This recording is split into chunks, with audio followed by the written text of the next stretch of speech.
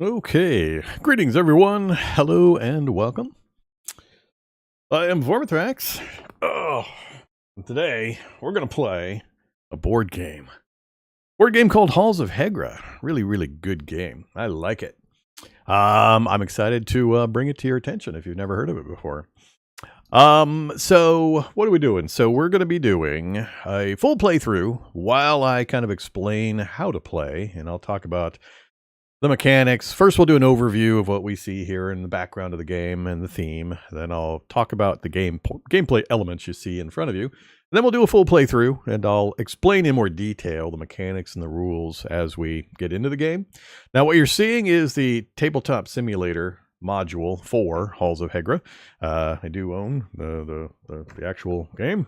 See?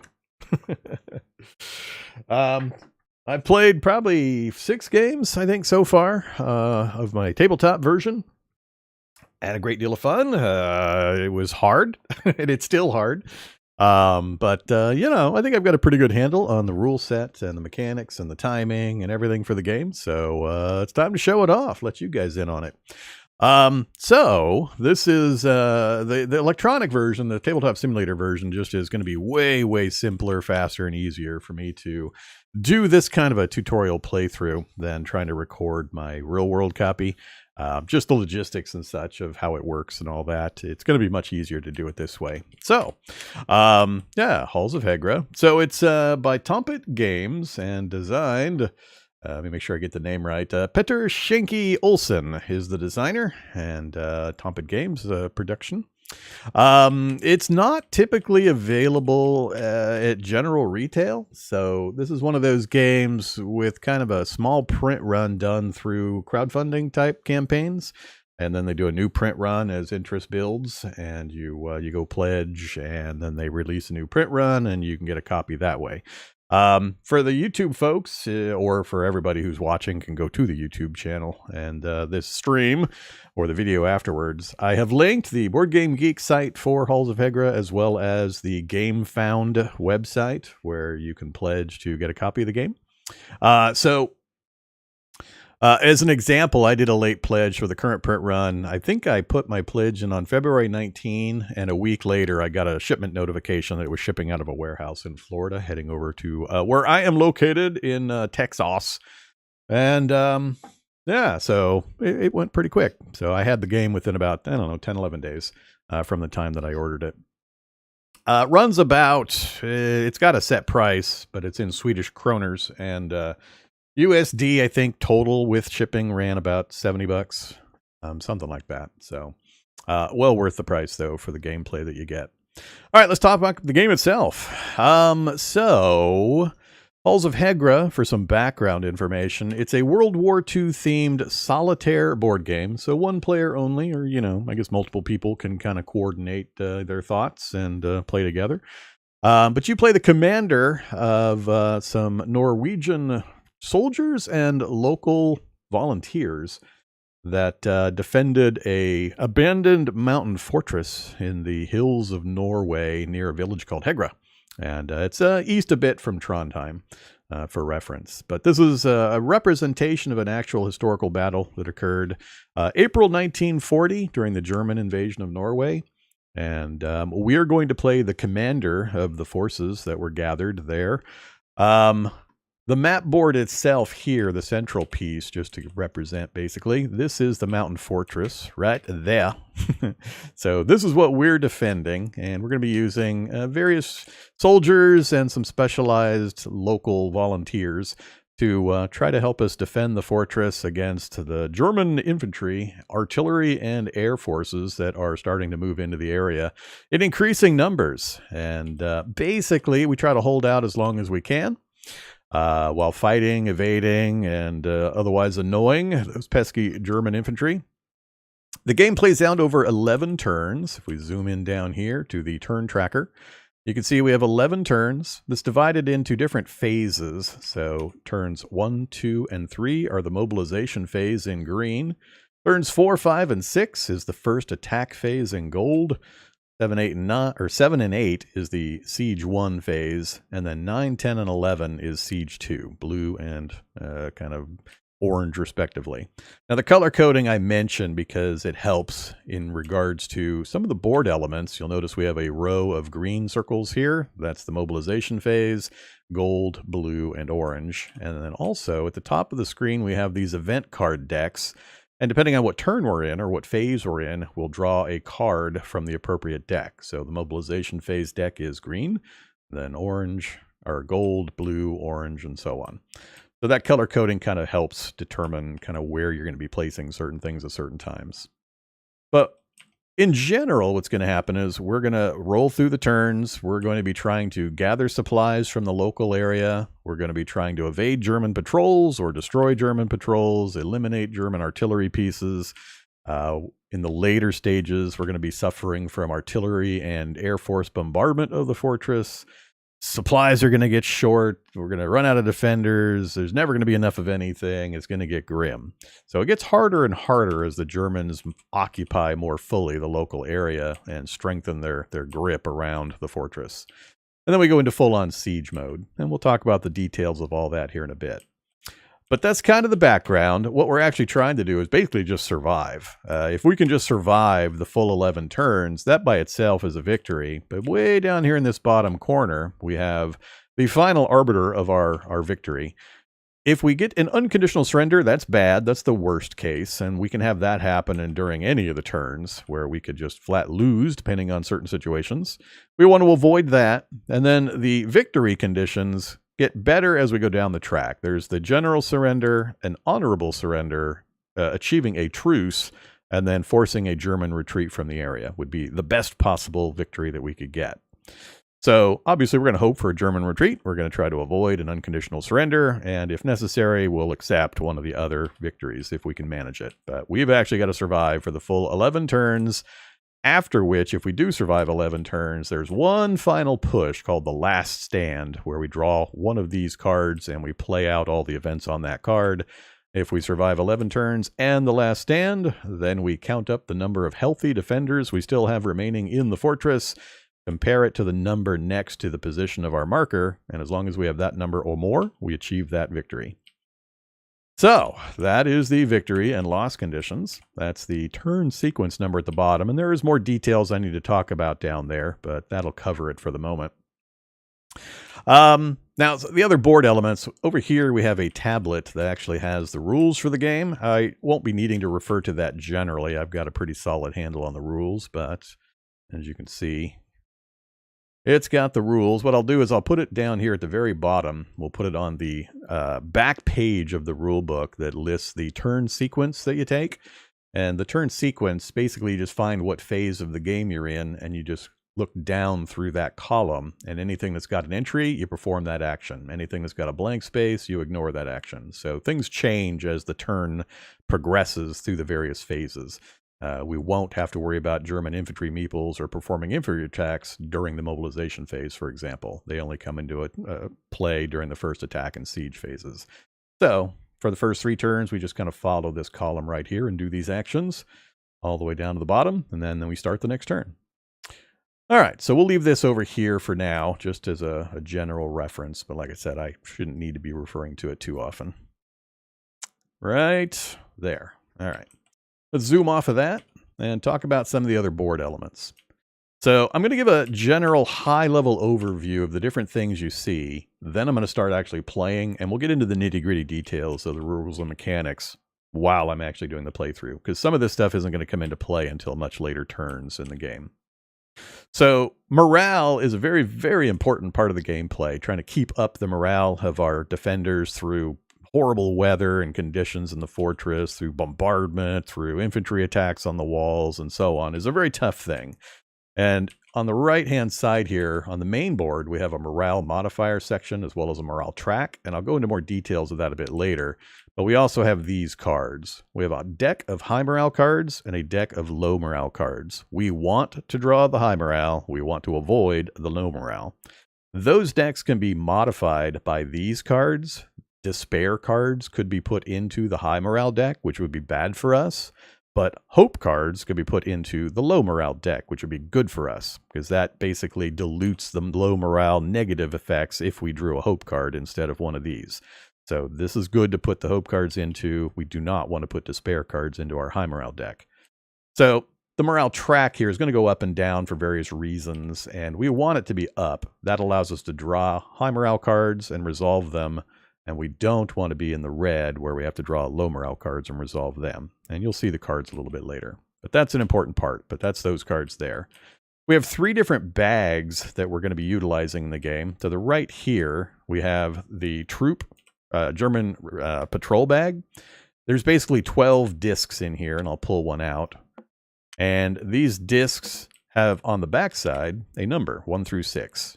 And when we're told to draw a German patrol, we just pull a disc out of the bag, flip it over to see the number, and then based on what phase of the game we're in, whether it's mobilization, first attack, siege, or second attack, that determines which row on these lines that we actually put it on. So with a 5 in mobilization, it would go right here. They don't move, they just go into that position and they patrol that local area. And what it does is it causes problems for our defenders to leave the fortress to get up to supply caches. They're going to be seeded into these 4 top little circles. Right now, only these are seeded. This is a supply drop of actual supplies. But we're going to have our defenders move through these positions on this map board in order to get to those supplies, and then they have to return with them to the fortress so we can use them. And these patrols are going to get in the way. We're going to either have to sneak past these patrols as they accumulate, or we're going to have to destroy the patrols and eliminate them from the board, in which case they go back into the bag. That's how that works. And there's 2 numbers. There's 2 tokens for each number. So there's 12 total tokens, 1 through 6, 2 times. All right, across the top of the board, we have event cards. And again, these are determined by which phase of the game we're in. Again, mobilization is turns 1, 2, 3, turn 4, 5, 6, turn 7, 8, and then turn 9, 10, and 11, with the last stand being a special card if we survive all the way to the turn 11. All we do is we're going to be drawing one of these cards at the beginning of every turn, and we resolve the card from top to bottom. So as an example, if we flip that card over and look at it, top to bottom, we have a sunny weather day. So we move our weather marker to the sunny position, which has various effects I'll talk about later.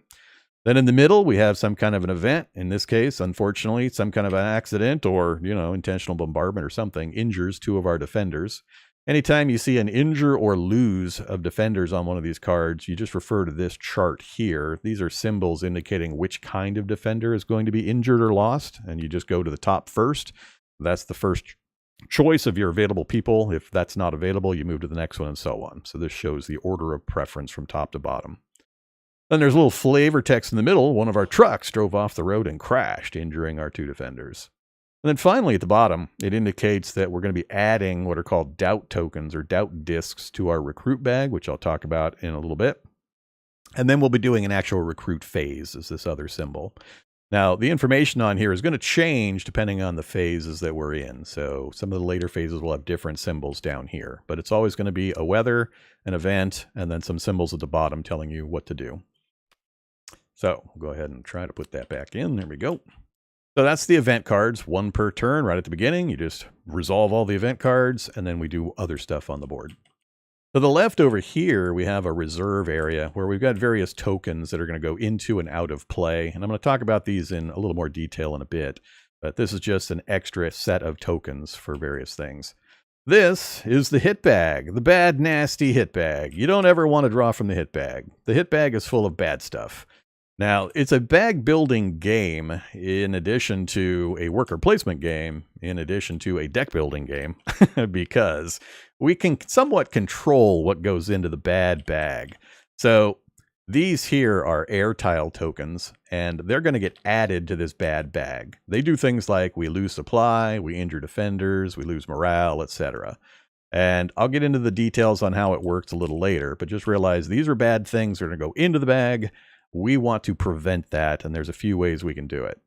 In addition, there are these miss tokens we can put into the bag for various reasons or actions that we take. And that's a good thing, because this will dilute the badness. By having miss tokens, when we're told to draw out of the hit bag, we might draw a miss token instead of drawing one of the bad things, which would be good for us. So we want to seed the bag with misses, and we want to prevent these from going into the bag as much as possible. These other tokens are used for things I'm going to explain in a bit. Next up, we have our recruit bag. So each turn for the first 6 turns of the game, we're going to be able to draw recruits. Basically, we're going to be talking to the locals and trying to convince people to join us in the defense of the fortress. There's a number of different tokens in the bag, and if I turn the system back on here and go to search, this is the current contents of the bag. We've got soldiers, we've got hunters, medics, volunteers is pretty much the good list. And then we have this pink one called the doubt disc. That's what these things here are, doubt discs. So the way it works is that, whoops, nope, I don't want to sort. The way it works is we have the opportunity to draw at a max 4 tokens from the bag. It's got a push your luck part of the gameplay in how many you draw, because you do not want to draw one of the pink tokens. If at any time you draw a pink token during your recruitment phase, you immediately stop recruiting, and you only get to keep one of the tokens you have drawn up to that point. Or if you haven't drawn anything other than a pink token, you get to draw until you get one. But you only get to keep 1 token. Any other volunteers that you drew get put back over here in the reserve pile. They do not go back into the bag, which is an important distinction. And you want to make sure you follow that when you're playing in the real world games. So the pink token, the doubt token, does go back in the bag, but any recruits that you lost go back over here into this pile. So what that means is you always want to draw a minimum of 2 times. There's no downside to drawing a second token. If you get one of these guys in your first one, great. If your second one is a doubt token, then you get to keep the first one you drew anyway. So there's no reason not to draw at least twice. It's the 3rd and 4th choice you want to be careful of. And the number of doubt tokens in the bag and the number of recruits in the bag is going to shift as time goes by. You can always look in the bag, you can check the totals, do the math, and then figure out for yourself if you feel lucky. But just be aware when you're pressing your luck for that 3rd or 4th one, it can be a pretty big hit if you draw one of the pink tokens. So just be careful there. So we'll have a phase where we get to draw recruits out and then add them to the defenders of the fortress. And that's what this section here is for. And it shows here a list of what's in the bag currently, but we just viewed it to show the same info. Bottom left, we have the rule book, which was on the back page right now, showing turn sequence. And then we hit the main board itself. I talked a bit about the map section here. The additional information other than these tiles or these sections you can move through. And carefully look, there's dotted lines connecting certain sections, but not all of them. So as an example, this section is not connected to this section directly. There's no dotted line. You can go here, but you can't go here. So you got to be careful to follow the dotted lines when you're moving your defenders through these positions. Generally, you're going to be working your way up to these top row areas, and then you're going to be bringing those supplies back to the fortress. And then you'll also be later attempting to blow up German artillery that gets deployed on the map. It's very important. In addition, we have a suspicion tracker right here. It's bad to have high suspicion. It's good to have low suspicion. It's used for rolls when you're trying to sneak past patrols or when you're trying to eliminate German patrols. Basically, when you do one of those actions, you roll a die, and you have to roll above whatever the current position is. So if it's on position 1 and I try to sneak past a patrol, I roll 1 6-sided die, and as long as I roll 2 or higher, we successfully sneak past. That does cause suspicion to go up, though. So there's going to be reasons why suspicion increases and decreases. We want it to always be as low as possible, and we're going to do specific things to lower it anytime we get a chance, just so we can have better opportunities to sneak and to blow up the patrols. We also have a snow tracker section here. The snow in this abandoned fortress is prodigious and continuous. We're going to have snow days that causes this snow marker to move to the right. And then we're going to have an action here shoveling snow that our defenders can do, which will move the token to the left. We want to move it to this final position to the left where it says flip top snow card 3. What that means is as soon as it hits that position, we move this back to the number 3 spot, and we get to flip the top snow card. These snow cards, there's 11 cards total. 6 of them are pieces of equipment or rooms in the fortress that we dig out and we can then utilize to help our defense. The other 5 are one-time resource bonuses, like some supplies or some morale-enhancing items, things like that. Primarily, we want those 6 cards that give actual benefits to our defense. They're things like a field telephone. The little tile will go here. So let's pull one to look at it. That's new supplies. We gain 2 supplies. That's one of the temporary or one-times. That one is gun 2. That would go right here.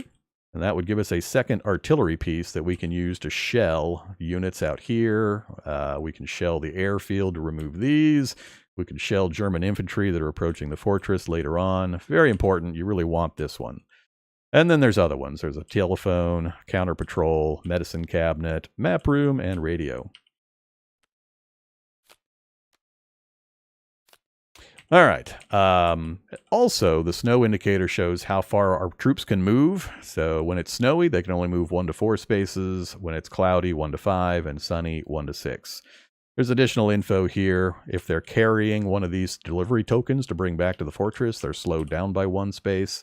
Unless they're one of these hunter figures, they can ignore the penalty. They're big, strong local guys that know all the trails and terrain, and they can easily move so they don't suffer the penalty.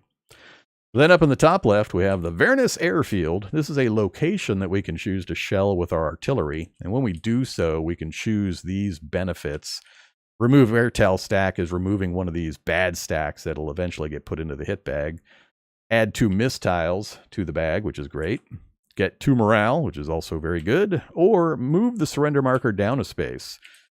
That is this marker here, and that's the only way to actually move this downward. There are going to be various things that happen in the gameplay that might move it upwards, but moving it down is only done through shelling the airfield and choosing that option. All right, moving on off of the map section, this left side is the bad things that go into the hit bag. This won't start happening until later, and we'll talk about it then. These are artillery pieces, German artillery. These also won't come into play until a little later. And this is the available tiles we can draw from the hit bag and what happens when you do them. Below that, we have the supplies section. This is just a running tracker of how many supplies we have available. There's 5 cubes, and just by combining them on the various numbers, we can keep a running total up to, I think, like 18 total. 1 cube on the 10, 1 on the 5, and that leaves 3 to go on the 1. So that'd be the highest. You're not likely to ever have 18 supply, so it's fine that it goes that high. We just combine the cubes on the numbers to keep a running total. And it also shows what it's going to cost us to use those supply cubes to move troops from a tired state to a ready state. So this tracker here, the supply marker, is an indicator for how many of our defenders a single cube will supply. So after the first turn and from then on, most of our units are going to start the turn in this tired box right here. They've done jobs, they're all tuckered out, and they get moved back to the tired box. In order to put them back into ready condition, we have to spend supply or sacrifice morale. So in the early game, we get 4 defenders for every supply cube that we consume that we can move from one to the other. Or we can lose a morale via this tracker here. We can lower it 1, and that will let us bring two units, as it indicates here, from tired to ready. This middle box is an option where you can move at maximum 2 units from tired into the rest box, and then the following turn, they'll move from rest to ready. Completely free to do. It just puts a 1-turn delay that they get to rest in before they're moved to the ready status. But you want to take advantage of it because supplies are always going to be too few. And it gets really bad later when you run out of supplies. So take advantage of this rest option. Even though it's slower, it is free to use. All right. So this next section, I need to kind of explain a little bit. So this whole section here, there's actually a separate board right here called the mobilization board. And it has a flip side that we're going to be using shortly. What's going to happen is in between turns 3 and 4, we have what's called the coup. And the coup right here tells you what to do. And the last step is flip the board over. So it's going to flip to a different side that has a different representation. And that's when the German infantry is going to start approaching the walls and fighting us. And then in between turns 6 and 7, we have the retreat stage where we remove the board entirely, and what's printed on the main board becomes what we see in this section. So it's an interesting way of having 3 different board conditions or designs as the game progresses. On the board at the start, though, we have 2 different jobs that we can assign workers to, supply, route, and negotiate. And we have 2 trackers, fear and doubt. These are going to increase or decrease due to various card events as well as actions we take, and we want them to be as low as possible. Low is good, high is bad. Fear is used in between that turn 3 and 4 that I mentioned to determine how many recruits are going to get removed from our bag. So if there's high fear, the local population doesn't trust us and more people leave or refuse to join us. So they exit the bag and they're not available for us to recruit in turns 4 through 6. So we want to try to keep that low for that reason. And then the doubt marker indicates how many of these little pink doubt cubes get added into the recruit bag, diluting our chances of drawing good recruits and slowing our recruiting down. So we want to make sure that is as low as possible. And there's a second benefit to lowering doubt. You see these markers here. When you reach these markers, you gain morale during the morale tracking phase. Right here where it says morale modifiers, this is what this is talking about. So we gain morale based on this modifier determined here. So we want to push this down to both keep the number low at 1 for how many pink tokens get added, but also get the morale bonus. All right. And then we move on to most of the other jobs. So the general turn order is going to be we pull a card, we resolve it. Then we deal with our tired, rest, and ready. We spend supplies, spend morale to get as many people ready as we can. And then we actually put them to work. So this is the part where we then start assigning our workers to the various jobs, the worker placement part of the game. And all you do at this phase is follow these numbers. So for now, we got 0 mobilization. There's no defend the walls actions initially, but we can be removing some things and changing some things. I'm going to talk about this in a bit. Then we move to fire artillery as number 2, supply run number 3, maintenance number 4, and the various tasks there. And we have the infirmary number 5 in the center here. Then we move to the morale section where we check our modifiers, move this token up or down depending on those modifiers, and then drawing cards and resolving them. And then finally, we check our surrender conditions, followed by checking the turn track for these symbols, which are adding German patrols. That's what these symbols are. So if you see 2 symbols, that means pull 2 patrols from the bag and put them on the board. So you just add as many patrols as indicated, and that happens every other turn. And then finally, we have certain ones that are red days. 6, 9, 10, 11 are considered red days, which is right here. If it's a red day, you lose morale. Out of supplies, lose morale. Defenders in the waiting area, lose morale. Defenders in the morgue, lose morale. A lot of ways to lose morale. But you just follow that turn sequence. So you just move from number to number on the board down here in the bottom section, and it'll walk you right through the entire turn sequence. You check your surrender conditions and move the marker as appropriate. Then you check that. And then finally, you move the turn marker to the next turn, and you repeat the process. Draw a new card, etc. So that's what we're going to be doing. Let me take a drink of tea and catch my breath, and then we'll talk in a little more detail.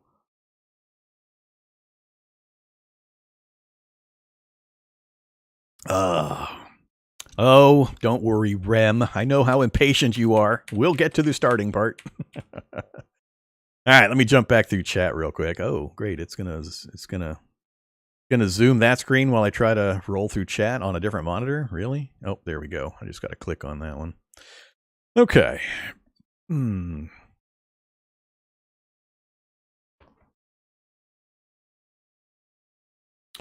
Looks like it's mostly just Rem and Makem chattering and answering questions over on the Twitch side.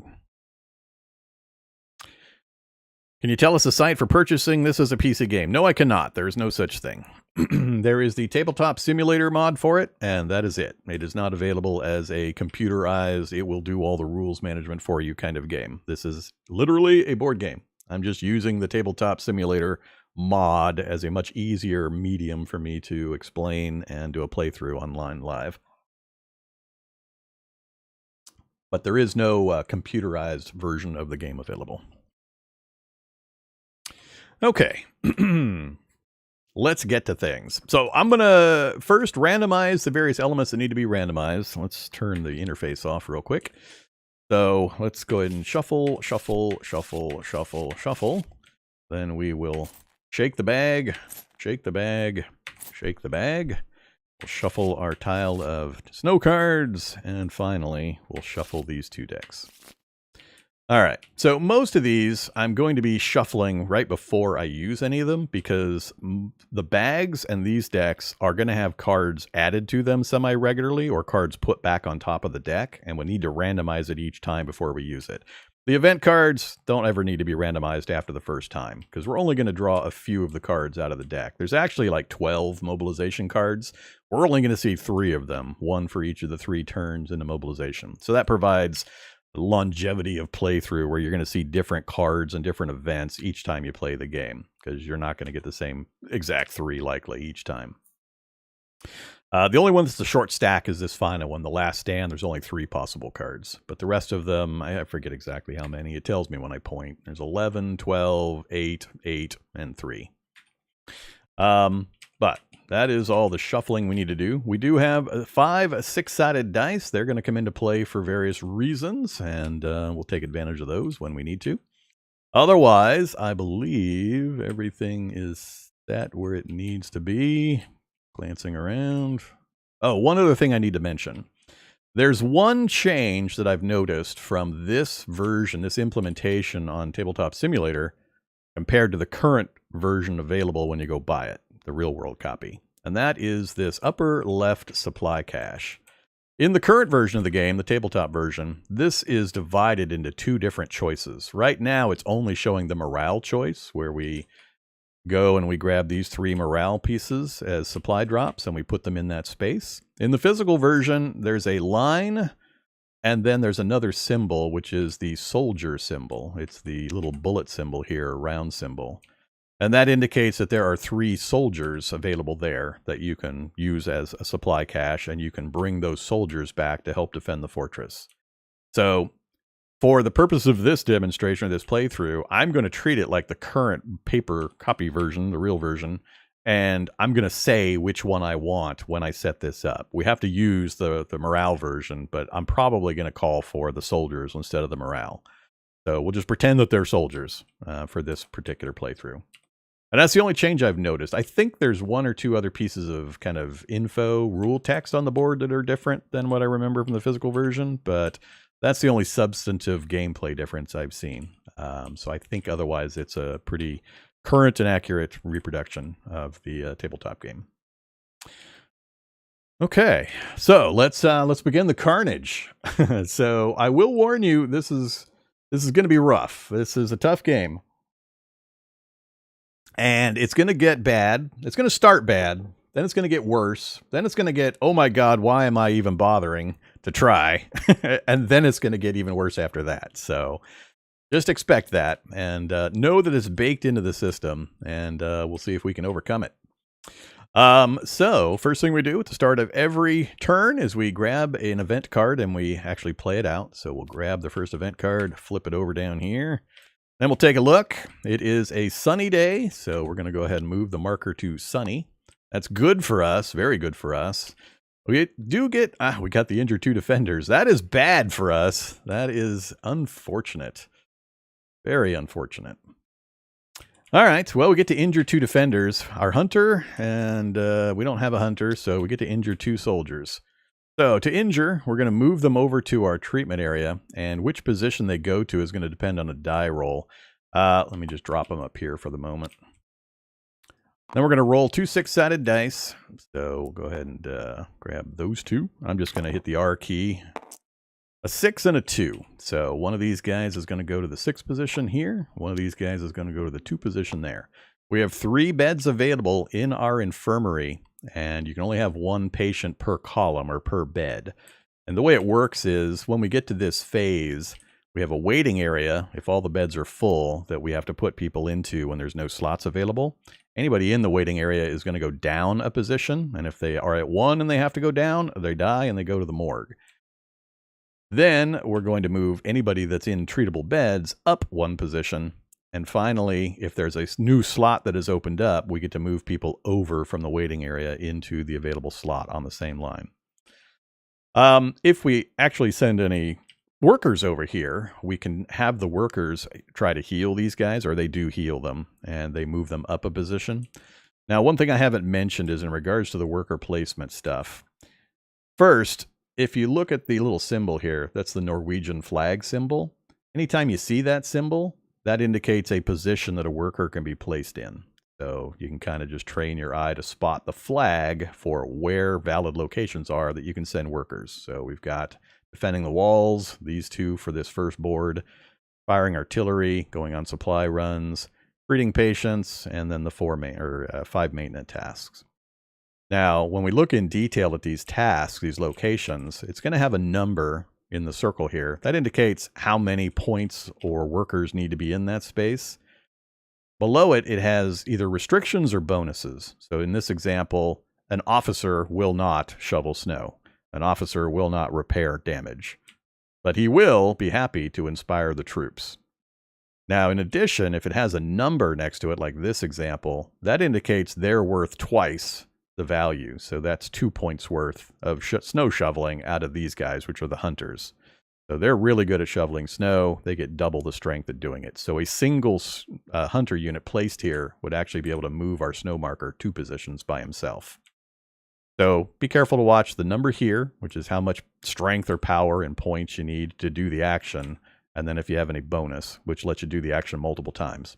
Perfectly fine to stack up the locations with multiples. The only one you can't stack up and do multiple times is firing artillery. All the other jobs, you can put as many workers in as you would like to do the action as many times as you would like. So that's how these worker placement sections work. So were we to place a single unit here to treat a patient, when that phase came up, they would move a person up 1 space. And then the person later would naturally move up via the system I talked about. If you put a medic into the space, they're worth 2 points. So they could get a 2 position improvement in the status of the person. Now, once they're at the top row here, if they get healed another point, they're fully healed, and they get to go back up here into your tired section. So, for us, higher number is better anytime you're doing injury rolls. So, that one was great. That one's not so great. It's going to take a while for this guy to get back in action. All right, so let's get back to our card. So, we've got a sunny day. We've injured 2 defenders. Our truck drove off the road and crashed. We determined which defenders to injure via the little chart here. And now we've got this section at the bottom telling us to add a doubt disc to our recruit bag. We're currently on doubt number 1. So we're going to add 1 pink token to the bag. And finally, we get to do our recruit phase. This is where we draw recruits out of the bag in an attempt to increase the number of defenders we have. So we're all done with the card. I'm just going to toss it up here as a discard. And we get to draw. So I'm going to go ahead and shuffle or shake the bag. And then we're going to start drawing. So we're going to draw 2, guaranteed. There's no downside to that. And we're going to pray there's no pink.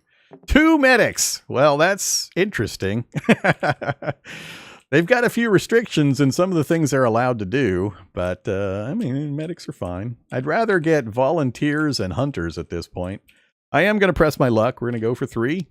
We got a volunteer, and I'm going to go for 4. I got another volunteer. All right, so that's our 4. We did not draw any of the pink tiles. Now, the ratio of doubt tiles to recruits has shifted. If we go take a look at the bag now, that's what we've got. So we've got 16 in the bag total, and 2 of those 16 are the pink discs. And that's going to change. We're going to be adding at least 1 more doubt to the bag next round. So it's going to continue to get worse and worse as we remove guys and we keep adding the pink ones. So we're going to have to lower our expectations on how many we can recruit as time passes. All right, so we got 4 new recruits. New recruits go into the ready area available for use immediately. And the only other rule to be aware of is that if you draw a volunteer, they actually come to the fortress with some supplies to help out with the defense. So for each of these guys you draw during the recruit phase successfully, you add a supply point. So we now have 3 supplies, and we go ahead and toss these guys over into the pile. All right, so that is the supply of troops we have, because we unfortunately lost those 2. That's going to be an expensive hit, losing those guys for these turns. Now that we've done that, we have nobody in the rest area to move over, and we have nobody in the tired area to spend supply points on to get into that ready area either. But we've got everybody anyway. Now I have to make some tough decisions. How are we going to approach this? So currently my strategy for this is I like to push the doubt column down to this +2 morale as quickly as possible.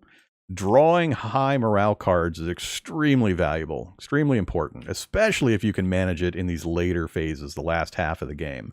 Every opportunity you get to a high morale card draw is going to be really, really powerful and important. But I have to decide where each of these guys is going to go. So with that strategy in mind, because we did not draw an event card that caused me to lose anything on these tracks or make it move up, I'm going to go ahead and pursue that strategy. So I'm going to go ahead and assign my officer to this position. This is negotiate, move one marker on either the fear or doubt tracks down a space. So I get to pick one of these tracks and move it down a space for each time I negotiate. The officer has got double strength at this, but it does take 2. So him by himself can move this one position. If I want to move it another position, I got to put 2 guys down here. I'm going to go ahead and put both of the medics here.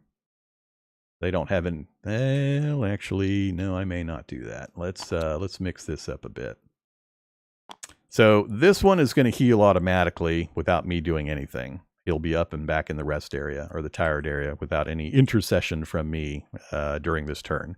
This guy, I'd like to get back into service as quick as possible. He's going to move up 1 normally, and if I can send a doctor in, he'll move up 2 more.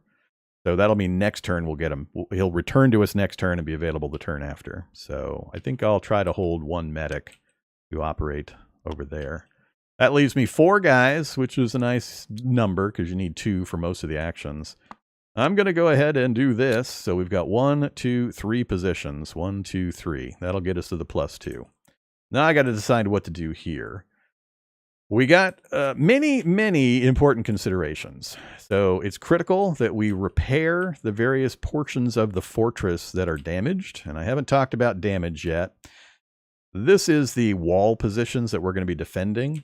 When we flip this board over in between turns 3 and 4, we're going to have German infantry start approaching and attacking us. And we need defenders in these 4 positions in order to withstand these attacks.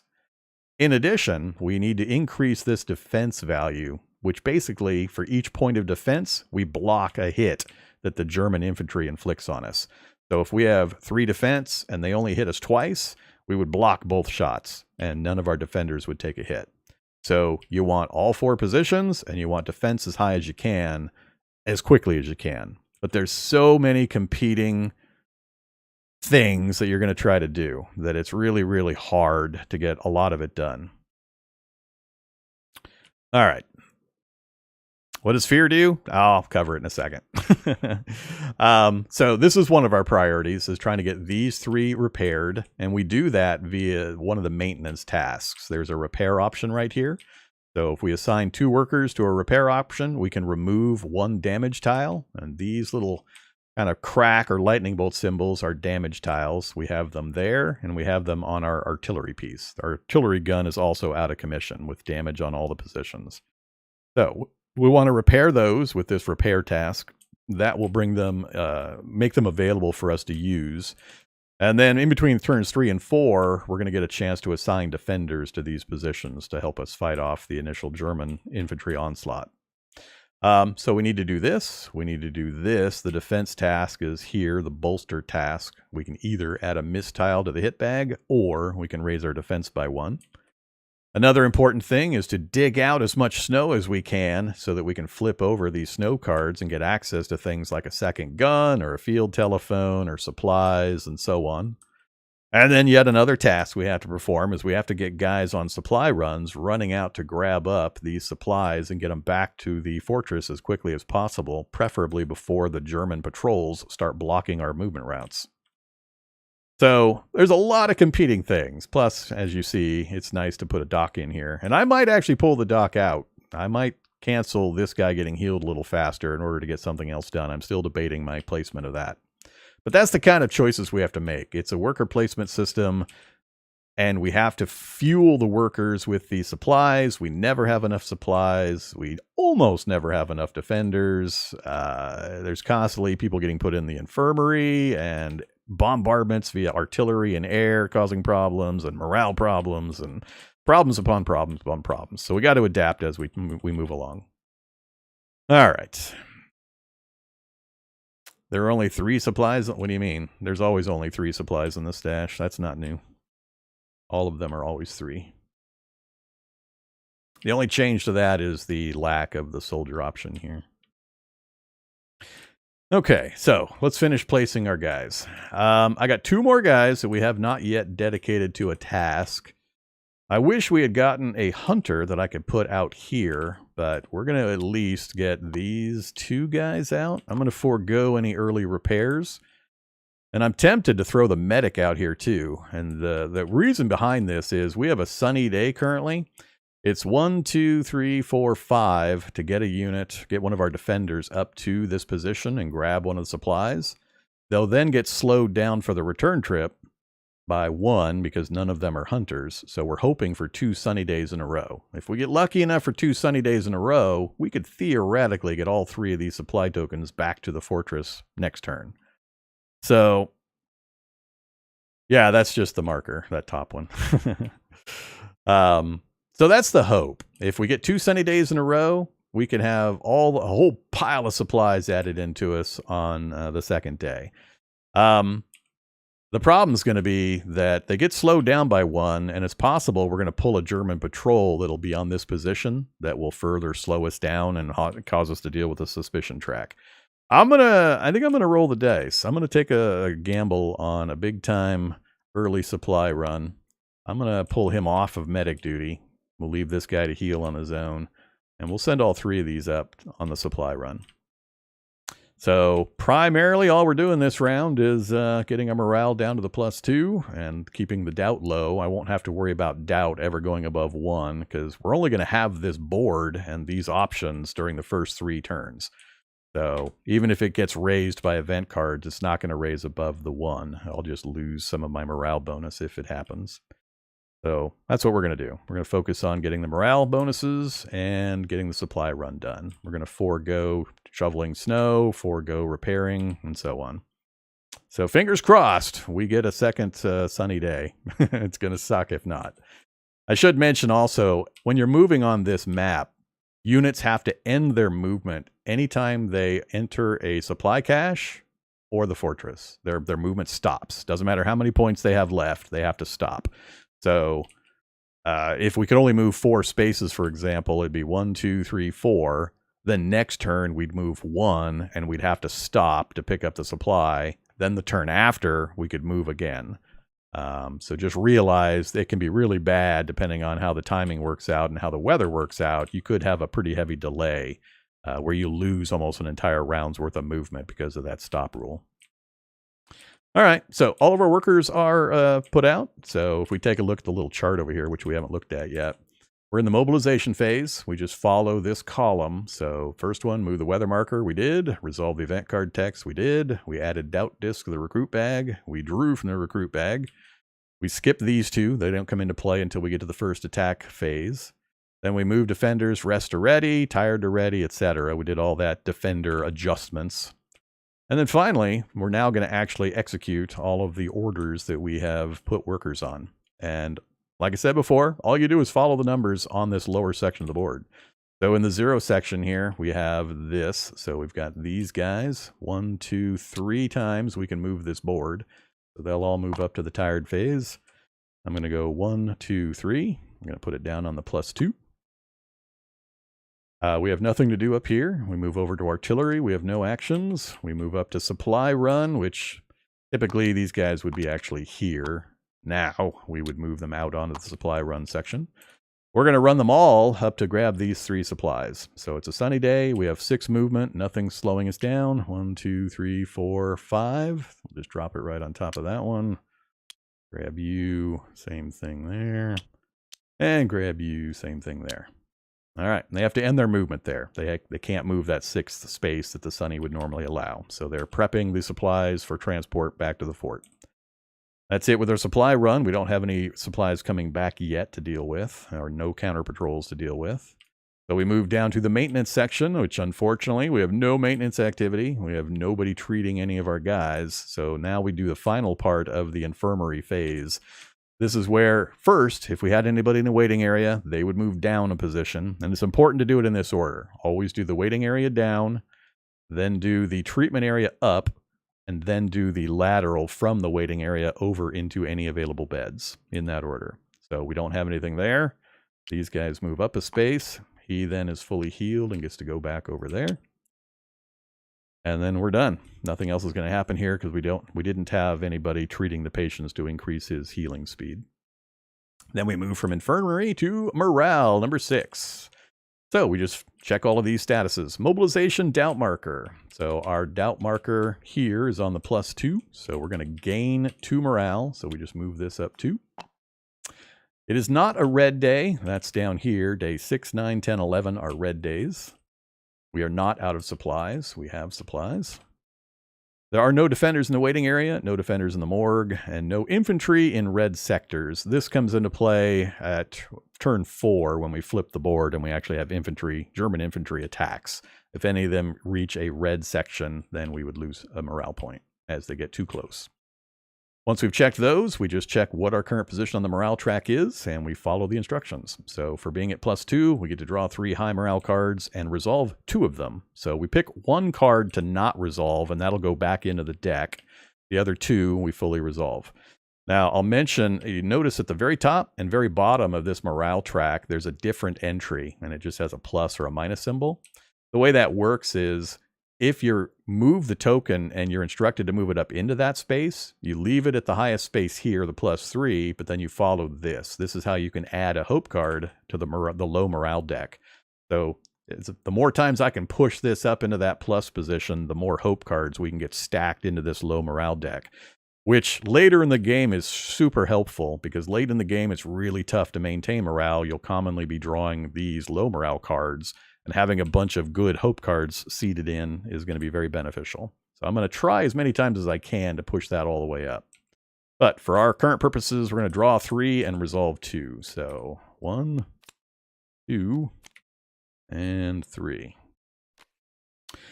Now, these cards are divided into the phases. We're going to read just the top section. That's the mobilization or first attack phase. So this is the action that we get to choose from. That's just this top section. Were we in the Siege 1 or the Siege 2, we would read the appropriate sections, but we're just dealing with the top. So we have either move 2 defenders from the tired area to the ready area, or we have remove 1 of the pink tokens, the doubt tokens, from the recruit bag, and or gain a, or gain a supply, or we can remove a German patrol from the map. We don't have any German patrols on the map, so this is the one we're going to not do, because that's not going to get us a benefit. So we'll toss that back into the high morale deck, and we're going to shuffle this before we draw from it each time from now on, so I don't just draw that top card. So of these 2, we just follow the instructions. So I'm going to go ahead and remove the pink doubt token from this bag. I don't know if I can grab the specific token out of there. If I search, does it let me actually take it out? It does. Cool. All right, that's much faster. So we'll just put you back in the pile.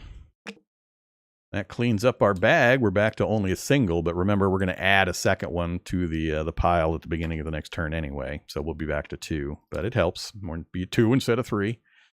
So that card is done. And then the other one is move 2 defenders from the tired area to the ready area. So we get to move 2 of these guys. I'm going to move my officer to ready and a soldier to ready. And that card is also complete. So let's just grab that stack, and I'll just toss it up here as a discard pile. Okay, once we've completed our morale track actions, this gets set back to 0. It's a constant struggle for morale, so it always returns to 0 after you perform whatever actions. And then we move down to check the surrender conditions. So this indicates movement of our surrender marker upwards, which is always bad. If it ever hits unconditional surrender, we lose. So, are there 3 or more defenders in the morgue? No, there are not. Are there 4 or more defenders in the waiting area? No. Are there 6 artillery on the map?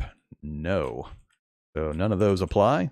And finally, if it's in the siege phases, are there fewer than the required number of healthy defenders left? And that's where we check this number. As long as we have 5 or more during the siege phases, we're okay. While the token's at this location.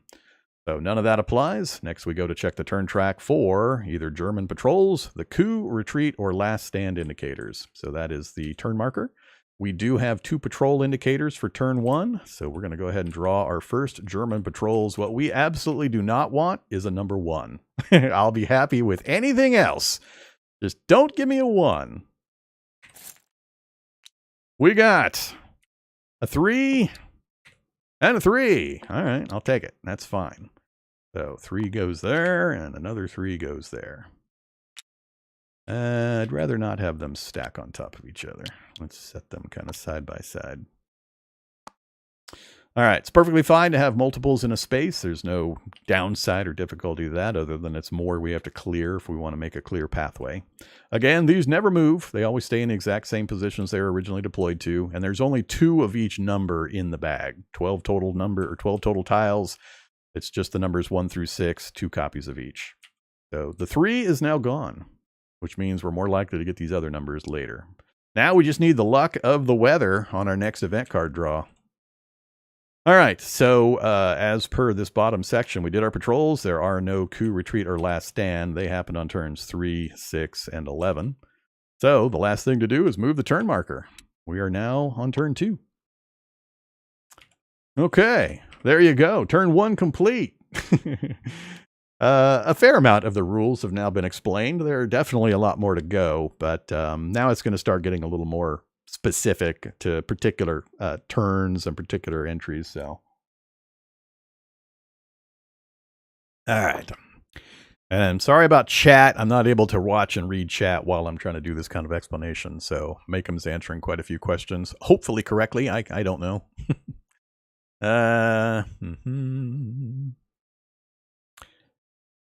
Now, you don't need 2 officers to inspire Rem. 1 officer has the double strength. So if we look at the inspire space here, officer does it at double strength. So a single officer in this position is able to inspire. It's either 1 officer or 2 of anything else can do the inspiration action.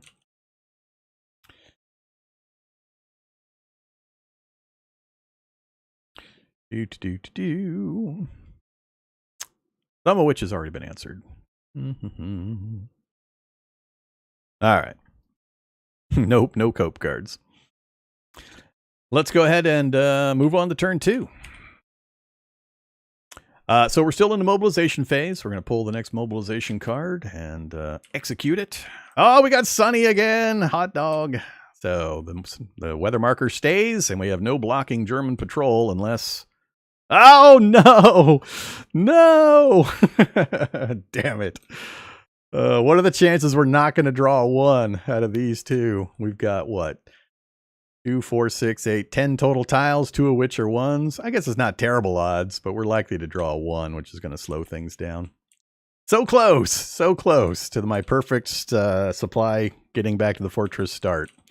So the weather's on our side, but unfortunately we got to add 2 more patrols. Plus, we have to move the fear marker 1 level up. So fear's going up to 4. That's not good. And 2 more patrols. All right, shake the bag again. No 1s, please. No 1s. A 2. Come on. Ah, yes, a 2 and a 6. All right, so 2 goes there. 6 goes there. And again, which row they go on, it depends on which phase we're in. So there's 4 rows, 4 phases. You just check which phase you're in, and that tells you which row to put the patrols on. All right, we're still in play. So, next thing, flavor text. We're getting reports on German soldiers being placed around the farms on the way to Hegra. So Germans are starting to up their patrol count in the local area to try to cut us off and prevent us from getting resupplies. Oh, don't mind me. So that's good. We're in good shape now. That was a really good result for us. I mean, we don't want all the patrols out. It's bad if all the patrols hit the table. So I need to get working on eliminating patrols here pretty soon. But this is pretty good for us otherwise. All right, going to the bottom. We have to add another doubt disc. So we're back up to 2. And finally, we get to do our recruit phase. So toss this up here. And what's our ratio now? So 2 out of 16. Do I stretch for 4 again? Or do I try 3? Give it a good shake. Let's draw our 2. Volunteer and a soldier. Do I push the luck? Is there luck pushing? I'm going to push. Damn it! Of course. All right, that goes back in the bag. I only get to keep 1. Oh, this is a tough choice because the soldier is long-term more useful, but the volunteer brings a supply with them.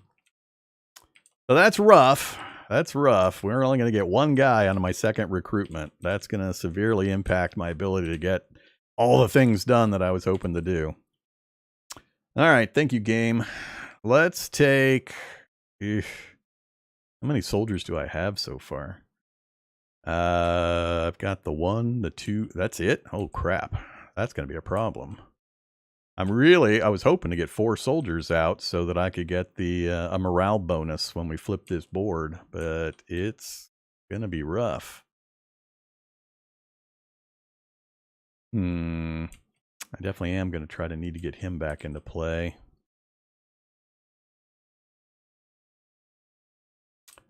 Wow, is that really all the soldiers I've got?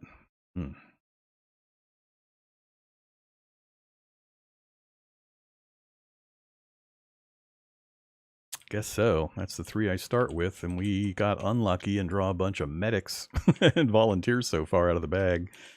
Much as I want the supply, I think I got to go with the soldier. So we'll bring him over.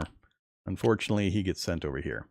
There's no direct way for me to influence putting volunteers back into the bag. There are some high morale cards that will tell us to put some back in the bag. So I'm hoping if we can keep pushing our morale that we'll be able to do that.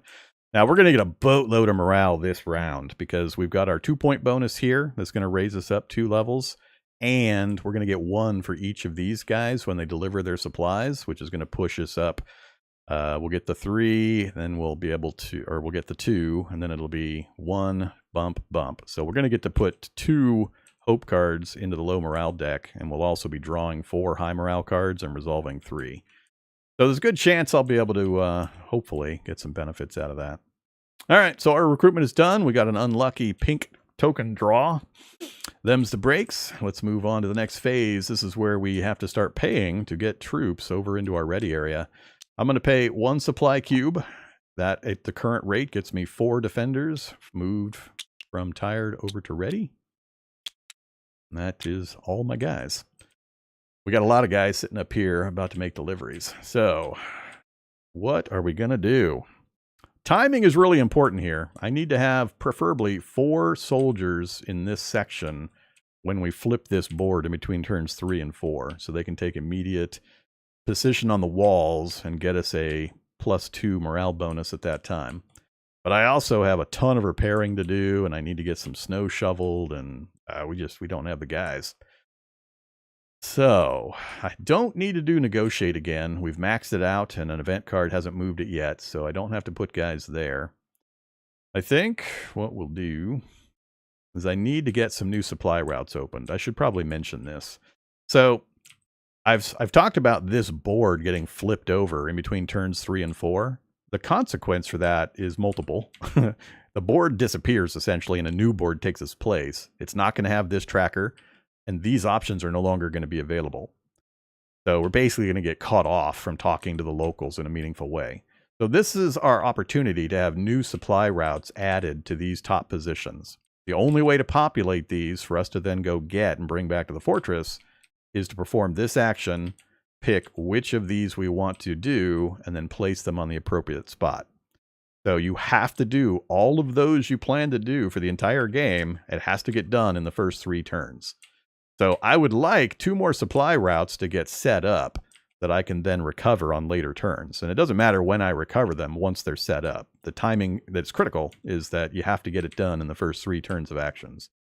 So that is super critical. I can't go without the supply stuff. So I'm going to put at least 2 guys down there. Ideally, I'd like to put a guy here so I can get this guy out soonest. So this would allow him to actually exit and be available next turn. So, because that's 2 points worth of strength for the medic. So he's going to heal 1, 2, and then it's going to move up naturally 1 position during the final part of the infirmary phase, and he'll be up here and ready for me to use next turn. And that leaves 4, which is a nice number because most actions take 2. Except the officer could inspire to give us even more morale to push us up yet another time and get 3 cards into the morale deck this turn, which would be fabulous, but I'm not sure I can afford it. Because I think I need to do this, followed by...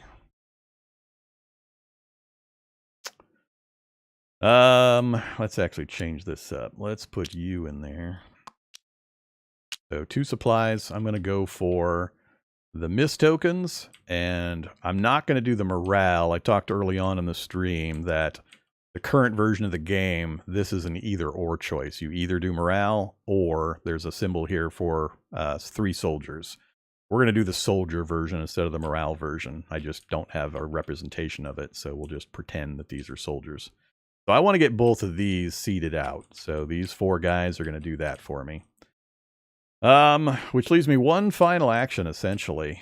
All of my guys will be back from running around and will be into the tired area. So I could shovel snow to get 2 points worth of snow shoveling done, which isn't enough to get us the flip a card, or we can start doing repairs or bolstering. I think I'm going to start doing repairs, so we'll put you 2 down here on repair, and we'll get the first of these defensive positions up. It's going to take me a while to get my artillery into play, unfortunately, but, you know, you got to make choices. All right, that's it. So everybody has been designated. Now we just follow the numbers again. So mobilization phase first. We're going to do 2 supply routes. So we'll just grab those 4 and put them up here. I am going to do this one, but we're going to pretend these are soldiers we're bringing back to the base instead of morale. And then we're also going to do the hit tokens, or the miss tokens, that we're going to be able to add to the hit bag. So if we successfully get these back to the fort, in addition to the supply points and the morale, we get to take 3 miss tokens and add them to the hit bag, which will help dilute that of the badness that we'll draw from later. Okay, so this board is complete. We have no other actions here at the moment. We're not firing our artillery. We move on to supply run, and while we don't have anybody going out, we do have people coming back. And because it's a sunny day, they have 6 movement. They are slowed down by 1 because they're carrying supply tokens. And none of them is a hunter unit who gets to ignore that movement penalty. But all of these guys get to come back in. So that's 1, 2, 3, 4, 5, which is within the 6 range movement, counting the -1. So that part's awesome. We got really lucky there. A lot more supplies to go get. Next thing I'll go get probably is the soldiers, because I'm going to desperately need them. Now that we've brought them back, what we do is we detach these. They go into my tired pile over here. And then these, we get to do some things. So these are supplies. Every single one of these tokens, regardless of what type it is, gives you 2 points of supply. So we're going to get 6 points from that. And then they also provide 1 of whatever's pictured. So 3 miss tokens, or 3 soldiers, or 3 extra supplies, what we're going to get. So we're going to get 9 total supply out of this group. So we're currently at 2. We're going to go to 11. So I'll just move that to there. That's 10 and 1 is 11. Then we also get 1 morale for each one of those. So 1, 2, 3 morale. Unfortunately, that also causes to get suspicion for each. So 1, 2, 3 suspicion. And I'm going by this right here. It shows you how to resolve returning supply runs. We move the defenders to the tired area. We just gained our 3 morale, we gained 3 suspicion, and then we gained our, in this case, 9 supplies. All right, so we're up to 11 supplies. Sounds like a lot. It is not. It's going to disappear way sooner than we would like. And that is it. Then we can move these out of the game, essentially, because they're not going to be used again. That is it for the supply runs. We're all done. We got an accumulation of German patrols, 2 new supply caches. I'm all done with supply caches, so I'm essentially done with this board. We're just going to let it ride from here on out. I might, depending on my workers and what I need to get done, I might put the officer on negotiate to lower this, which will, the fear track, whatever number is listed there, when we do the turn 3 to 4 switch over this board, we have to remove from the recruit bag that number of recruits, and it doesn't count the doubt discs. So it's bad. You don't want this to be high. Because we can recruit for 3 more turns. We can actually recruit up to turn 6. That's when we get caught off, the siege starts, and we can no longer recruit after that. So we want to keep as many recruits in the bag as we can. All right. Can you use soldiers against patrols if you get them out? Yeah. So I'll show you how that works in a little bit, but if I send soldiers out into the field, they have the option to moving on to and then eliminating the German patrol. When they do so, we roll a single 6-sided die, and we have to roll higher than the current suspicion level in order to not get injured. If we roll equal to or less than the suspicion level, then our unit goes into the infirmary, and we have to roll a 6-sided die to see how wounded he is. But the German patrol is always successfully eliminated, so it's guaranteed that the patrol will go away when I do the fight. The only question mark in the die roll is to determine if our soldier gets injured. And only soldiers are allowed to go out and fight German infantry patrols, as well as blow up German artillery pieces that will later get deployed on the map. None of the other units can do that. They just have to scurry around and sneak past and try to avoid the patrols as they do the things they want to do. Okay, so, gee, where was I? We did the supply runs. Let's go to the maintenance. That's the next section, number 4. So we have 2 things on repair. That'll get 1 repair completed. I'm going to go ahead and repair one of the damage tokens on our wall defensive positions. So when these damage tokens are repaired and removed, what you do is you actually put them into the hit bag, because they become basically an available target later. So when we have to draw from this hit bag, if we draw one of these positions, these defensive tiles, they basically get damaged again by an artillery or airstrike bombardment. And we have to repair it before we can reuse it. And if there's a defender in that position, they get wounded and sent to the infirmary. So just remember, all of these tiles that have the little crack or lightning bolt symbol, they go back into the hit bag. They don't get set off to the side. So that's our 1 repair. We're done. We move over to the infirmary, which is number 5. We do have a medic, which is 2 points worth of healing. So 1, 2. And the medic goes back into the pile. Finally, our last phase for the infirmary is relapse and recovery. Everybody here goes down a space. We don't have anybody. Everybody here goes up a space. So he gets returned to active duty in the tired section. And if we had anybody here, we would then be able to move them laterally into an open bed. So nothing to worry about there. Now we move back up to morale. Check our numbers. We still have our +2. So we go 1 bounce, 2 bounce. So we get to add 2 hope cards to the low morale deck. So, oops. Just want to grab 1. Stop grabbing the whole deck. Flip it over. Flip it over. Give it a shake. All right, so we've seeded a couple of good cards into the bad card deck. We're not on a red day. We're not out of supplies. We don't have any defenders in the waiting area or morgue, and there's no infantry on the red sectors. So we had no negative events to push down our morale. So now we get to draw 4 high morale cards and resolve 3.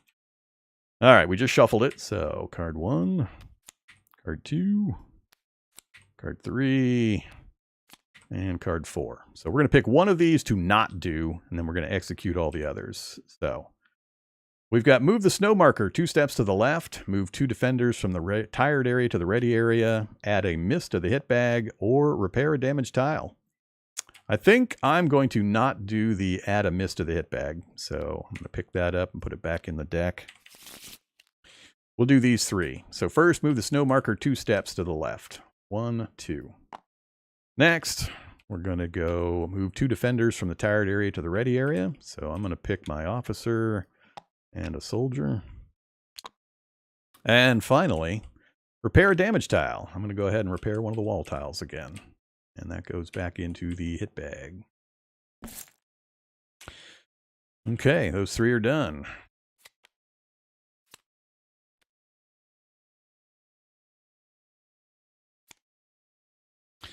Then we move our morale back to the 0 position, check our surrender info, none of it applies. Check for the patrols, coup, retreat, last stand, none of that applies. We have no patrols this turn. It's not a coup, retreat, or last stand.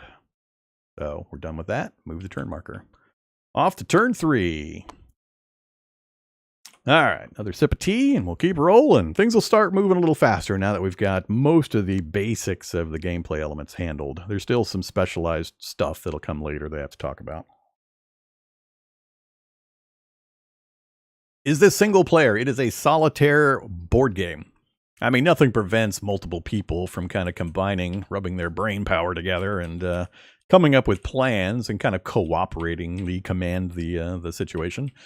But it is a single player. It's a board game only. There's no computerized version of this game that you can go play where it enforces the rules and so on. It's a board game.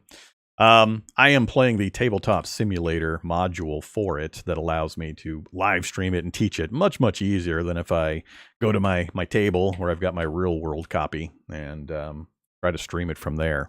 This is just way more convenient. I've got a lot more controls over zoom functions and magnify functions, and just I can manipulate the elements and live stream it much more comfortably from the tabletop simulator module. All right. Next up, let's go ahead and do turn 3. So we are still in the mobilization phase. We'll draw our card, flip it over, and take a look. So the weather has shifted. It is now cloudy weather. So we'll move our weather marker to cloudy. Next up, remove 1 miss from the hit bag. That's not good. So if we go take a look at the hit bag, we only have a single miss token in it currently. So it starts with an artillery token, the miss token, and then the 2 defensive position tokens that we've repaired so far. So we have to pull this out and put it back over here. And we want to get as many of those into the bag as possible. We hate taking them out of the bag. All right, so we've done the weather. We've done that. We need to bolster the fortress gate. Perhaps that will slow down the enemy. And then finally, we add another doubt token to our bag, our recruit bag, and draw our recruit tokens. So add another token. We're done with the card. Off you go. And give it a shake. Check our numbers. So we are now at 3 out of 15. So, oof. How many am I going to go for? I don't think I'm going to be willing to try for 4. I'm going to draw my 2. Always want to draw 2. There's no downside to that. So first one we got is one of the hunters. Second one, oh my god. We are going to be so hard up for workers. All right, so we drew a pink token out of 2 of our first 3 turns. Ouch. We get to keep the hunter. He goes over to the ready status. He does not bring supplies or anything with him. That's harsh. We're going to be definitely lacking of workers. That's the breaks. Let's continue. So our recruit phase is done. Now we do our rest and recovery phase with our troops and our supplies. We've got 11 supplies currently. We're still at 4 defenders per supply point spent that I can bring over. We've got, 9 defenders that need to be refreshed. So we're going to do at least 2. That'll take us to 9. So 5, 6, 7, 8, 9. We've got 9 points. And that gets 8 of these guys pulled over. So we'll leave one of the medics. So come here, guys. Hey, now. All right. And the medic, we're going to move to this rest position here. So 1, 2, 3, 4, 5, 6, 7, 8. Yeah. All right. Don't stack those up. So that's what we've got to work with this round, for the cost of 2 of our precious supply points. Now I realize it's going to be a while before I can get more supply in. We've got to task guys to a supply run. They've got to run up there, grab them, run back, and there's going to be more and more German patrols. And I'm going to have to start dedicating soldiers to come out and eliminating patrols, because we do not want this bag to empty. As little pop-up notes here, if the bag goes empty and we have to draw from it, instead we remove the leftmost token from one of the supply caches. So this would be the first ones to be removed, and then these. And if there's none up here, then we roll, or we have to draw from the hit bag.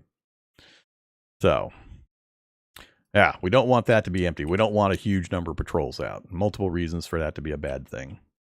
Okay, where are we going to put everybody? So many things to do. So we're 1 space away from being able to flip over a snow tile. So that's going to be at least one thing that's a no-brainer. We're definitely going to put somebody in to do that. Do we have an even or an odd number? 1, 2, 3, 4. We have an odd number of folks. Let's go ahead and just immediately task you to a snow shuffle.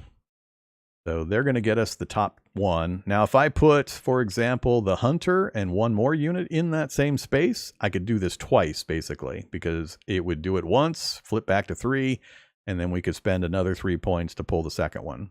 I'm thinking about it. That's something possibly, but we've absolutely, this is the last turn of our mobilization phase. So we've got things we need to think through on the timing.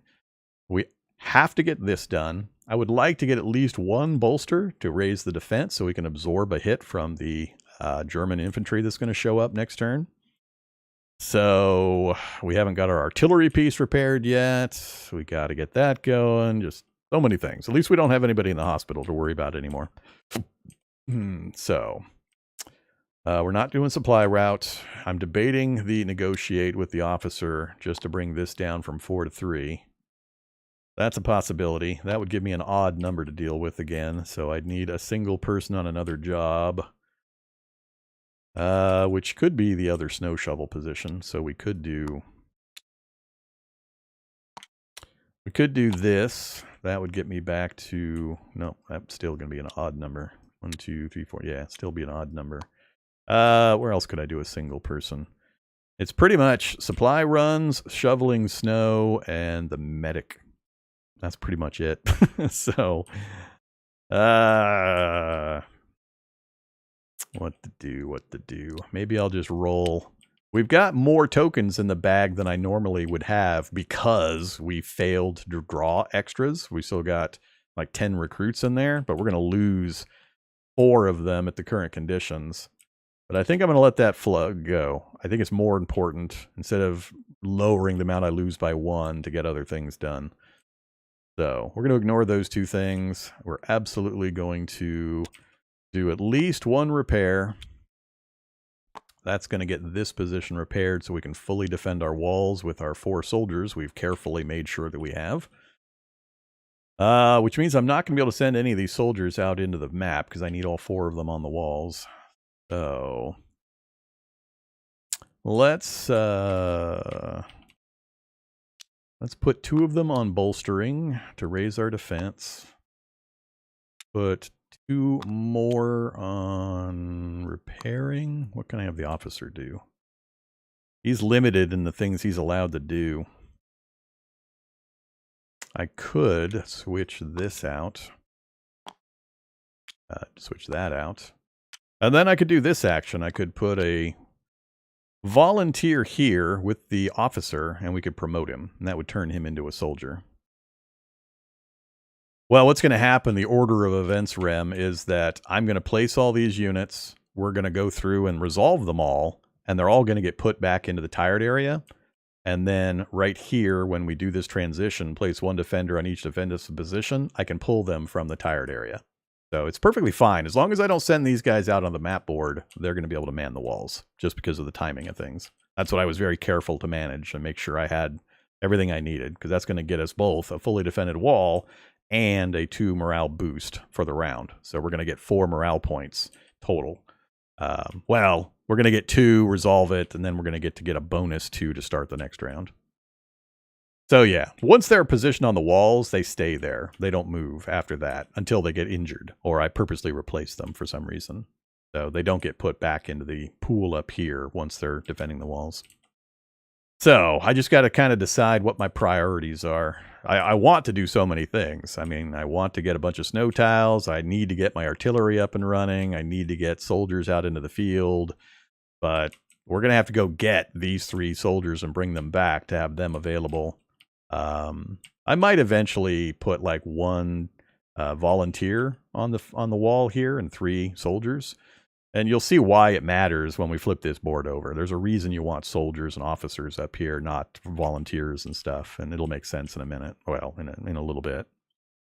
So, all right. With everybody currently where they're at, we've got 2 snow cards going to get revealed. I'm really, really hoping we get things like Gun 2 and either Counter Patrol, telephone, or medicine cabinet. I want these top ones. I don't consider these bottom ones particularly important unless you get the map room very first.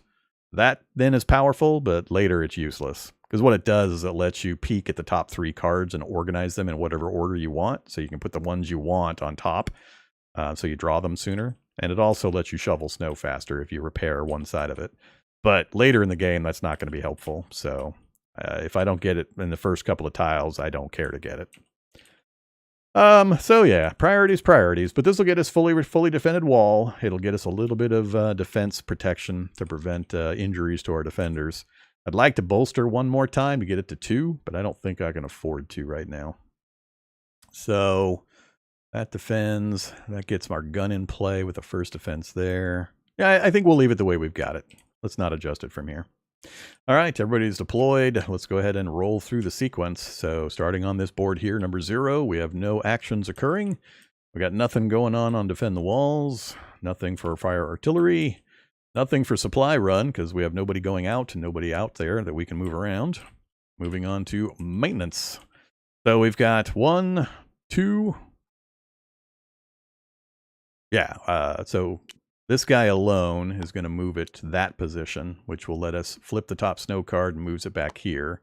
We got new supplies. I mean, I'm always happy to see supplies, but I really don't want these cards at this point.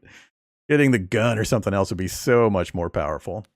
So we got 2 new supplies, so we're just going to increase our count. So currently we're at 9, so we're going to move back to 11. We'll just pull these aside to make this count up to 11 again. And that's all that does, just gets us 2 new supplies. So that's that guy. These 2 are 3 points worth, 2 for him and 1 for him, which goes 1, 2, 3, allowing us to flip the next card. Please be something good. The map room. Damn it. Damn it. Well, at least we got it early. So anytime you draw one of these, you just put the tile on the appropriate spot on your board. I'm going to lock it down in its current position so I don't accidentally move it. And as you can see, the map room lets you look at and rearrange the top 3 snow piles. The left-hand ability is always available. And you can see it's got the flag, so it's a worker placement position. This right-hand ability, you have to cover with one of these damage markers, though. So we got the map room. So we'll take this and we'll cover that position. Like so. We have to do a repair action in order to uncover that, and then we'll get the second bonus, which is move the snow marker 2 positions to the left. You get both of them simultaneously when you have it uncovered. It's not an either-or choice. You get both. And notice who gets the bonus for this. A lowly volunteer worker gets 2 strength points worth. So they satisfy the condition to trigger this. A single guy put in here. Instead of putting him up here in the shovel snow space, we can put a single one of those guys here, and we can rearrange the pile and move the snow marker 2 spaces. So it's pretty powerful, but again, I only care early game. So it's okay. It's a decent one. It's going to hopefully improve our chances up here to get the things I actually really need. So we'll leave this here as a discard pile. We got 9 cards to go in that section. We've got the first one done. That is completion of that phase. So we'll go ahead and move them a little closer together, then drag them over to our tired pile. Next up, we have 2 repair actions available to us. So we'll just put those aside. We'll do 1 repair for our final defensive position on the wall, and I'm also going to do 1 repair on the artillery. So I need to talk about the artillery section now. So we have an artillery action denoted by the flag that we can assign workers to. Note, these guys are not allowed to fire the artillery. Medics, hunters, and volunteers cannot fire the artillery. It has to be soldiers or the officer only. Now, when you fire the gun, you look at this section here. There are 3 positions that are damaged initially. And I'll pull the damage markers off. So let's say we have fully repaired the gun and these have gone up into the hit bag. What this indicates is that when we fire the artillery, we get 2 hits, basically. Or we get 1 hit for each of these targeting reticles that are showing. So if we have all of them repaired, we get 2 hits. Then we choose for that gun where we're going to fire it. We can fire it at an infantry sector, and that refers to this board. Once we flip it over, it'll be divided into sectors that the German infantry marches from the lower sector, sector 1, up to a sector 2, up to a sector 3, and the walls, and so on. And it changes as the rounds change and this board changes. But there will be a sector that you could fire at to try to remove German infantry units. So we hit 2 German infantry per revealed targeting tile, and then everything else in that area gets suppressed. So if there's 5 German infantry in that section, we would kill 2, suppress the other 3 per targeting tile. So that would let us kill up to 4 and suppress the 5th. So very powerful. Or we can choose a map row, which is the map here, choosing a specific row, the green, gold, blue, or orange rows. You pick one. And on that row, we can either hit and destroy an artillery piece or a German patrol, again, per revealed targeting indicator. And third final, we can shell the Vernus airfield, which is this indicator up here. And when we shell the airfield, we can pick a bonus to receive per hit. And you can't pick the same one twice. So if we get 2 hits, because we have 2 targeting indicators showing, we have to pick different ones. So we could pick to put 2 mist tiles into our hit bag. We could remove an air tile stack, and you remove the leftmost stack from play. You just set it aside and it never goes into the hit bag. We could get 2 bonus morale added to our morale track, or we can move our surrender marker down a space. And that's the only way to move this space down. That's the one and only way. So we get to choose. So very, very powerful, very important. We want to get to doing that as soon as possible. Now, the wrinkle to the whole thing is that whatever location you choose, you also, once you have resolved all the effects, have to do what it says here, resolve a jam check. You have to see if these super old ancient artillery pieces that you've jury-rigged together after digging them out of the snow will continue to fire properly. And the very easy process, next to each of these entries is a number, this little symbol here, and a number. You just roll a 6-sided die, and you have to roll that higher than, or that number or higher for it to not jam. So, for example, if we chose to shell the airfield, that's got the hardest difficulty. We would have to roll a 6 to not jam the gun.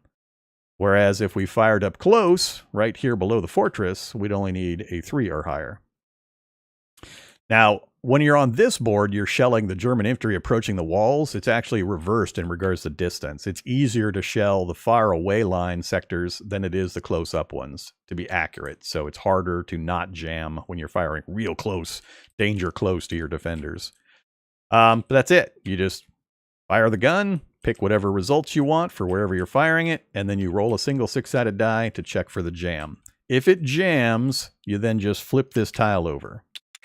And it jams from left to right, so we would flip that over, and that hit location is no longer available until we do a repair action, which you can see here, or unjam a status tile. So if we did a repair action to unjam, we could then flip this back over, and it would be available next turn. Now, as play progresses and we start drawing tokens out of the hit bag, we're occasionally going to draw those damage tokens that we removed from these positions, and they literally just get put right back on the board, and we then, again, have to repair them to bring them back into action. So you can both have jam problems with the artillery, as well as they could get shelled by German artillery or air, and then have the damage tokens reapplied to them. So you'll see how it works. Pretty straightforward. So right now, this is our status. If I were to assign units here, we could fire our gun and get a single hit that I could then allocate however I would like. So that's how that works. All right, so that was the repair action for the artillery that segued into how artillery works. Next up, we have our bolster action. So we've got 2 units that did the bolster action. We'll just drop those up there. For bolster, we have a choice to either add a mist tile to the hit bag, which is great, or raise the defense of our fort by 1 level. Basically, we're repairing the walls. So I'm going to repair the walls. We're going to increase our defense value. And again, this acts like armor. Each point of this blocks one of the hits that the German infantry afflicts when they roll the dice against us when they're attacking. So we want this as high as possible to be a natural absorber of their hits. And if we can get it up to 3, a lot of times we won't take any damage from their attacks, which is what we want. All right, next, promote. So we have chosen to assign our officer and promote a volunteer. We're just going to literally pull this guy off. And he is now going to be a trained soldier. We immediately trained him up. So we'll just put him, as well as our officer, back up in the tired pile. We have no inspire action. We have no infirmary actions. Off to morale we go. Mobilization, we're still at +2. 1, 2. It is not a red day, so we don't have to worry about that negative. We have supplies. There are no defenders in the waiting area or morgue. No infantry in red sectors. So we get to draw 3 and resolve 2. Okay, so 1, 2, 3. So one of these we're not going to do. So add 2 new recruits to the bag. Ooh, see, that's important. Oh man, I hate not putting misses in the hit bag, but we're going to have to do that. Right now, getting people available is more important long term. So we're going to forego taking that action, put it back in the deck, shuffle it up. We're going to do these two. So I'm going to move my officer and I think the hunter over to the ready area. And then the other one is add 2 new recruits to the bag, the recruit bag. So in you go, in you go. Both cards complete.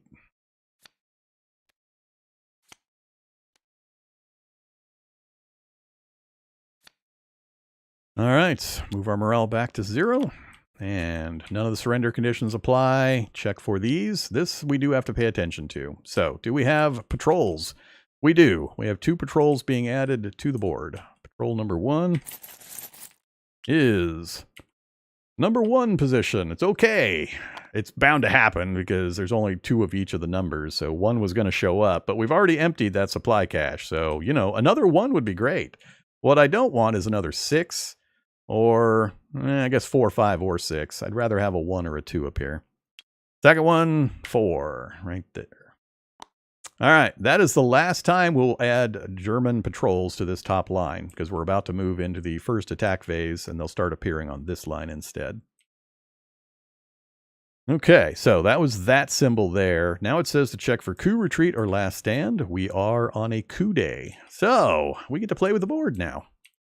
So we're going to follow this little direction at the bottom here. Resolve this at the end of day 3. First, draw X discs from the recruit bag and place them in reserve. X is where the fear marker is. Redraw doubt discs.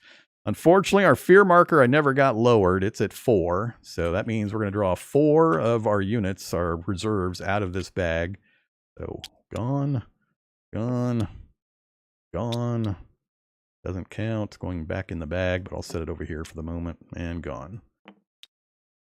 All right, so our recruit bag now consists of that. 11 total tiles, 2 of which are currently doubt tokens. And unfortunately, we're still going to be adding doubt tokens at the beginning of each turn. So, oh, actually, we won't. Yeah, that's right. We're switching the board over, so you'll see. But yeah, so we unfortunately had to remove those. So that's the first part. Next, move the supply marker 1 step to the right. So the Germans are increasingly patrolling the area. They're tightening their grip on the region, and they're going to start patrolling closer. It's going to get tougher for us to get supplies, and the quality of the supplies we have is getting lowered. So not only is it going to get harder to get them, but what we can do with them is going to get reduced. So what this means is right here, our supply marker is now going to move 1 position to the right. So that is impactful because previously, when we spent a single supply cube, we were able to activate or move from the tired to ready status 4 of our defenders. Now that number has been reduced to 3. It's going to get reduced to 2 when we hit the next phase, the retreat phase, and we go to turn 7. And then it's possible it'll go to 1, but the only way that happens is if you have gone through those first 2 phases and you draw a particular card that tells you to reduce it to 1. Hopefully we don't encounter that card because that's really rough when it gets down to 1. But we're now restricted, so it's going to be 3 defenders per cube that we spend to get resupplied. Checking the board again, we move up to this one. Place 1 defender on each defensive position not covered by a damage tile. Take these defenders from the tired, rest, or ready area. If you placed 3 and or 4 soldiers, you receive either +1 or +2 morale. So this is where I was careful earlier to make sure I had 4 of these guys available so that we can go 1, 2, 3, and 4. So we have fully manned our walls with combat-capable soldiers. We're going to get the +2 morale bonus for that. So we now bump that up to start the turn at 2. So we get a head start on our morale for the next round. And we have placed our defenders. Next, we flip this mobilization board over. So I'm going to go ahead and scooch these out of the way. And these are now no longer going to be used, so we'll just toss them off to the side here. They're not necessary anymore. And this board we're going to unlock, and we're going to flip, and we're going to lock it again. All right, so now we have the first attack board. Things have changed. We no longer have access to generating supply caches. We no longer have a fear and doubt track to worry about. But we're going to be starting to draw the first attack cards. And things are going to change up a bit and get tougher. So this is what I was talking about German infantry. There is a Sector 1 and a Sector 2, which is a red sector. This is where this morale entry comes into play, where we take a morale hit if there are any German infantry left in a red sector. So we want to try to make sure they don't make it to this area. And then there's also a charge area. Basically, what's going to happen is German infantry meeples are going to get spawned into this first sector. There's a maximum of 5 meeples per sector. Doesn't matter which part of it they're in, because later sectors will be a little more complicated. But you can only have 5 total in this area. When we do combat, we're just going to roll a die for each of the German infantry that are in the sector. And if we roll a 3 or a 4, that infantry unit is going to move up into the next sector. If they roll a 5 or a 6, they inflict a hit on our defenders, which hopefully will get blocked by our defense.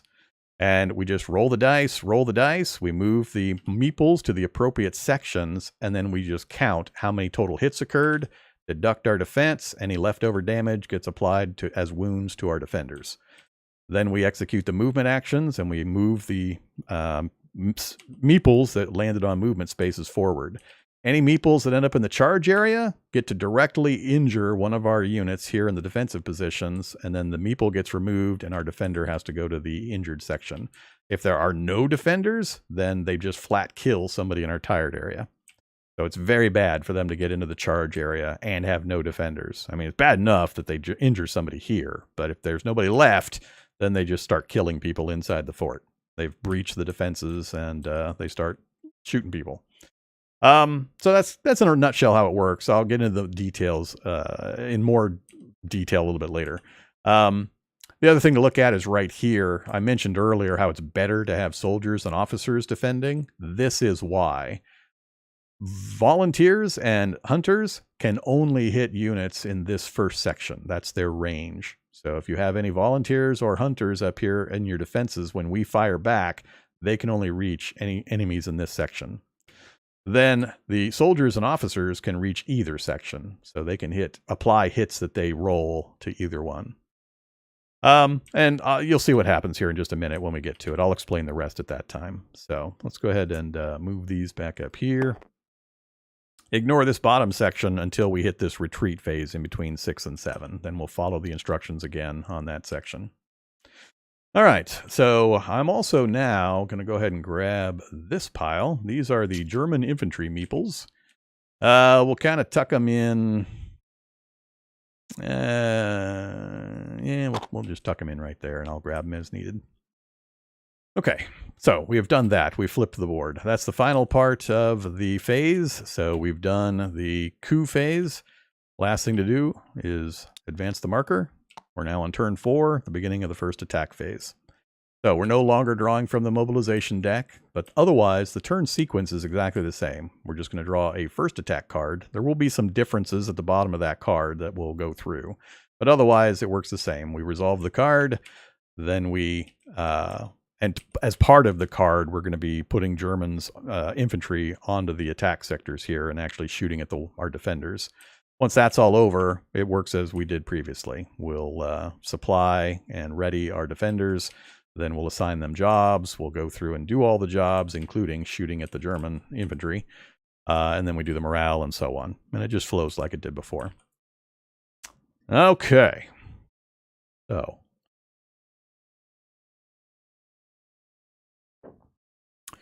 Let us continue. First thing we do, draw our first attack card. So pull that out. Oh, let's tuck it right here. Flip it over. What do we got? Ooh, we got our first snow day. And move the snow marker one additional step to the right. We got a super extra double snow day. So the snow is getting thicker and thicker. Will it never end? So this by itself would normally advance our snow marker one space to the right. But because the center card effect is telling us to move it an additional step, we'll do that. So we got big bad snow this time. Now, if the snow increases again, instead of moving it further, we draw a hit tile from the bag. That's not good. So we need to get somebody on snow duty so we can push this back to the left. Then we also move this up here to indicate it is a snow day. We only have up to 4 spaces of movement maximum during the snow. So we're done with that. Done with that. Done with that section, and we didn't have any lose or injure, so we don't have to worry about that column, which shows the preference of who you have to injure from top to bottom. We do get to recruit. We don't have to add any more of those nasty pink tokens, so our ratio is only going to decrease as we recruit tiles out of the bag. And then finally, this indicator here is indicating how many German infantry are going to start an assault against the walls of our fortress. So we're going to need 5 infantry added into the assault. So let's grab that group of 5, and we'll put them right there on Sector 1. And that is the maximum that can be deployed. Now, a simple rule you have to be careful of to follow is there can never be more than 5 in a sector.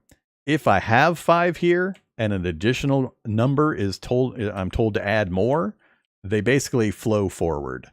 So you just keep flowing forward as needed. So if you have 5 here and 5 here and you're told to add 1 more, that final one gets put right into the charge box. You just continuously add forward. So you really need to keep clearing the German infantry out of the combat sectors here, because if you allow them to stack up, they'll start doing that flow forward thing and you'll get rolled pretty easily.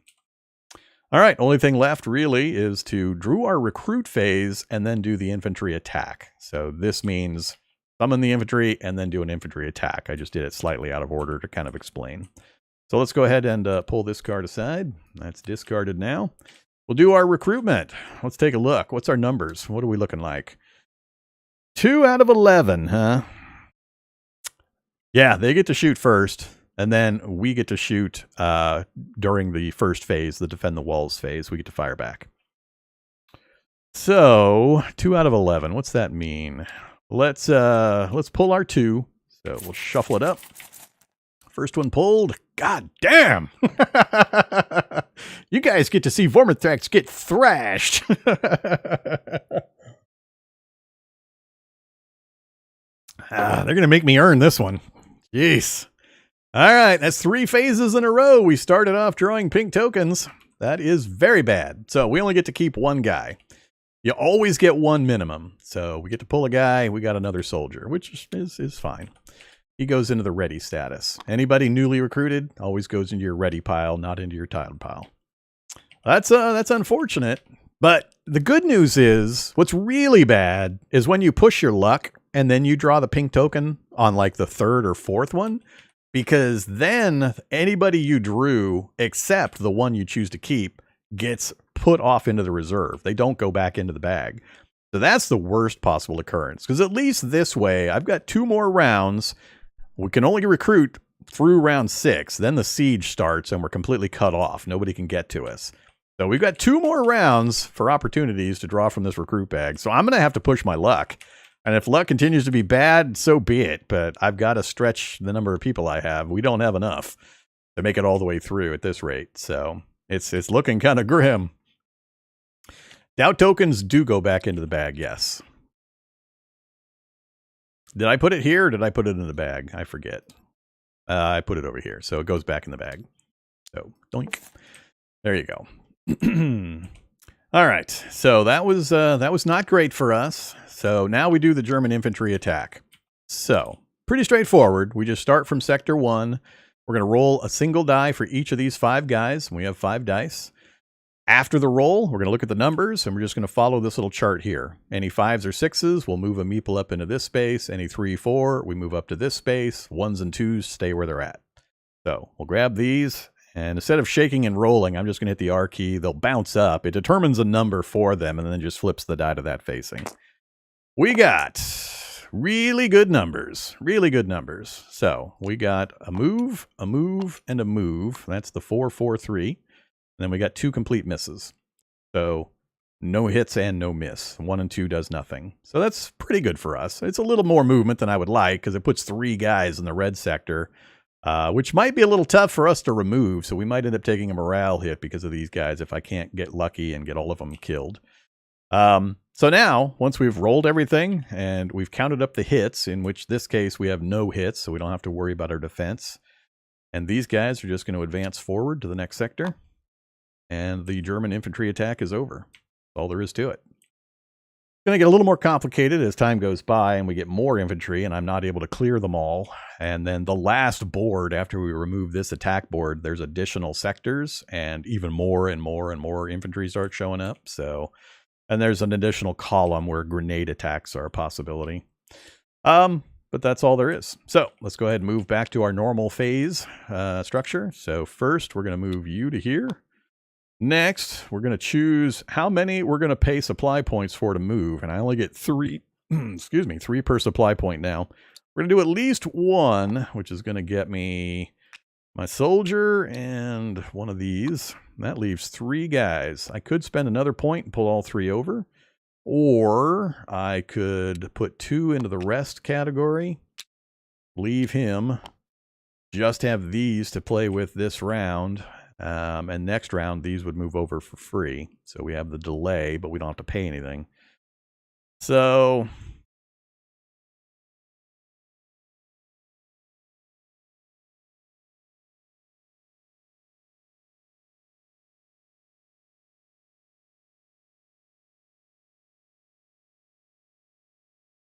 more into ready. All right.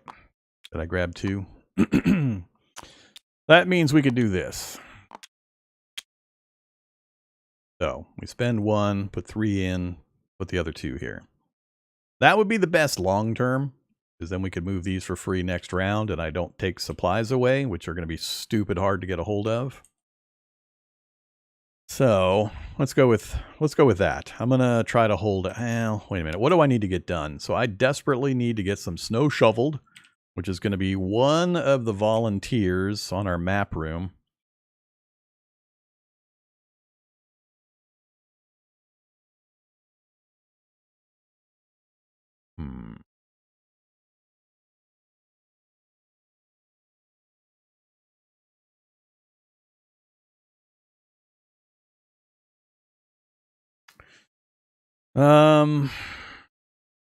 We've got 7 guys, so 1 on the map room would let us rearrange those 3. That doesn't get us a draw, and we don't get access to the moving pile. I need to bolster. I need to get more of the artillery in play, and I got to get guys moving up to get this.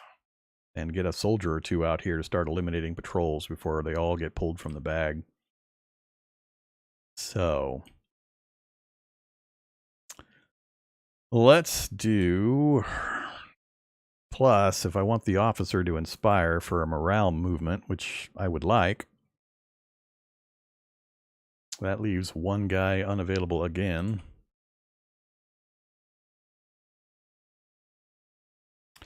I think I'm going to go ahead and I would waste 1 potential point. All right, I'll try to be patient. I'll just take what we got here.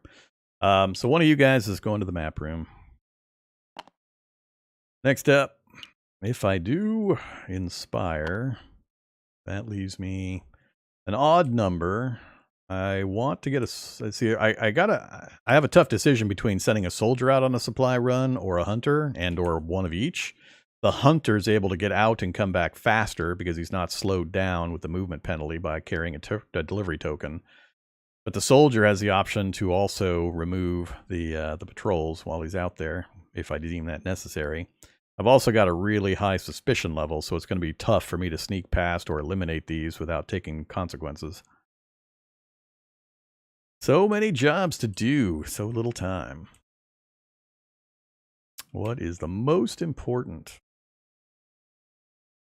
And that snow day really hurt because I was hoping to get a couple of quick hits on the snow marker to try to get the second gun or something else more directly useful. And we're not getting the move snow tile bonus here. Don't need the medic for anything in particular. We're going to at least repair once. Try to get another one of the guns into or unbroken. Unfortunately, I don't really gain a benefit until I get both of them removed. That one's the next one to get removed. Which means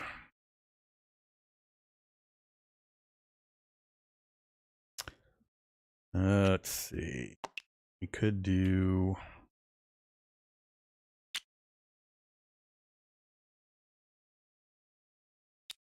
think I'll go a second repair, and we'll send a soldier out on a supply run. I'm hesitating on whether I want to repair both of these to get the artillery piece in full condition for next round usage, or to split it between the gun and the map room. If we get another snow day next turn, I could be in trouble if we don't actually shovel snow. So, all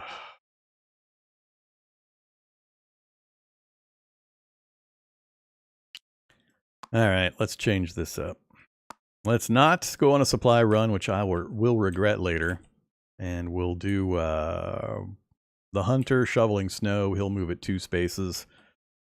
Then we'll get to look at the tiles for next round and get them organized. Oh yeah, with the gun I'm not anticipating actually firing until next round. I want both hit markers available before I fire the gun and have a chance for it to jam up. I want to get the maximum effect each time I fire this. So I'm willing to wait. All right, well, everybody's deployed. Let's go ahead and roll through the turn sequence. So as before, we start here, first attack and defend the walls actions. So the Germans approached, got their chance to fire at us, didn't score any hits. 3 of them advanced into the red sector here. Hopefully I can get rid of all 3. Combat's pretty straightforward. I have 4 defenders, as we note right here. Roll 1 die per defender. On a 1, 2, or 3, you suppress one of the infantry. On a 4, 5, or 6, you get a hit, which kills it and removes it from play. Not allowed to put any medics here on the defensive wall positions. Now later, we're going to have one more option that'll show on the main attack board when we remove this temporary board. It'll be a machine gun that we can have one of our defenders use that's more powerful, but also jams constantly. So a suppression effect is going to make this meeple, we're going to just basically lay it down on its side to indicate that it's suppressed. And basically it means that it can't perform an action during the next attack phase for the Germans. So when we start the turn and we draw the next card and it says to add more attackers to the board and then they fire at us, anybody who is suppressed does not get to fire or move during that turn.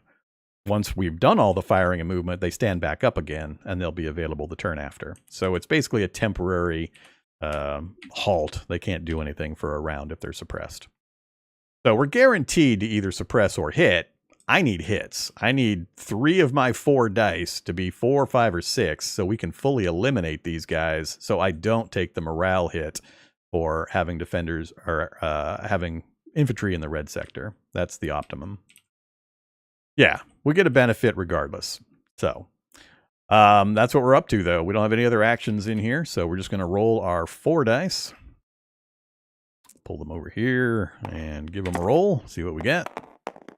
I only got 1 hit. That's not good. That is not good. So we'll pull him off to the side, and these 2 will sit down, and they are suppressed. And that's it. That's our firing for the round. We move on to number 2. We're not currently firing our artillery. Supply run, we're doing nothing. We have nobody going out and nobody in the field already. Next up, we will go... Well, I need to suppress these guys because if they move again next turn, they'll move directly into the charge area, and it's basically a guaranteed wounding of my guys, regardless of the defense value. So we're going to suppress those forward too at this particular time. The problem's going to be next round, it's going to tell me to add probably, maybe 4, but probably 5 or possibly 6 more German infantry to the fight. So we're only going to be able to put 3 here. The other's going to automatically roll forward, and if there's enough, they'll roll forward again. So it can get really bad. So not a good roll for us. I really needed to get rid of some more people on that roll. But that's the best I could have done right there with our offensive. Now, if I had manned the artillery, we could have fired an artillery shot at one of these 2 to eliminate and or suppress. And then we would have to roll for the jam on these numbers. So depending on what happens here, it could force me to deploy units to fire the artillery before I want to try to remove units from the field here. We're going to have a couple of other options once we get to turns 7 and beyond, but right now we're pretty limited. It's either artillery strikes here or it's our infantry getting 4 through 6s on their attacks. All right, so nothing there or there. We're going to snow shovel dig. So our hunter goes to the tired status and we dig twice. He has double strength for this action. Next, we get 2 repairs. So pull those guys over. I am going to repair the gun and the gun. I am really going to need to get the artillery as an option next round. I have to. I can't wait for the damn map room. All right, so that's our 2 repairs. We also have an inspire to increase our morale. So our morale track will go to 3. That's it. So we have no infirmary actions to worry about. We're up to the modifiers. So we no longer have a doubt marker. So we don't get the +2 anymore from that other board. So that is gone. Is it a red day? It is not. We have to get to turn 6 for the first red day. We have supplies, no defenders, no waiting or morgue, but we do have infantry in the red sector, so we lose 1. Infantry in a red sector. All right, so we get to draw 3 and resolve 2. 1. Oops, hold on. I don't remember if I shuffled it. 1, 2, and 3. So one of them we're not going to do. And we are now in the first attack phase, which is still the top line. So we can remove a patrol from the map, we can add a miss to the hit bag, and we can gain a supply. All fairly lightweight. Do I continue to ignore the hit bag and the later consequences? I am going to keep that one for the German patrol. I'm going to pull out this German patrol on space 6. And I think it's going to be more valuable right now because we're still at the stage where we get 3 defenders per supply marker. I think that's currently more valuable than 1 hit added or miss added to the hit bag. So we're going to not do that one. We'll do these 2. So I'm going to remove German patrol from that position. And we're going to gain 1 supply. Go back to 11.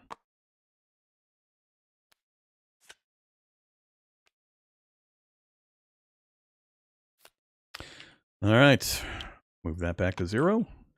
Nothing going on in our surrender options. None of these apply. And down at the bottom, do we have any new patrols? We do not. We're going to get 3 new patrols next round, which is going to be impactful. And we are not on a coup, retreat, or last stand space. That's in 2 turns when we hit the retreat. So we just move the turn marker. Turn 5.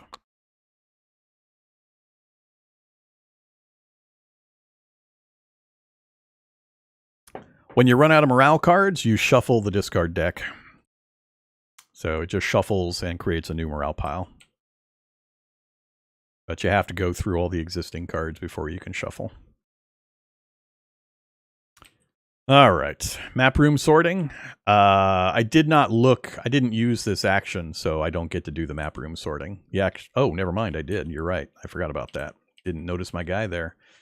So thanks for reminding me. Let's grab him out of there, and I get to look at the top 3 and then put them back in whatever order I want. So generator, which gives us +2 morale. The medicine cabinet. Pretty powerful. I do like this, especially in combination with an option that'll appear on the main board once we remove this first attack board. So remember, this part will be covered initially. We'll have to repair this section before we can use it. But basically, by using the medicine cabinet, either 2 workers, two defenders, or a single medic can fully heal 1 patient. So instead of just moving them up a little bit, they go from 1 all the way to the top, or whatever position. It completely heals somebody in one of the bed positions. Very powerful. So I'm very happy to see the medicine cabinet. And then if you get this repair side done, you can also ignore the relapse phase this turn, which means when we finish the initial people doing work here stuff where we lower the condition here and such, that doesn't happen. So the relapse doesn't occur, because we have the medicine cabinet. So that'd be good. And then the third one, counter patrol. Oh, another good one. So we're definitely going to put the generator on the bottom. Between the 2, so counter patrol goes here, and it's mainly impactful in regards to removing German patrols. That's what it shows here. So if we put a single soldier here, we satisfy the requirement to use it. and it allows us to just flat remove a German patrol. And it does so with no suspicion consequence. So normally we have to send a soldier out to kill the patrol, which has a consequence of raising the suspicion level. But if we do it with this option, it does not raise suspicion. Same with when you fire artillery, it doesn't do the suspicion. And then if we repair the right side, it also, when we activate this, lowers the suspicion level by 2. So I like both of these quite a bit. I think I would probably do it in counter patrol, then medicine cabinet order, because I don't think we're going to need this super soon. This is going to be much more impactful for us to try to get up here and get these and get the patrols off the board and so on. So let's put the cabinet back there and the patrol on top. All right, so now we have moved on.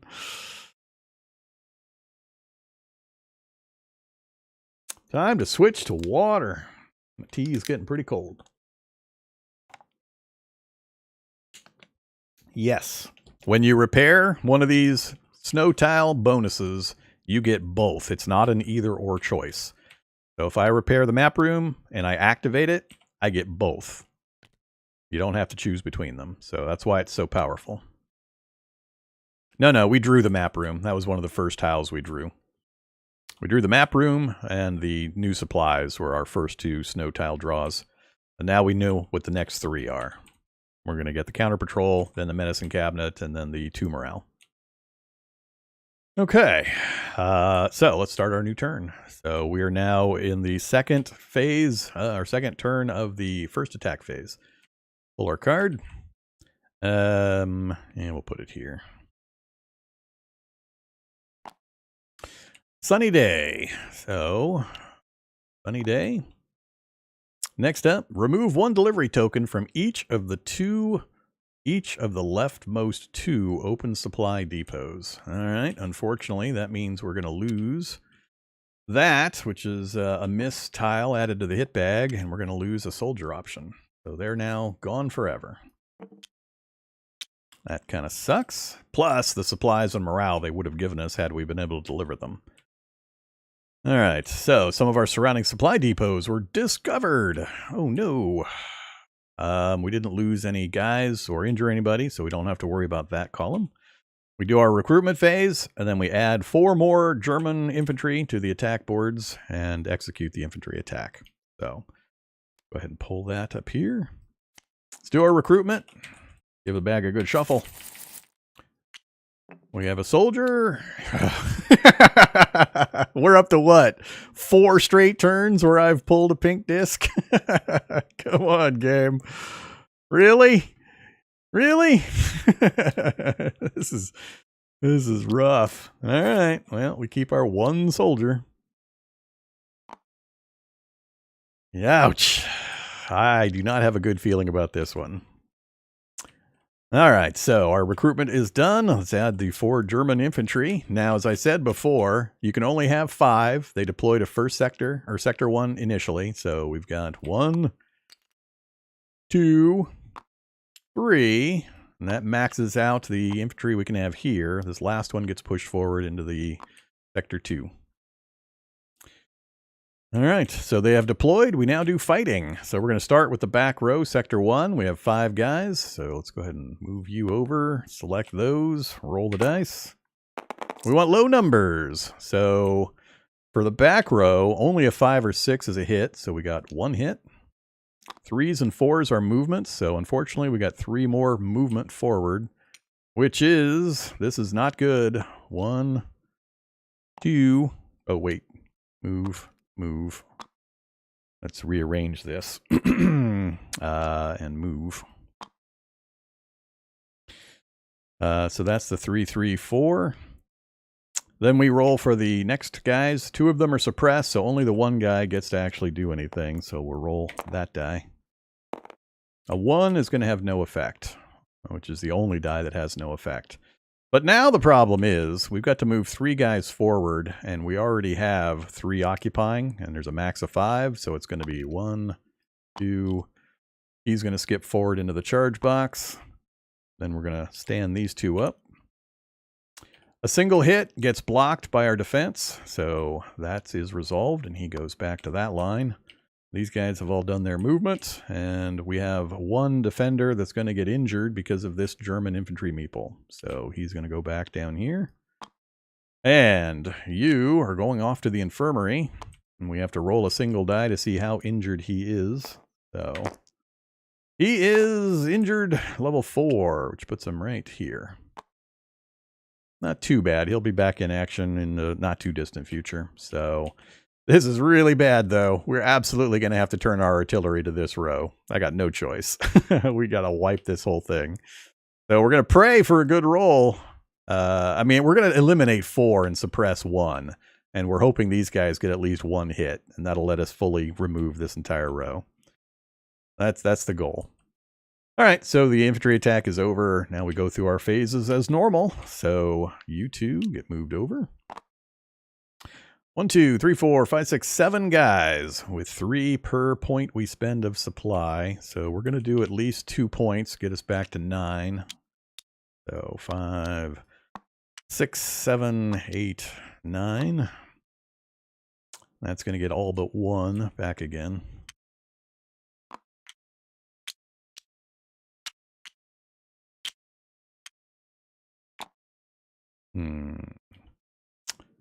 I think I'm going to let him heal normally, so we'll bring you across, and we'll leave the medic to go into the rest section. All right, so that's done. We've spent our supplies. Now, a thing I haven't done yet that I want to remind you of is that I do have the option of spending a morale to bring 2 guys to rest status, or ready status. So I haven't used it yet this run, but I could have moved this down, and that would get me 2 more guys. There are times where I will do that, especially as we get later and the supplies start to run out. But for now, we're not going to worry about it. Oh, don't worry. The medics are going to be important a little bit later when we start stacking guys up, which is going to happen given how few guys we've got. It's going to get ugly. Don't worry. It's coming. And then the medics are going to be really valuable, especially once we get the medicine cabinet out and we can fully heal people. That's actually going to be a benefit. So we're going to combine the medicine cabinet with a couple of extra attack options we're going to have on the board once we remove this first attack one. All right, where are we putting people? So we need to get another guy into a defensive position. So you're going there. Next up, let's see. If we do the morale again.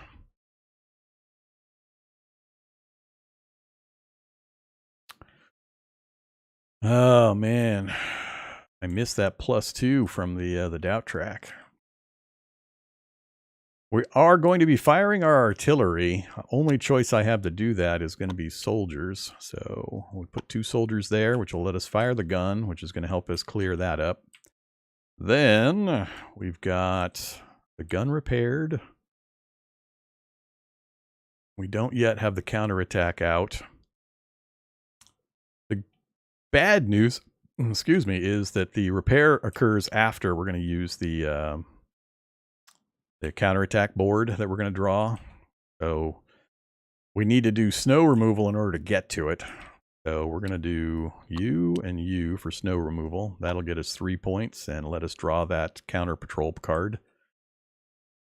We won't get to use it this turn, unfortunately, but we will be able to repair it if I put guys down there. So is it more important that we do that and either send you out on a supply run or treat the patient? So this would get us the counter. We'd be able to put the board down. We won't be able to activate it till next turn. I could repair it so we get the full value. Yeah, I'm debating the map room.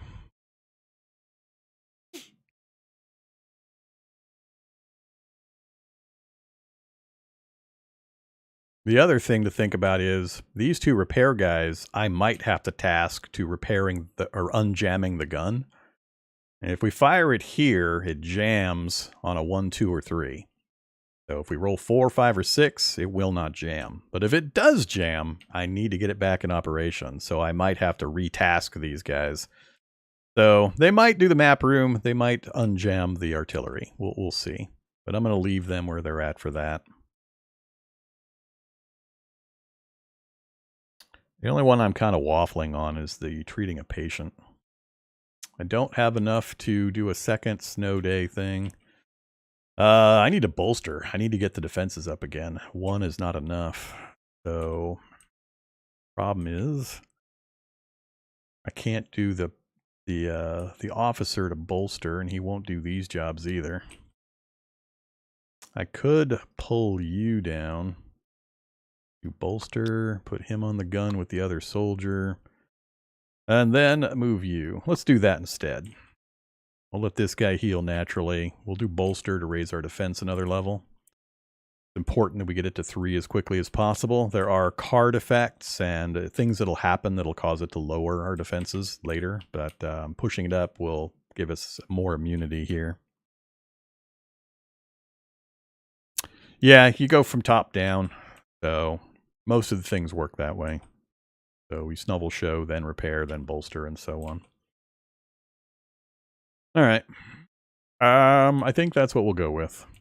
So let's go ahead and roll through the turn order. First up, over here, we're going to do our firing of our defenders against the German infantry. We have 4 defenders, so we roll 4 dice. High numbers, please. So we got 2 kills. I'm going to do 1 kill here and 1 kill here.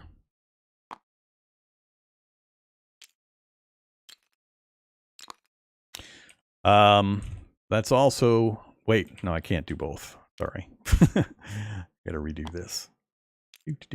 I can't pick different locations. I have to fire at one or the other. Or no, I'm thinking of the artillery. Don't mind me. I can pick and choose on this one. All right, so we're going to do that with our 2 hits. The other 2 are suppressions, so we'll lay you down, and we'll lay you down, although that's not going to matter, because we are going to artillery strike to remove the rest of these. All right, we're done. So we rolled our dice. We got 2 hits out of the 4. We eliminated the units and suppressed 2. Moving on to our artillery. We are going to fire the artillery with these guys.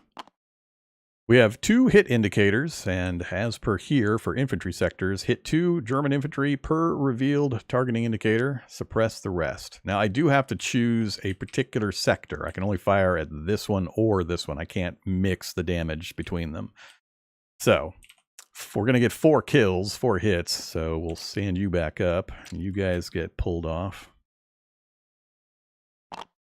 And there's nobody to suppress, and he's already suppressed. Now we have to roll for the jam. So we fired at that location. So we have to get a 4, 5, or 6 in order to not jam. And we just roll a single die for that. Yeah, thanks. So we did jam. So we take this and we flip it over to the jam side. Okay. So we're done with the artillery fire section. Next up, we go to supply run. Again, we have nobody out running around, which is terrible. I got so few people. This is so bad. This area is going to stack up deep, and we're going to start getting hurt.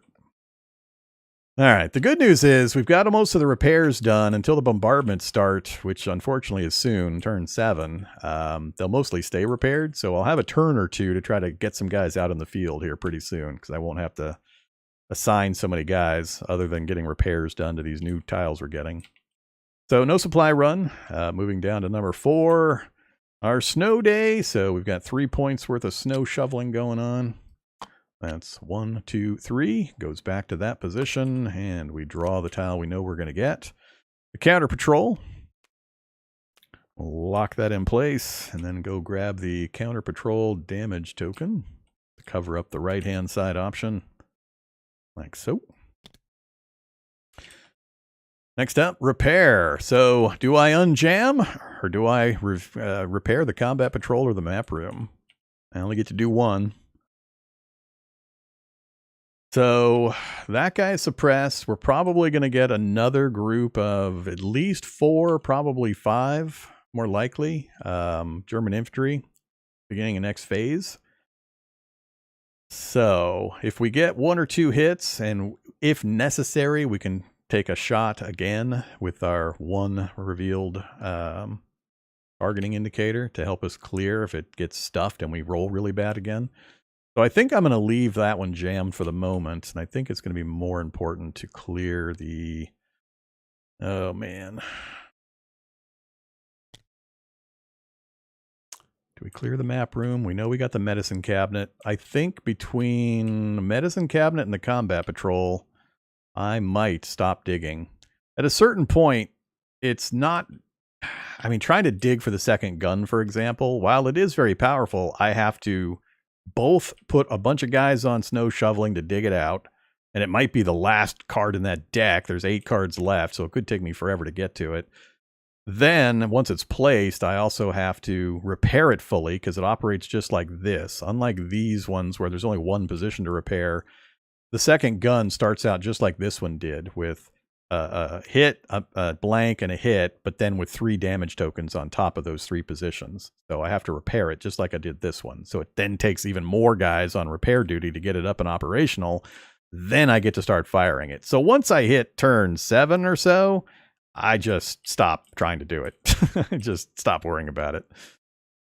So I can't show the other ones without screwing up the order of the cards that I preset. If it was still completely randomized, I would show it to you and you could examine it. But it's more cards like this, variations on supplies and morale bonuses for 4 of them. And then the other 3 are the medicine cabinet that we've already looked at, the second gun, the radio, and the field telephone. So, yeah. And we know the next 2 are going to be the medicine cabinet and then the morale boost. So that leaves 6 more between field telephone, radio, medicine cabinet, gun 2, and then a couple more of this type. So, yeah, what are we going to repair? I think I'm going to let that slide. It's going to be either the gun or the map room. Turn 5. Is it worth the map room? I really need to start getting some attention out here. I got to get these supplies in and get the morale boosts as well as the supplies and the miss tokens and these soldiers. I think I'm going to go for, since I already know the next couple of cards here, I think I'm going to go for the counter patrol this time. So that goes back into the hit bag. That gives us full access to counter patrol. So repairing is done. Next up, we have bolster. So we're going to raise the defense of the fort. That moves this up to number 2. Nobody else in that line. Nobody in the map room. Nobody treating patients. So we do the normal waiting room area goes down. We don't have anybody. You go up 1, and we're done with the infirmary. Check our morale info. This is no longer valid. Is it a red day? It is not. Next turn is our first red day. We have supplies. Nobody there. Do we have anybody in the red sector? We do not.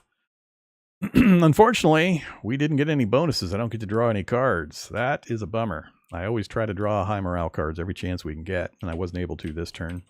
So no cards being drawn this round. None of the surrender conditions are applicable. So we check the turn track. We do, unfortunately, have 3 more patrols entering the board. And it is not a coup, retreat, or last stand. Retreat is next turn. So 3 more patrols. Give it a shake. We don't have any 5s or 6s out on the board yet. Now these that I draw are going to go onto this second line, the gold line here, where the first attack is. So first one out is a number 1. Next one is a number 5. All right. That's our condition. We got a lot of patrols up here, and we've only got 5 left in the bag. Every other turn, we're going to have more pulled from the bag. So we got to eliminate a few to make sure we don't run out at minimum. Plus, there's event cards that are going to add more, not just these. So we checked all that. Move the turn marker off to turn 6. Making progress. This is where things start to get nasty when we hit the siege phase. Next turn. Okay. Oh, did I only do 1? Sorry. Turn 5 or area 5. Again. Wait. No, I did 1 and I did 5. Right?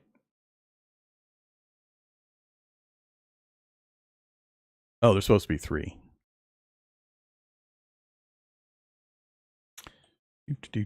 Yeah, they stacked. I'll pull them apart.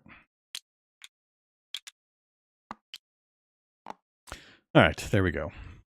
We're good now. Full bag. All right, so we move the turn marker. Moving on. So we're still in the first attack phase. It's the last turn of the first attack phase. So it'll be our last card we draw from here. We got... Oops. Let's put it over. Okay, we got a sunny day. So again, a sunny day, which unfortunately I am not getting to take advantage of. That's bad. Oh, it's so bad. I so wish I had gotten some guys out here, because now that it's getting so congested, it's going to be really hard for me to run units up to grab these supplies. Oh, I see bad things on the horizon. All right, next up, we lose a supply and a morale. So morale goes down 1, and we lose 1 point of supply. We're back to 8. It says our fuel levels are running dangerously low. And again, we do our recruiting, and then it's going to be 4 new infantry, which is good. Nobody gets auto-advanced into the red sector. So we'll go ahead and grab these guys.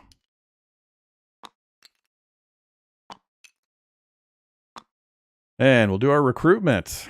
This is the last recruitment we can do. It's over after this. No more recruits once we hit the siege stages. So... how many am I going to go for? Or is the game going to mess with me? And once again, I'm going to pull a pink token in my first 2. We're down to 2 out of 9. First one. Second one. Oh, God. Oh, man. I got to try it. I'm going for 3. Oh, it's so bad. It's so bad. All right. Well, it's kind of irrelevant now. So we got screwed again. 5 turns in a row. We drew a pink. That is the worst I've had in the 7 games I've played so far. First turn, we got 4, and then it's 1, 1, 1, 1, 1. That is the worst. Okay. Well, you get to see the game in its full glory. I mean, that's my fault. I pushed my luck. I could have kept 2. Could have had 2. All right. So now we do the German infantry attack. Oh, wait, I get my 1 supply cube for the, every time you successfully recruit a volunteer, you get 1 supply point. So now we do the German infantry attack. So we have 4 infantry attacking us. We've got our defense up to 2, so we can absorb 2 of their hits if they get that many.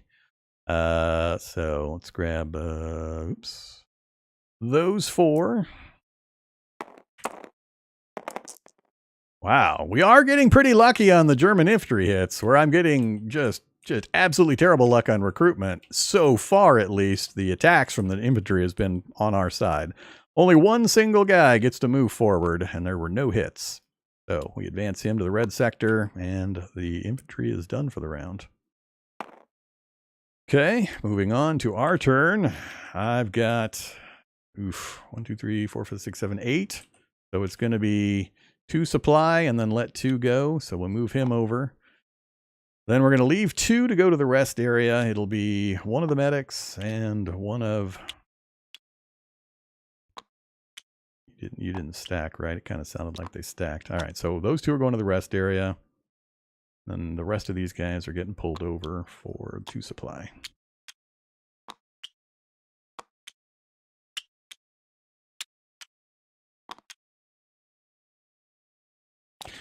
All right, so that's our group to work with. What are we going to do? Oh, yeah, and the 1 suppressed dude gets picked up. Very important.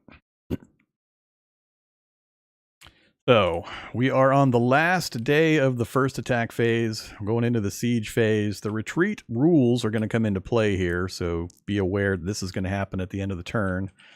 Place 1 artillery on each space marked with an artillery symbol on the yellow row on the map. So that means this row here that they're currently adding patrols into, there's a symbol here, here, and here. So 1, 2, and 4 positions are going to get artillery pieces. Now, I haven't talked about artillery yet. So what happens here is these 3 pieces are going to get pulled off the board from these positions. I've got them locked currently just so they wouldn't move or do anything. But they're going to get moved, and if I grab all three of them here, notice the numbers that are underneath them. What happens is, when we start drawing these siege cards next turn, at the bottom it's going to indicate that a bombardment occurs. What that means is, when that symbol shows up and we execute that part of the turn sequence, we look for the highest revealed number on this line, and that's how many shits we have to draw out of the hit bag. So it's very bad to have lots of artillery on the board, because you can have up to 8 chits that you have to draw out of this hit bag, and that would be gloriously horrifying if you actually get into a situation where that happens. So what I try to do is, knowing that that's going to happen, I try to get as many soldiers out here in the field as I can, prepared to assault these 3 artillery pieces. Now, because of the turn sequence, I cannot prevent this first draw of 5, because it's going to be they're deployed, and then we immediately go on to resolve the first event, and it's going to be a 5. No way I can prevent it. So we're going to get a big hit initially. But then I want to remove as many of those as I can the very next turn, so I can get that number back down to a manageable 2 or 3 from the bag instead of 5 or 8. It's just, I can't stress enough how important it is to get rid of these artillery as soon as they hit the board. You will get just wrecked if you're continuously drawing tons of chits from this hit bag. So, for the moment, we will put these back up. I just wanted to make sure you understood what was about to happen. So we place the artillery. Next, we move the supply marker again. So once again, our supplies are going to get cut by the Germans continuing to strengthen their hold on the local countryside, and be more patrols and so on, cutting off our access.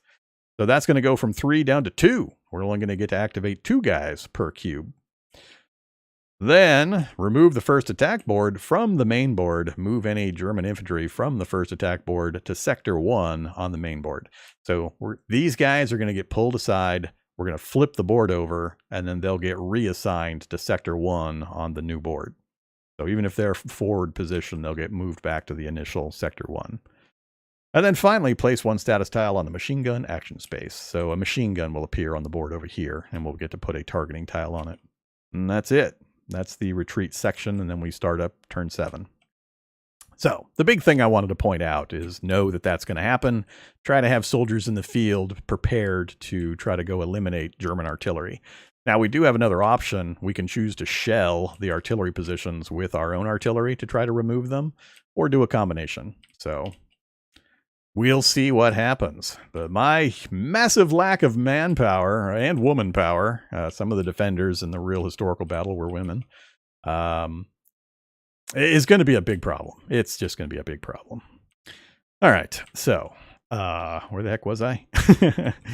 I've lost track of where I was. We were drawing the final card for this phase. All right.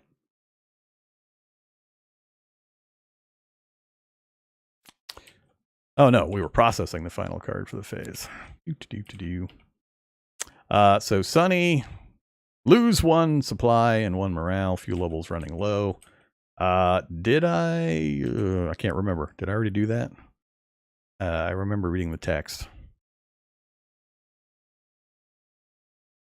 I have lost track of where I was. Did we fully do the card? I think we just needed to move the card out of the way. Oh, that's right. I was in the supply section. I was doing all this.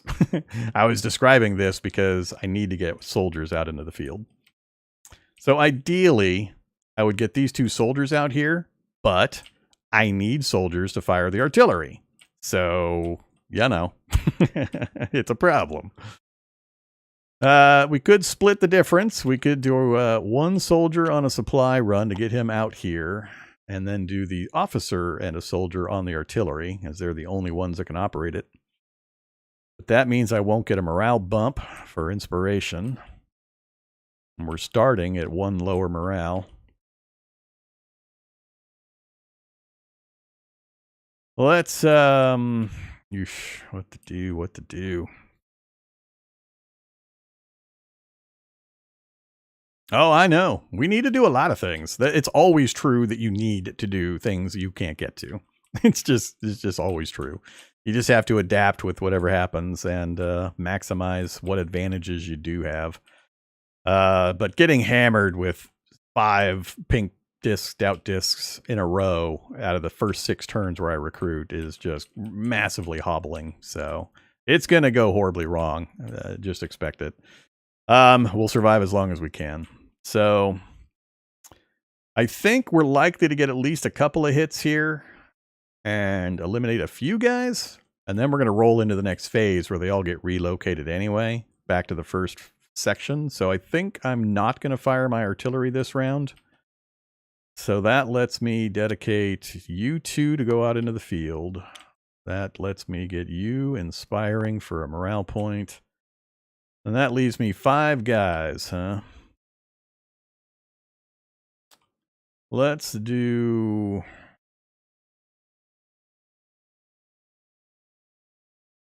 I need to get that medicine cabinet soon too, because it's going to start getting nasty.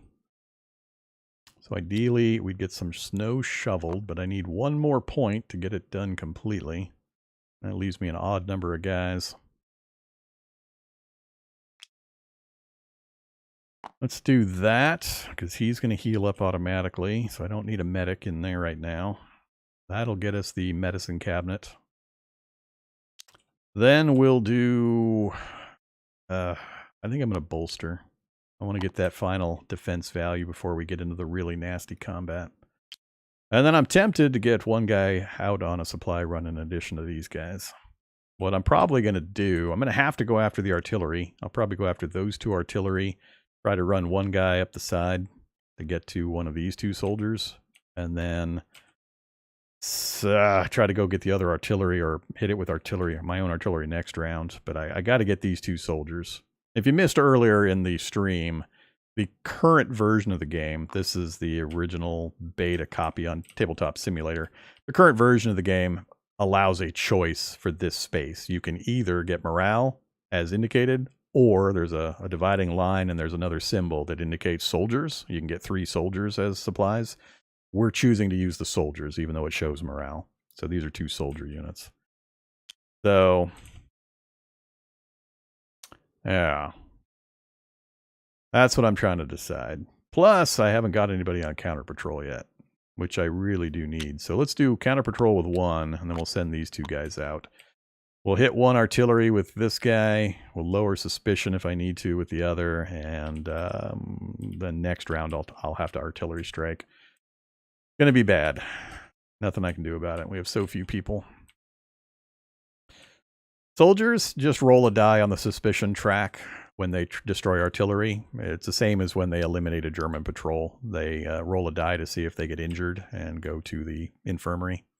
It's always successful. Anytime they attack either a patrol or an artillery, they do successfully remove it. The only question is whether they're injured in the attempt. All right. This is going to suck. Let's give it. We're done. Let's go ahead and process the turn. First up, fire! So our 4 defenders are defending the walls. We'll roll 4 dice, and we're hoping for 4s through 6s. We got 2 hits and 2 suppress. So we're going to kill you, and kill you, and then suppress, suppress.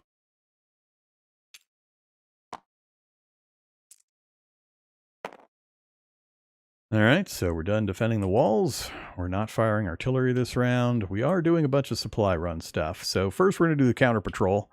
So we'll pull him off of there. We've got it fully repaired. That's going to allow us to remove a German patrol as well as lowering the suspicion level by 2. I'm going to remove this patrol here. Back into the patrol bag with you. Next up, these 2 guys deploy. And I am going to move him. We are on a sunny day. Sunny day. So we're going to go 1, 2, 3, 4, 5, 6. He's going to pick up a delivery token. This guy, I'm just going to run out to... I know artillery is going to appear in these 3 spaces. I think I'm just going to move him here, and he'll strike this artillery next round.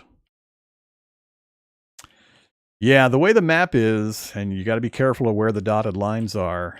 This position, and this position can be reached in 5 moves. 1, 2, 3, 4, 5, for example, assuming you don't have to go by patrols. But this one corner one up here requires 6 because there's only one access point. There's no connector here. And you have to do this little side move right here that adds a space. So it's 1, 2, 3, 4, 5, 6 to get here in one turn. Now he's going to get slowed down by 1. So we're hoping for another sunny day next round. If it's another sunny day, we're still not going to make it in because he can only move 5. 1, 2, 3, 4, 5. So it's a couple of turns to get back. Takes a long time. Which means we're going to be, a couple turns further in and hurting. At a certain point, it won't be worth going after the supplies because it'll take too long to get up there and get back. And we'll run out, and it'll be horrifying, and we're going to lose. All right, so we've done our supply run. All that activity is complete. Now, another action you can do, I haven't mentioned, is to lower the suspicion level. You can move one of your guys or your units onto a German infantry or artillery space, and then instead of passing through them by sneaking, which would raise suspicion, you can just choose to stop and go to cover, basically. And doing so will lower suspicion by 1 point. So completely valid tactic if you've got guys you can spare to have just a couple of them just moving around the map, moving onto a patrol, and then stopping, just for the purpose of lowering the suspicion level, so another one of your units can then have a better chance of not being injured when destroying patrols or artillery units. So, we're in a very low manpower situation. Very bad. Oh, man. The secondary consequence that I don't think anybody has thought about or mentioned is you got to be really careful. We're heading into the siege stages. Remember that rule here during siege stages, fewer than the required number of healthy defenders left? I have to be super careful that I always have at least 5 healthy defenders in this section when we get to that part of the turn sequence, when we do this check during the surrender phase. So I don't have a lot of people, especially if I've got a bunch of guys on the map board up here. They don't count towards this little count over here. Anybody in the infirmary and anybody up here doesn't count towards that total. So if we get really bad rolls on a German infantry assault and they bypass my defenses and wipe the guys off the wall and they all go to the morgue, go to the infirmary or whatever, they're no longer counted in that number. And if I don't have enough guys up here, we lose. We just get overrun. We just don't have enough people. So that's where I think we're going to have the problem, actually.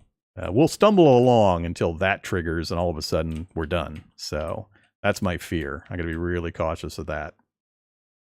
Okay, continuing our turn sequencing. After all that discussion, we are shoveling snow. So we get to do that. 1, 2, 3, bounces back to there. Pull the card. We know it's the medicine cabinet. We place it, we lock it into position, and we go and grab the medicine cabinet repair token. And down it goes. And I'll lock that as well. All right, so that's all set to go. Medicine cabinet for 2 workers value, and a single medic satisfies that. We get to fully heal a patient all the way to the top of whichever bed he's in, which is great. That'll be really valuable here pretty soon, assuming we don't tap out because of lack of defenders.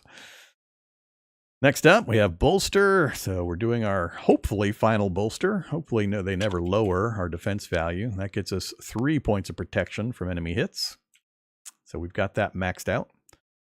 And then we've got Inspire for 1 point of morale. So we're back to 0, unfortunately. We're not getting to draw cards, which is also really hurting our progress. That's it for that section. We have nobody in the map room, no medicine cabinet. We did that. So we do heal 1 guy for free. Up 1 point. He goes back into the tired. And we're off to check our morale. So, is it a red day? Unfortunately, it is a red day. Oops, down 1 position. We do have supplies. There's nobody in the waiting area or morgue, and there's nobody in the red sector. So, unfortunately, we got to draw low morale cards. So we're going to draw 2 and resolve 1. Give it a shuffle. First card. Low morale, second card, low morale. All right, so we have to take one of these. We can either increase the suspicion level, this track, by 1, or we can remove a miss from the hit bag. If you choose this card but cannot resolve it, draw 1 tile from the hit bag and resolve it instead. So I don't think we have any miss tiles in the bag anymore, do we? If we search it, no, we have no miss tiles in the bag. I don't want to draw a hit tile, so unfortunately we're going to have to push this up. That means we executed this card. So we'll toss that over there. And this one we'll put back into the deck. All right, so that then resets back to 0. Moving down. No, no, no. Are we okay for this count? We've got enough. So are we on a German reinforcement or patrol? We are not, but we are on the retreat phase. So now we go pay attention over here again. This is where we place the artillery we talked about earlier. So you go to this position. I'll just make a little room here. That one goes here. And that one goes here. Next up, move the supply marker 1 step to the right. We're down to 2 defenders that we can resupply per cube. Next up, remove the first attack board. So we're going to pull the dice over. Remove the attack board and basically get rid of it. So we're going to move these 3 infantry temporarily. We're going to unlock this board. And the last section says place a status tile on the machine gun, which will make sense as soon as I pull this board. Let's throw you over here, and I'm gonna delete you to get you going. All right, here is our final board section. So there is the status tile. The game setup has it set there automatically. In the real world version, I would go over here to the reserve area and there would be a status tile that we would pick up and put here. Works exactly the same as the status tiles for our gun positions, where 1 tile is you can fire and hit something, and the flip side is the thing is jammed. So on this board, we now have 4 sectors. 1, 2, 3, 4. We're going to move these guys. How did I manage to lock you guys? We're going to move these guys to the first sector. We've already got that placed. And the dice are... We'll put them in the middle. I'll leave them over here for now. So let's take a look here. So this is the final board section that we're going to use for the rest of the game. So the changes here are we have additional sectors that they're going to march through, the red sector being the closest. We still have a charge box, but they've added this left-hand column, which is a grenade column. And what's going to happen now is that everything works the same as before. We're going to draw as many tokens or as many German infantry as they tell us to. We add them to the sectors within the maximum amounts, and they move forward as needed. We're going to roll dice starting here in Sector 1, Sector 2, Sector 3. We're going to assign them to their positions based on the numbers rolled, and then we're going to count things up. So we start with the grenade column, and what that does is if you have at least 2 hits in the grenade column, they throw grenades and damage our defenses, and it lowers our defense by 1. So right here, if 2+ grenades are rolled, lower defense by 1. So that's how the grenade column works. And it only works when they get in close range. They can't throw grenades from far back. But once they get to this or this phase, they toss grenades at our defensive positions, damage our walls, and it lowers our defense. Then we add up the hit values and we compare it to our defense. We absorb as many as we have defense value. Any extra hits get assigned to our defenders. Same as before. So, but the numbers have shifted some. So notice here, only a 4 or 5 moves forward. Only a 6 is a hit from this back sector. So the values have adjusted a bit. So field telephone, which we don't have, basically the main ability that is on the left gives you a +1 to all your combat dice rolls on this board. And then the other section, I forget which one it was. We know that this next card is a morale card. Let's pull that off. let's go ahead and look through here now. I'm going to shuffle these after we look at them, just so you can see what the cards are. Whoops. Well, it doesn't matter when I shuffle them, but the spread here. Oh, well, that's not what I wanted. It's a suppress 2 meeples. So get +1 on each die and suppress 2 meeples. And the other options is gun 2, steel plating for 2 miss tokens, the radio, which lets us add hope cards to the low morale deck, and then finally a water and supply. So let's recreate this deck. As soon as it lets me.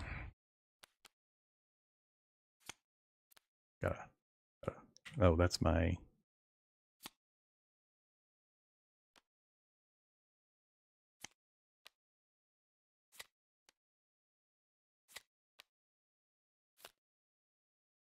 All right, pick that deck up, goes there.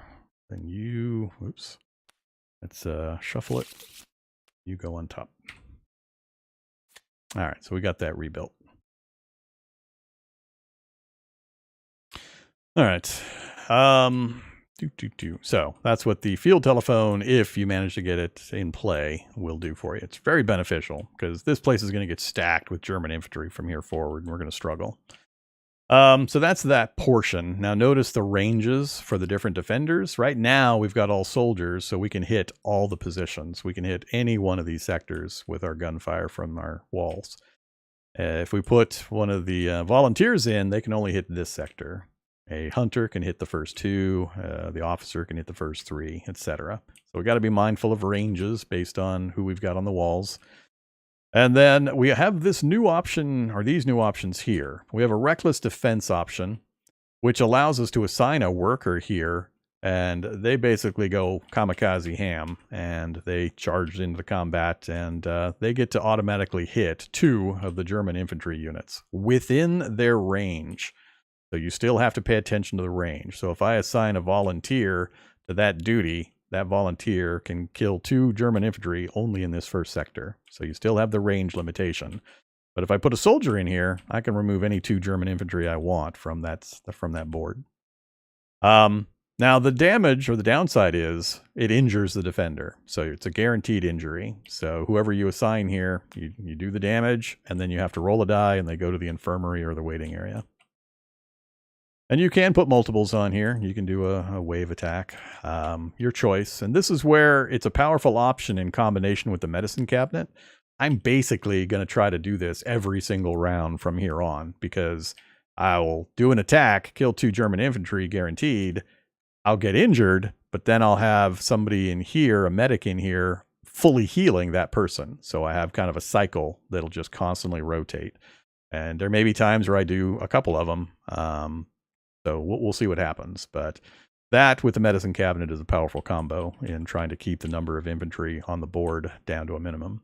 Then we also have the machine gun. We can choose for either our A, B, or C positions to instead use the machine gun if it's unjammed.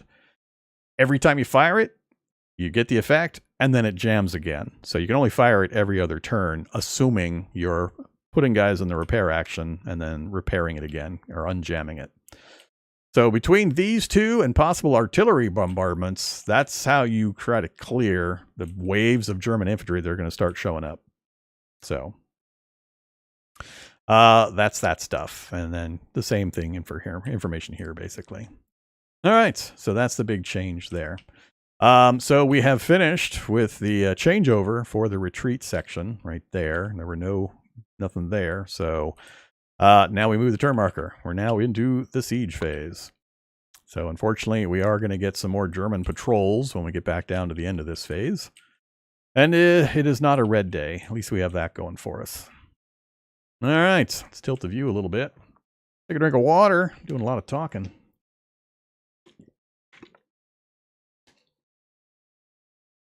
And we'll pull the first card in the siege deck.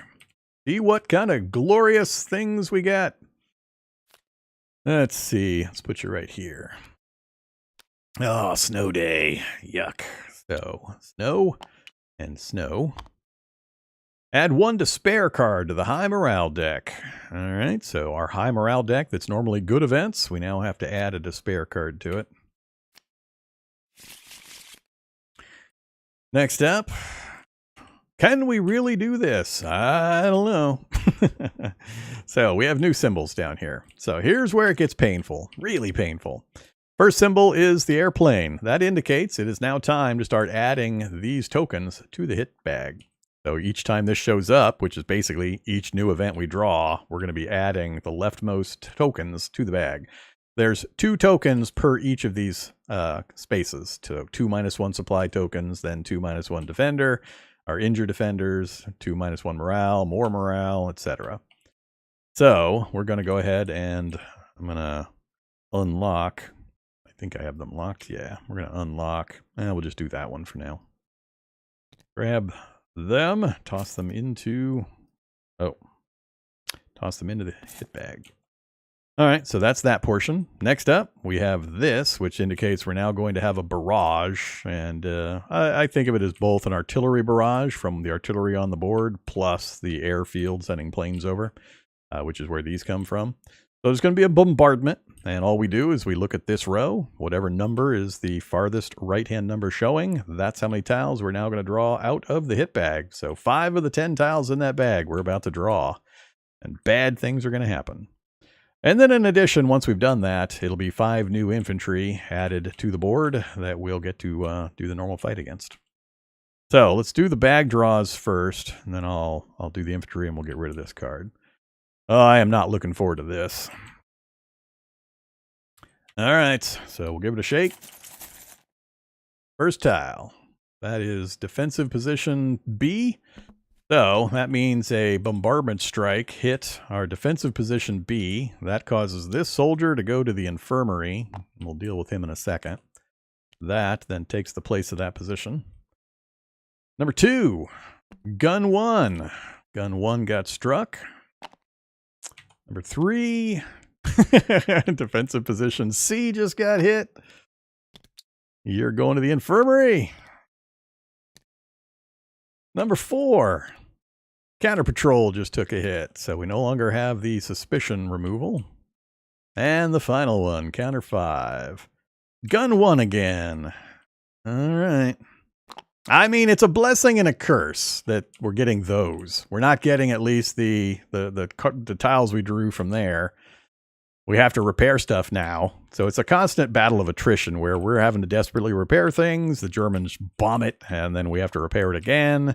We're always short on manpower. We're always short on supplies. We need to clear infantry, German patrols. We need to eliminate artillery. We've got advancing infantry here. Oh, glorious. My kind of game. All right, so that's the 5 tiles. So we did the bombardment phase. Now we're going to go ahead and draw 5 infantry and do a normal infantry attack phase. So toss that aside. 5 new infantry. This means that 3 of them are going to overflow into the next sector. So we'll go ahead and just put 3 up there. Add 2 here. And we've added the infantry. And then we do a normal infantry attack for the Germans. So we've got 3 unsuppressed infantry here. Oh, wait, I got to do my my soldiers. So we'll put the dice over here, like so. I need to roll 2 dice for these guys and see just how injured they are. We want high numbers. That's not great. So one of them goes to 4, and one of them goes to 1. Now we do the attack. So 3 dice for these 3 guys in Sector 1. Just move you up a bit. That's not great. 5, 6, and 3. So 3 is no effect. 5 is move forward 1, and 6 is a hit. So we're okay so far. Then we have 3 functioning infantry in the second sector. Roll again. Low numbers, please. There's another hit, which is good. 2 and 3, and that's another move forward. You know, the 2 has no effect. All right, now we add up the columns. We had no grenade hits. We had 1, 2 hits that are absorbed by our defenses successfully, and then 2 movements. So he moves up, he moves up. Then we pull these guys back down, and we unsuppress these guys, and we're all done. All right, German attack phase is complete. Back to our turn. So, time to make the hard choices. We're down to a seven supplies that are now less useful than they were. They're degrading. So, I only get 2 defenders activated per supply now. We've got these 2 that were in the ready area, so we'll move them forward. That leaves 2, 4, 6, 7 guys. It would take me 3 of my 7 points to get 6 of them and leave 1 in the rest area. So I got too much to do. This was a particularly bad round because of this initial bombardment, and our gun took a big hit. We can still do 1 more strike with it, and then it'll probably jam, and then we'll have to do a whole mess of repairs with people we don't have. So yeah, it's gonna get ugly. So let's go ahead and spend 3 of our 7. That puts us down to 4. So we're at 4 now. And I'll put, let's see. If we put somebody in the medic position, we can heal that guy to full. He won't quite make it out. Let's plan on the medic going into the rest area, and we'll pull the other guys over.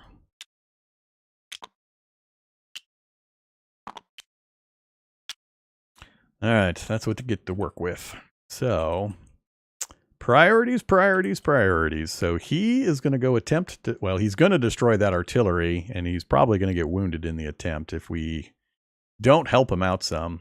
He's going to try to run south and get this supply and this soldier to the fort. Can we afford to put anybody else out there? I need to repair 2 wall positions because now we're only going to fire two times to try to kill these Germans. We can deploy the machine gun with Defender A, which will help, but then it jams and we have to repair it before we can use it again. So I think I might be at the point where I have to give up on shoveling snow again. I just got too many things to do. And we know the next one's a morale bonus, which I would love, but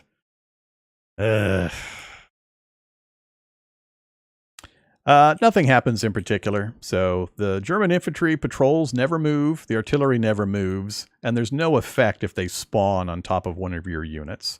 The only time any kind of conflict occurs is at your choice when you're moving your units around. Anytime you move your unit into a space with either artillery or a patrol, you have to stop, and you then have a couple of choices. If you're a soldier unit, there's 3 choices. You can destroy the artillery or German patrol. You can try to sneak past it, or you can just stop moving, go to ground, and you can lower suspicion by 1. If you're not a soldier, you don't have the option to blow things up. It's either sneak or it's stop moving. Those are your only 2 choices. But there's no effect just having the things set up on a tile where your guys happen to be.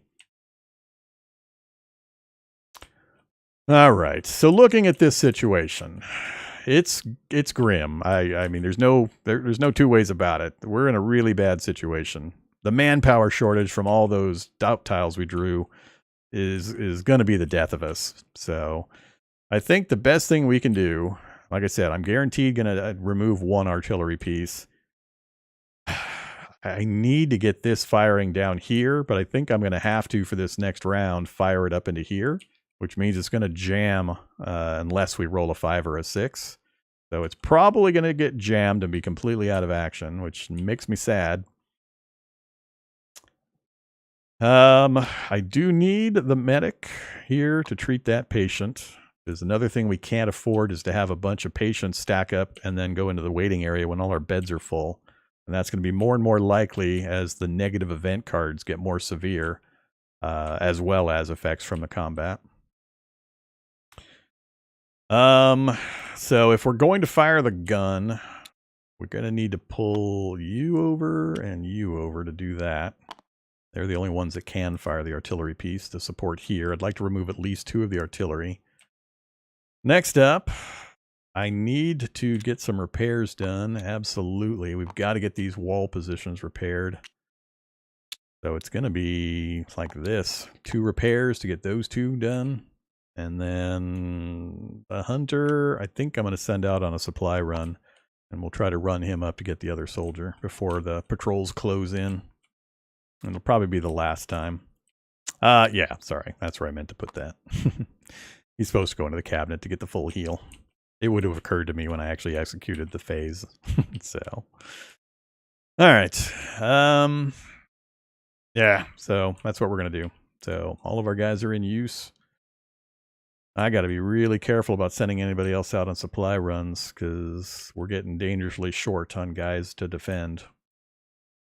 And every time we draw from that hit bag, there's a chance we're going to have these get hit and have my defenders end up back in the infirmary. All right, so everybody's placed. Let's go ahead and roll through the actions. First up, how are we going to handle this? Am I going to do a reckless defense and a machine gun firing?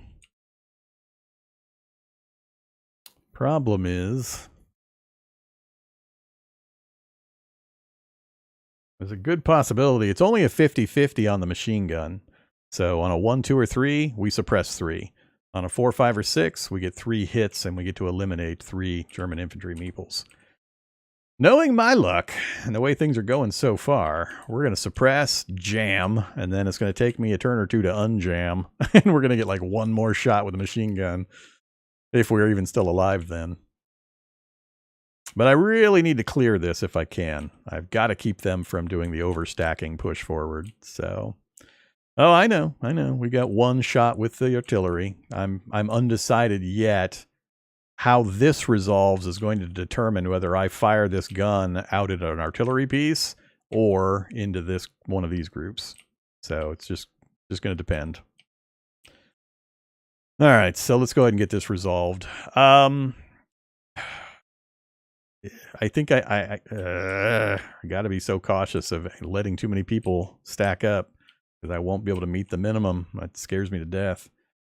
We know we've got 2 and 4 is 6 that are going to go back into here. So we're going to make it out of this round okay with the 5-person minimum.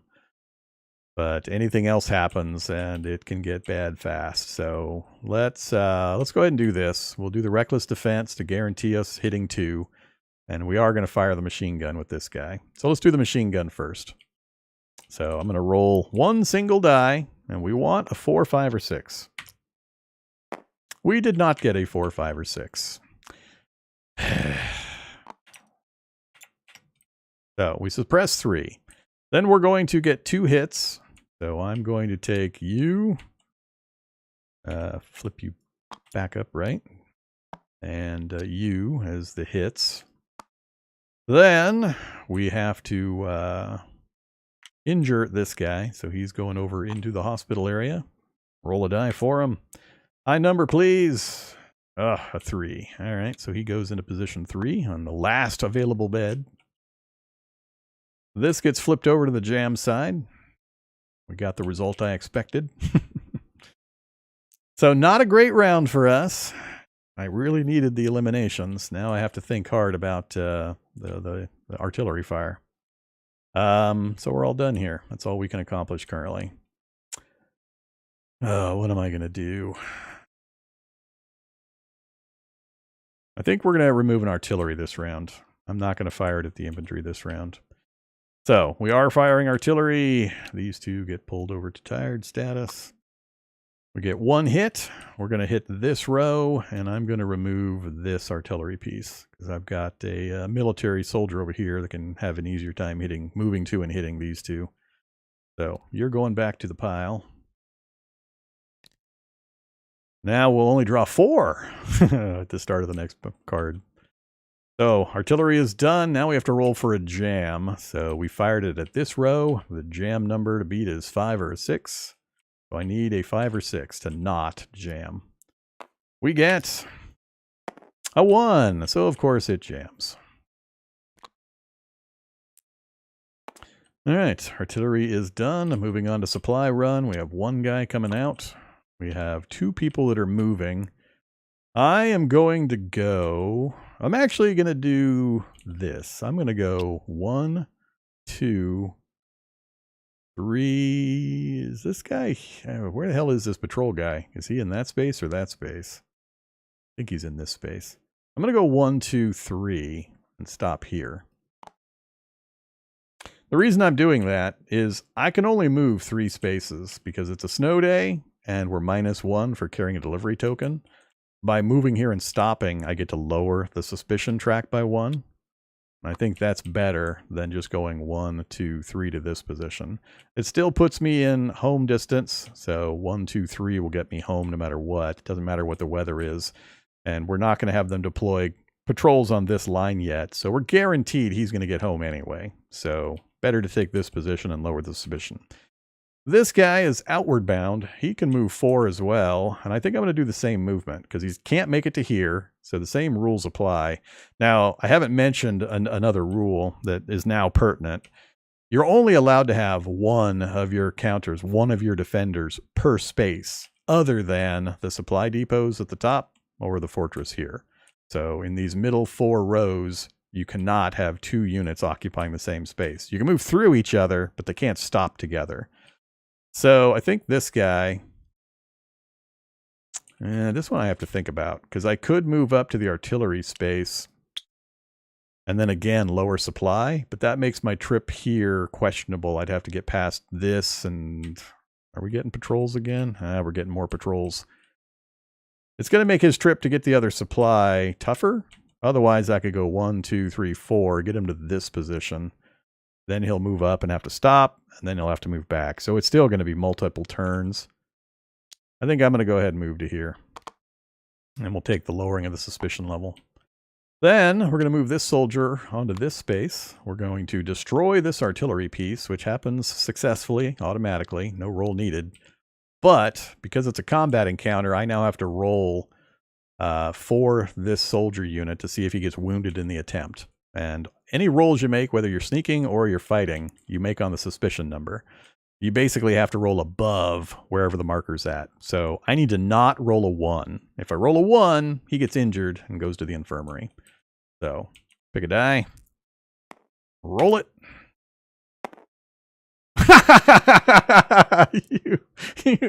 Oh my God.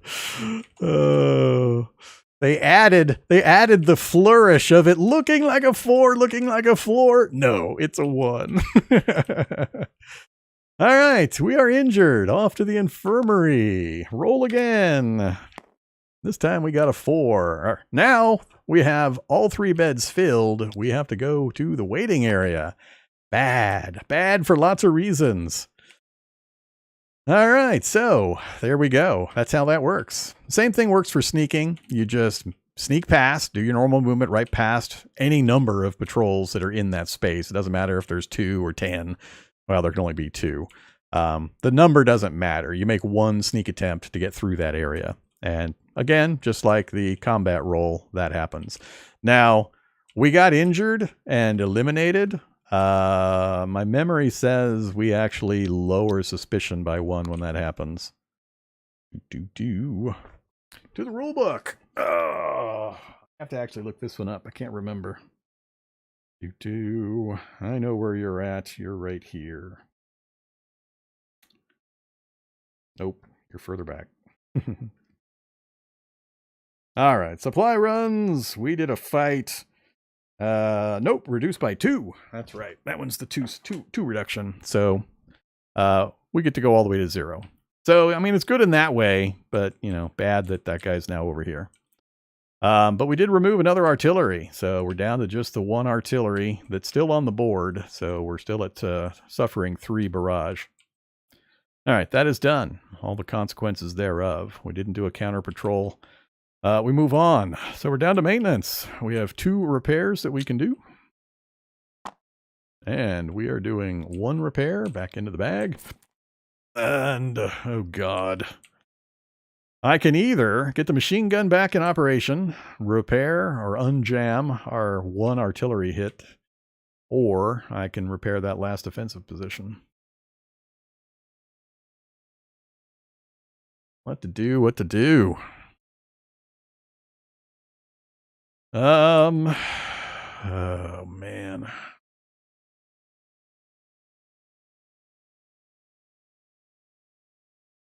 I'm going to go for the artillery. Oops.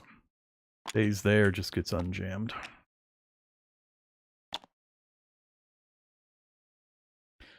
All right, so we're done there. We got nothing else in the maintenance column. We do have a medic in the medicine cabinet, so we can fully heal somebody. So you go back to the tired area. Now in the waiting area, he goes down 1. These guys now go up 1. And then he gets carried across to an open position. So we've at least got our waiting area cleared before we hit this, where we take a negative morale for defenders in the waiting area. But unfortunately, our waiting area, or our infirmary is still full. Bad, bad, bad. All right, we're done with the infirmary. Next, we check morale. So is it a red day? It is not. Are we out of supplies? No. Nobody in the waiting area, nobody in the morgue, and nobody in the red sectors. So morale doesn't move, no cards drawn. We do a check, so nobody in the morgue, no waiting areas. We do not have 6 artillery on the map. That's the only time this triggers. We are in the siege phases now, so this is where we have to be very careful. Do we have fewer than the required number of healthy defenders left? So this is what determines the number, wherever this marker is currently. We're trying to achieve an honorable surrender with the marker in this position. If we can survive all 11 turns, plus the last stand card, and have 5 healthy survivors, then we will achieve an honorable surrender. So, do we have 5? We have 2, 4, 6, 7, 8, 9. So we're still okay on that. So that's fine. Next we do the check. So we do have 2 new patrols to put out. Nothing else applies. It's not. The only other stage left is the last stand. So otherwise we're just checking for the patrols. All right, so 2 more patrols. Shake the bag up. We got a 2 and a 4. So 4 adds to that space. And the 2 goes over there. All right, and we're putting them on this row because we are in the... Whoops, we're in siege. Yeah, whoops, we're in siege. So 4 and 2. There we go. Yeah, we're in the siege mode. So the color coding for siege 1 matches the color coding of the rows, matches the color coding at the bottom of the cards. So there we go. Basically, as the turns progress and we get into these later stages, the German patrols get closer and closer to the fortress, which makes it harder for us to maneuver our defenders to go get supplies or blow up the artillery and such. 2 and 4. There you go. Yeah, there's this weird gap right here, and then it shoves all these over here. So 2 is that position. All right. So we have followed the rest of that track. We're done there. Move the turn marker off the turn 8. And we are in the last of the Siege 1. There's only 2 turns in Siege 1. So we're going to draw 1 more Siege 1 card. We drew Cloudy Day. Weather goes to cloudy. You lose 2 supply and 2 morale. Ouch. Ouch. This is, oh man. And 2 morale. Okay. We have a large water leak in the supply storage, flooding our supplies. Who knows? Next up, we grab the next tile set from the error tiles bad location. Into the box, or into the bag. Into the bag. Next, we perform the bombardment. So we've got 3 as our farthest right revealed number. So we're going to draw 3 from the bag. Give it a shake. Let's look at the contents of the bag, and then we'll shake it again. So that's what we're looking at to draw. I have no mistiles in there. That's bad. So, yeah. All right, shake it up again. So 3 tiles. First one, second one, and third one. Gun 1 took a hit again. -1 supply. We're down to a single unit of supply. And that we can set aside. And then defensive position A takes a hit. Damn. You there. You get injured. All right, injury is going to the 2 in the waiting area. Okay, so we've done our bombardment phase, and then finally we have 4 more German infantry going to attack us. So we've already got 4 in this area, so we add 1. The other 3 get moved forward. 1, Oops. 2, 3. We got 5 and 5. Then they do the attack.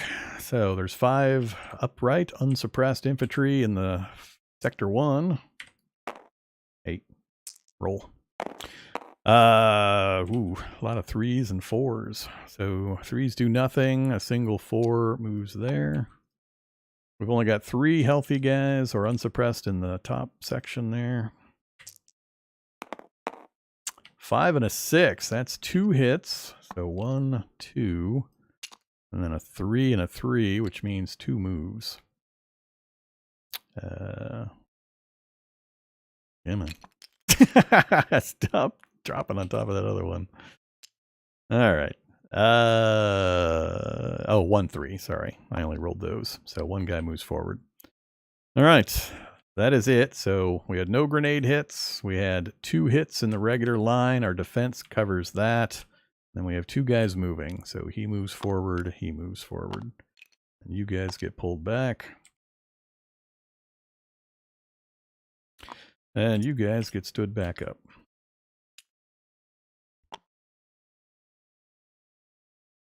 I only rolled the top 3 dice. These didn't get rolled. There was only 3 guys here that were available to attack. The other 2 were suppressed. So ignore the other 3 that you saw. Or 4. That's why I usually try to separate them a little bit before I roll them to prevent that confusion. So we're good. It's done correctly. So we have no defenders. Oh shoot. I got to redo that whole thing. Oh crap. All right, help me reconstruct this. So we had 5 and 5 with, I did this wrong because I forgot one thing. We had what, 2 suppressed? Yeah, all right. Ignore the die rolls. So I don't often have this happen, so I forgot this important thing. If you have a situation where there are no defenders on the wall, these guys just get to march forward. So both lines are going to go ahead and advance. And what's going to happen is when we hit 5, they get to jump forward. So there you go. There was nobody to shoot at. They saw nobody on the wall. They decided to charge forward the sectors. So be careful of that rule. It's the first time I've actually had it happen to me. So this is one of the worst circumstances I've been in playing the game in the 6 games I've played so far. So no defenders. They go charge and they all go running forward except the suppressed guys. And we can go ahead and stand them back up. All right. So yeah, like I said, really bad stuff's going to happen. I'll be surprised if we make it to turn 11 in this run. All right, let's go ahead and that's it for the combat. So the die rolls were not necessary. Once you do the movement, that's it. That's all that happens. All right, so now we move to our turn. So we got to do this. This is so bad. This is so bad. I got one person, a medic, that we get to pull over, and then I'm going to be out of supplies entirely.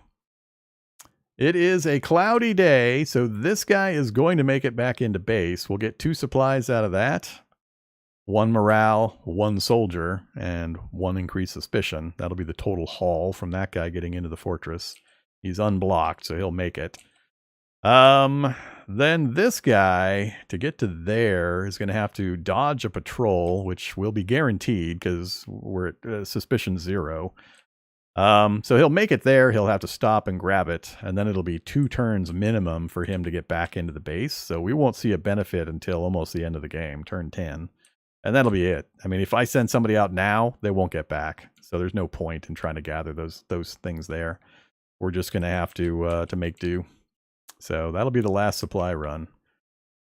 So I don't need to put anybody out other than, if I can manage it, getting at least 1 more soldier out into the field to try to eliminate that last German artillery piece, and then try to keep the patrols to a minimum, although it would probably be better served to do it safely from the counter patrol box, as long as we have access to it. Because if I don't have anybody out here running around, and I just use this to keep these under control, once I get rid of the artillery, then I'm not too worried about the suspicion level, so I don't really care about increasing this or repairing this. Now, artillery can get redeployed. And the way that works is there are artillery tiles, these tiles in the hit bag. Anytime we draw them, this little red marker gets moved over to the right. And if that red marker moves on top of an artillery piece, it gets redeployed. And this can get pushed back and forth, but there will never be a gap. Once it closes this gap, if we move this on top of this, the red tile would go here. The artillery piece would get deployed in the first available spot, starting here, then here, then here, and then moving to this position, and this position. And that's all 6 artillery pieces on the board once you've done that. But once the gap has been closed, if I blow up an artillery piece, basically it gets put back in the rightmost artillery slot that's available, and it pushes this back 1 position. So there's only a gap initially. But that's how our new artillery gets put on the field. Now, in my 6 games or so, I have never actually had an artillery piece get redeployed once I've gotten rid of the initial 3. So while I do know that it happens, I don't consider it too strong a threat to really worry about. I got way more likely problems to deal with than worrying about that. So, that's kind of the plan. So we're going to move him up to there to grab that last soldier and supply. We're going to move him into the base. I might try to get one more soldier out there. We'll see. But, I mean, 1, 2, 3, 4 of our soldiers are tied up in the infirmary right now. So we'll see what we can do. But the big problem is supply, which I said ahead of time was going to be the problem. But we got particularly hammered in this one. Down to 1 supply on turn 8. Oh my gosh. So, patrols do absolutely nothing other than slow down your guys' movement through the area. Or, once the bag is empty, meaning all 12 patrols are out, you then start losing any supply you have up here. Once that's gone, if you're told to draw another patrol, you start drawing tiles from the hit bag. So it's an escalating negative. You can't just leave them on the board with no consequence. It gets worse and worse if you don't deal with them. So, all right. Oh boy. So I think what we're going to have to do here is, and we're already at -2. Oh my. I was going to spend a morale to at least get 2 guys over, but we're going to be drawing so many low morale cards that I don't think I can do it. We're just going to have to just get crushed here. There's just literally nothing I can do. So we're going to move 2 guys to the rest area. And I'm going to go ahead and spend our 1 available supply because we've got 2 coming in, which will keep us from taking a morale hit here. So that gets me 2. So we're going to move you and you over. And we're also going to get a +1 morale bump when this supply delivers. So I think I am going to move this down. So I'll get 2 more guys over. So we'll do that. That'll be our turn. So you're going to stay tired. They'll be in rest. That's going to be the group that we get to work with. All right. I think that's the best we can do. Now, where do we put our 5 guys? Our gun is completely out of commission. We've got 10 German infantry meeples marching towards the walls. I've got to put 2 of these guys on the walls, guaranteed. I could put the officer... Well, I won't be able to put the officer in because I have to deploy before we do the repair. So that's the other dangerous thing about these defense position damaging tiles coming back in, is there's a gap because of the turn order. These get added back in.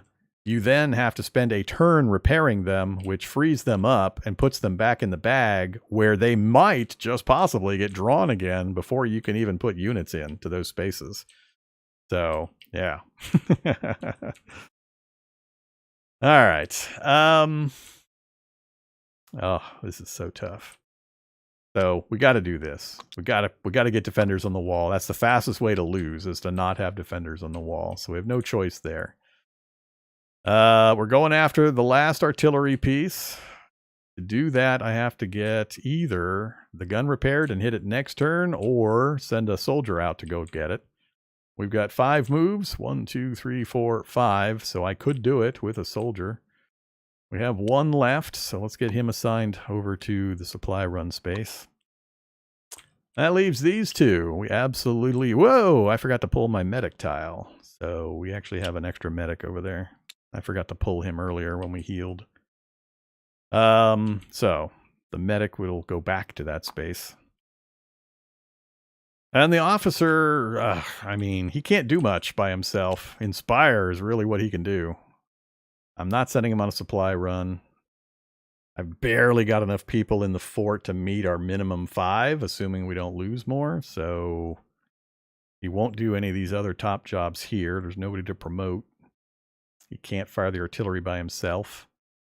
I guess I could put him on counter patrol, but I need 2. He's not good at it, so he can't do it by himself.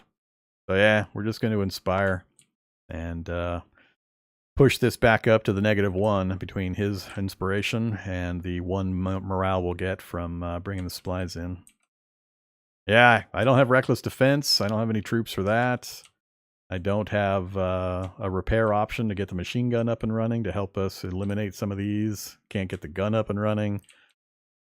I wasn't kidding. Wasn't kidding when I told you earlier, you never have enough people and you never have enough supplies and things just go from bad to worse to oh my god, oh my god. Officer on reckless defense. I mean, he could do okay at it. I could put a hunter in reckless defense and hit this line. His range.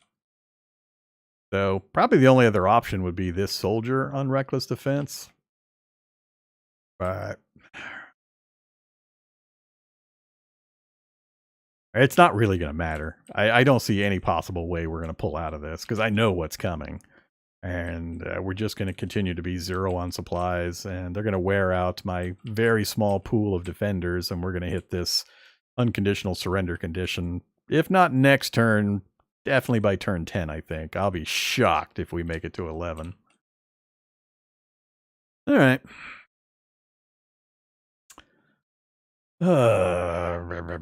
So, do I just take the extra draw from the hit bag, which is already pretty low?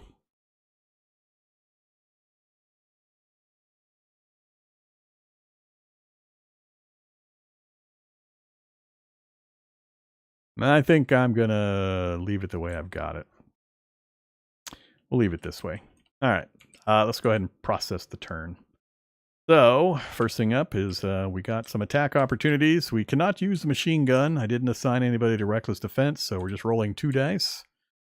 So we'll move those out of the way. It's so bad. It is so bad. Oh my god. All right, so we got 2 suppressions, no kills.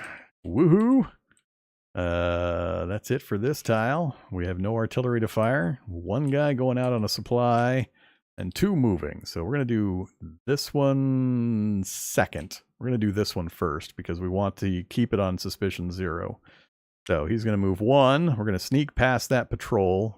2, 3, 4. And he's going to grab that delivery token. He has to end his movement right there. You have to stop anytime you go to a supply cache.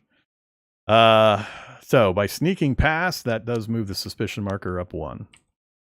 Next, we're going to move him 1, 2, 3 back into the home fortress. And then we're going to move you outward 1, 2, 3, 4, 5. And we're going to eliminate the German artillery. So it goes back to there. We do have to roll a die. Just don't roll a 1. Anything but a 1 is acceptable. You guys are watching this, right? You're seeing what's going on here, right? Oh my. I might have to go back and watch the playthrough and see how many worst case possible rolls I make during this run. All right, so that's another soldier off to the infirmary, which unfortunately means another guy in our waiting area, which is very bad. Let's roll the injury die. Now we get a 6. Okay, so that is taken care of. Our supply run is not quite done. Now we have to do the delivery of the supplies. So the volunteer is going back over into the tired area. And we're just following the instructions right here. So we've moved all the supply runs. We're now resolving returning. Move the defender to the tired area. Next up, we gain a morale. Yay us. After that, we gain a suspicion. Not good. We gain 2 of the resource tiles. So we get our 2 supply tiles. So we get 1, 2 supply. And then we also get whatever's on the picture. Now, as I said earlier, we're playing the current version of the game where this is actually a soldier. This supply section up here, this cache, it's an either or choice. You can either seed it with morale tokens or soldier tokens. And this version of Tabletop Simulator, Halls of Hegra, doesn't have that. So it was added later. But these are soldier tiles for me. So now we get to put this aside over into the Gone Forever pile. And we get to pull a soldier and put it in our ready area. All right, that's it. So every single supply you bring back, regardless of type, you get the morale, the increase in suspicion, and the 2 supply points. And then in addition, you get whatever's pictured on the tile as a bonus. So we're done there. We had no counter patrol. Moving on to maintenance. We have 1 maintenance activity. Our officer is inspiring us. So another morale. Done with maintenance. We do have a dock. The medicine cabinet does require 2 strength worth, and the dock provides that, but that means I can fully heal 1 person. So we're going to take the most wounded, fully heal him. Then we do the relapse and recovery. Anybody in the waiting area goes down first. Anybody over here goes up. He gets healed off the board up to here. And then he gets sent across to an available bed space. All right, we're done with the infirmary. We go to check morale. What modifiers do we have? So it is not a red day. We are not out of supplies because we just gained some at the last second. We do not have any defenders in the waiting area. We managed to clear the 1 guy out just in time. We've still managed to not have any defenders sent to the morgue. And there are no German infantry in the red sector. So, no modifiers. We get to draw 2 low morale and resolve 1. Shuffle it up.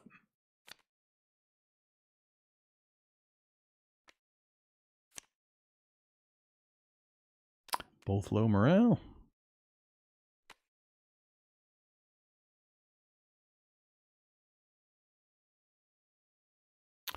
Yes, you are correct, actually. Actually, it goes down 2 in that case when you get the wound.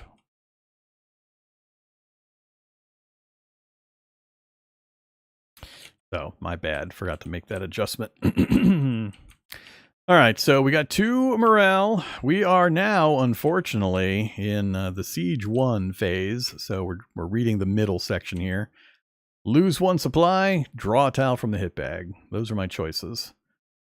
I mean, both could be really bad. I think I am going to do that. No, I did all the supply movement stuff before we did the attack. The attack was the last action we performed. All right, so I lost a supply, so we're not doing this one. It's going to go back onto the low morale deck. You getting rotated out of here. Morale goes back to 0, and we check surrender conditions. So we still don't qualify for any. Nobody in the morgue, nobody in the waiting area, not 6 artillery. Count up our guys. We still got more than 5, so we're still in there. So we don't lose to that. Check the turn track. So no German patrols this round. It is not coup retreat last stand, so we just move the turn marker. And we are now moving into Siege 2, where it is a red day from here forward, so constant morale loss, and it's 3 patrols being added this next turn. Okay, let's finish this thing out. Put me out of my misery game. And all we do is start by drawing a card as usual. So this time we're drawing from the Siege 2 deck. First card. Cloudy day. Stays cloudy. You lose 3 morale. Okay, that's an awesome start. After that, let's see. The latest reports on the radio tells that the Allies are not coming to your rescue. We're on our own. Yeah, real event, real historical thing that happened during that portion of the German invasion of Norway. Next up, we do our bombardment. So we add air tiles. So we have another stack going to be added to the deck. Unlock them.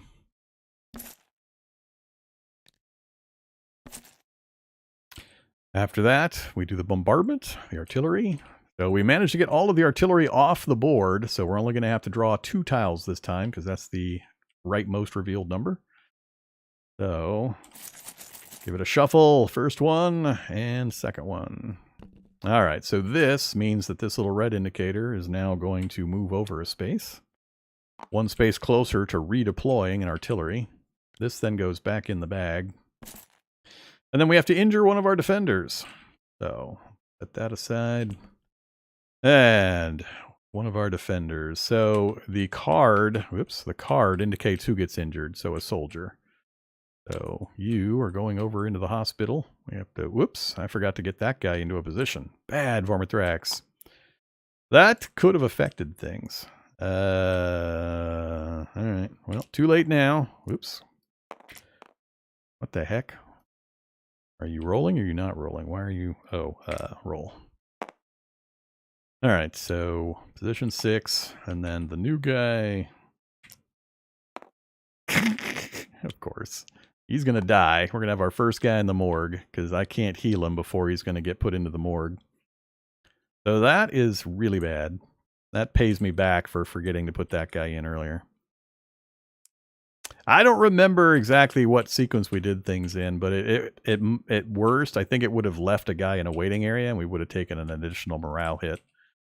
Too late now, and like I said, we're getting paid for that mistake by me rolling a 1 and guaranteeing the soldier dies. There's nothing I can do to prevent it. Well, there is something. No, I can't prevent it.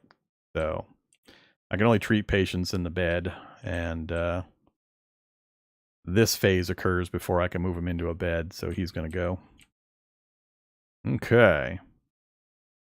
Let's go ahead and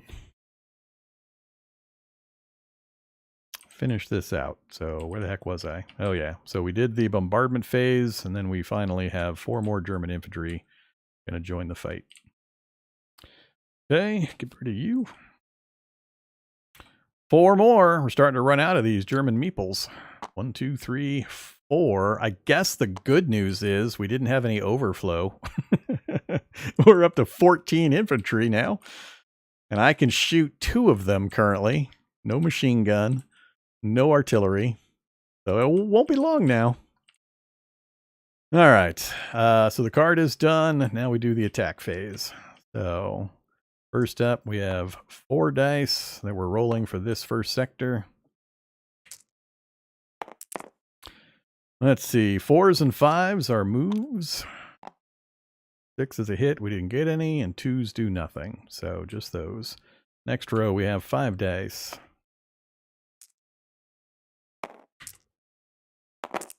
Oh, ouchie, ouchie. 5s and 6s. 3 of them. So 1, 2, 3 hits.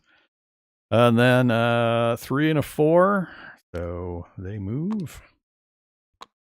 And the next row, we have 3 that are not suppressed. So pull you 2 back. Roll you. 4, 2, 2. So the 2 and the 2, unfortunately, is a grenade hit. That's really bad. A 4 is a move.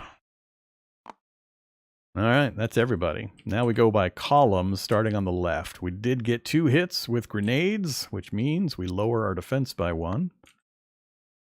So they're done. Next up, we got 3 hits, 1 of which is now penetrating our defenses. So we block 2, but then he gets injured. Don't let me forget. Actually, let's do it right now. You are going to number 2. So the hits are complete. And then we do movement. He moves forward. These 2 move forward, which causes him to slide forward even further. Actually, I should have done it from further back. All right. Yay! All right, another round of combat done. We're still alive. We're going to make it to at least round 10. Maybe round 11. I'm kind of doubtful, but we might get there. All right, German infantry attack is complete. Back to our turn. Oh boy. So, first thing we do is move our guys in the rest area over. We have one supply left. We have one supply incoming. It's a cloudy day, 5 movement. Luckily, the one guy we have out here is the hunter. The problem is it takes 6 movement to get all the way back. So he's going to be able to go 1, 2, 3, 4, 5. He'll get to there, and then he'll have to stop. He gets to ignore the -1 movement penalty of carrying delivery token because of the type of defender he is. So he'll get to here, and then next turn we'll get his benefit. So that'll be the last supplies we managed to get in. We're not going to see any more. So I got 3 guys to work with. I'm not going to get a supply this turn. So if I use this, we're going to get hit with another morale negative, which means we lose a defender.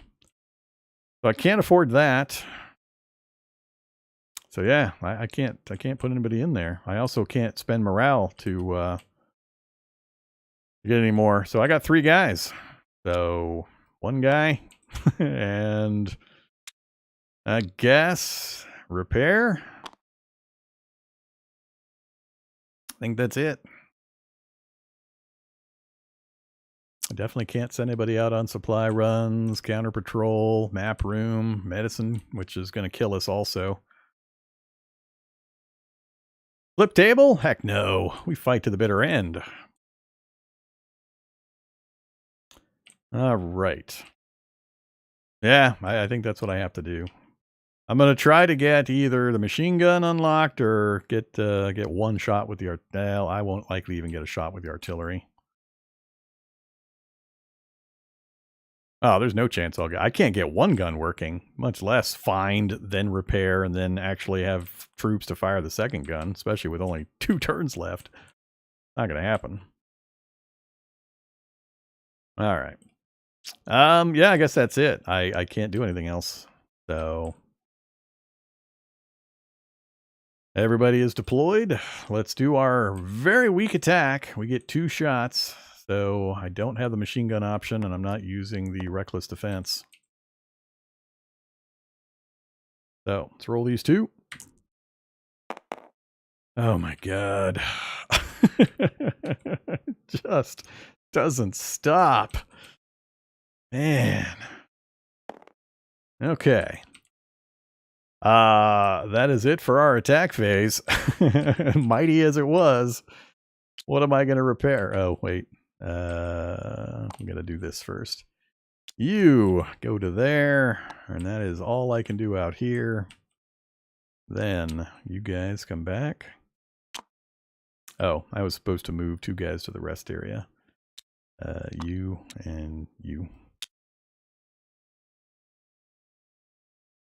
All right. So,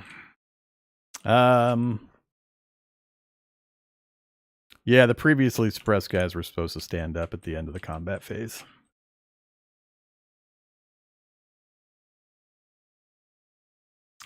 That's one of the things I constantly forget that I have to be reminded of.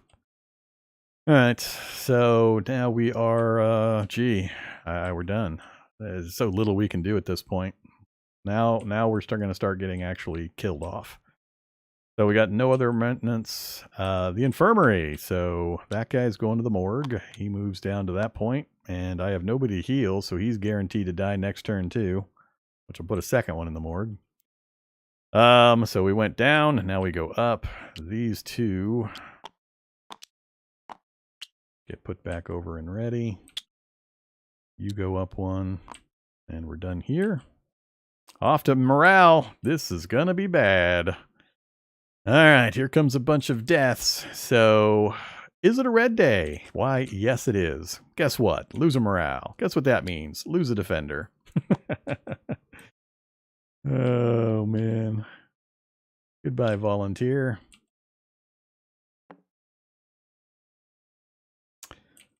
Next up. So there's a difference between injure and lose. Lose means they give up hope and they scurry through a crack in the wall and they run off into the hills and try to escape. So they leave your area. Injuries go into the infirmary. All right, so that's the red day. Are we out of supplies? No. Are there defenders in the waiting area? Unfortunately, yes. So we lose one from that, which means we lose another defender. Another volunteer goes away. Per defender in the morgue. Currently, we have one defender in the morgue. We lose another one. Hey there, volunteer. You're out of here.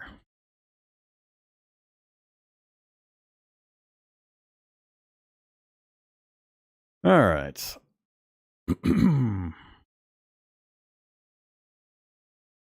No, the defenders from the infirmary always go into the tired area.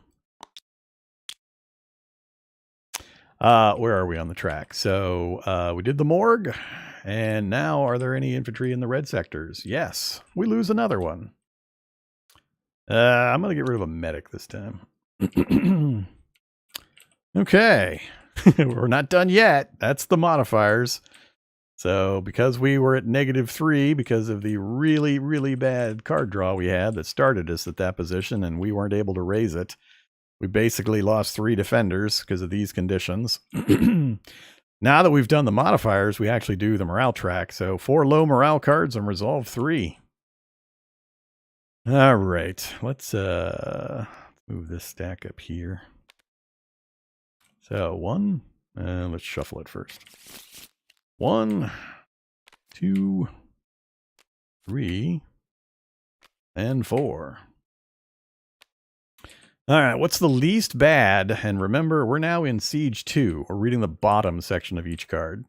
So move the supply marker 1 step to the right. That's the card that means we get 1 use, 1 defender resupplied per cube. That's the only way you can get to the 1 point, is this card. So that's bad. Or move all patients in the waiting area down 2 levels. Also bad. Move the defense down 1 level. Or lose a defender. Well, we got 1 patient in the waiting area. That's a guaranteed death. That's a guaranteed death.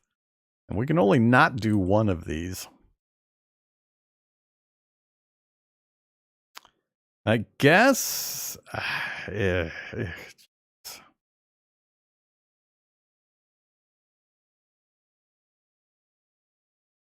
I'm going to take that one because I got no supply to do anything with anyway.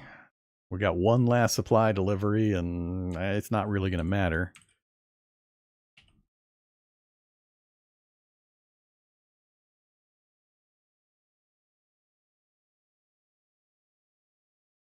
I mean, both of these are going to kill somebody, the guy in the waiting room, and I have to do...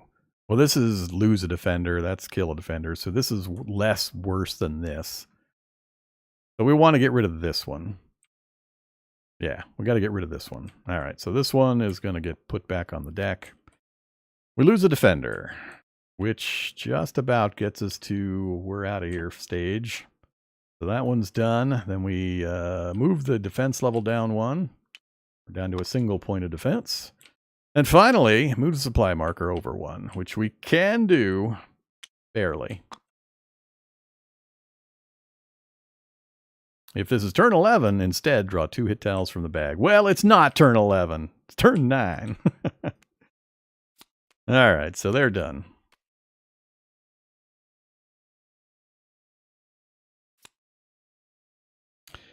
Okay, return the marker to 0. Check surrender. So, are there 3 or more defenders in the morgue? We're currently sitting at just a morgue. The morgue right here. We're sitting at 1. Are there 4 more defenders in the waiting area? 1. Do we have fewer than the required number of healthy defenders? We need 5. Our count is currently 5, 6, 7. So we still are satisfying that requirement. Just barely. All right, so we don't have an immediate surrender. Next, check the turn track for patrols. We have 3 patrols. Shake up the bag. Patrol 1 is a 6. We're now in Siege 2. Oops, Siege 2. Next up. Yeah, Siege 2. 6 again. Hey now. There's no consequence to them appearing where my guy's at. So, and then what, a third? Yeah, third. 5. Okay. So we've done the patrols indicated there. We're not on coup retreat last stand. Last stand is the last of those ones. Move the turn marker. What I suspect will be our last turn. And I don't think we're going to make it to 11. All right. So. Let's see. I'm going to take a quick break. I've been going 4 hours. I need to get another bottle of water and stand up for a few minutes while we ponder just how bad this is. I'll be back with you here in just a couple minutes.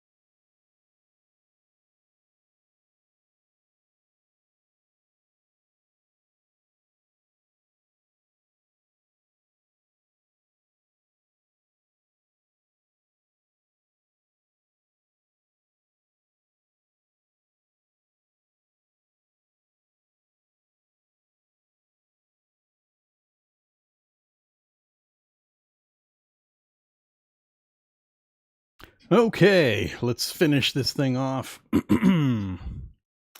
So, we advance the turn track. Let's go ahead and pull our card.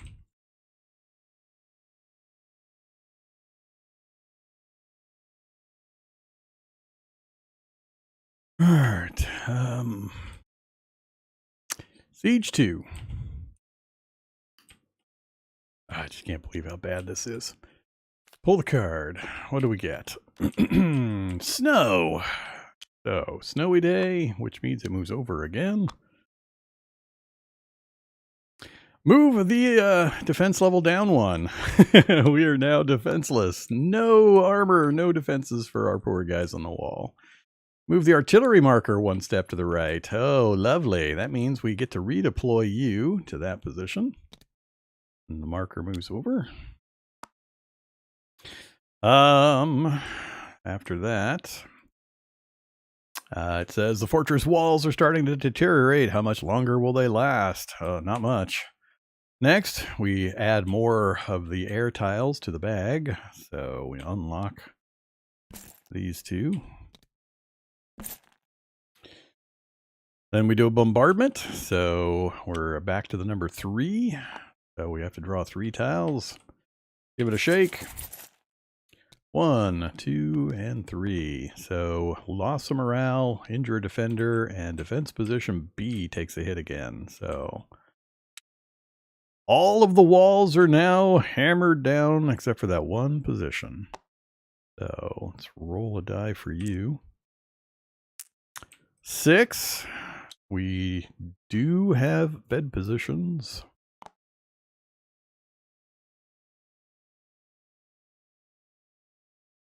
When did he get added? I'm not going to worry about it now. Defense position B got hit, which is that. Then lose a morale and injure a defender. So set those aside. Back down 1 morale. And who's going to get injured again? The card says soldier. So another one off to the infirmary. 2.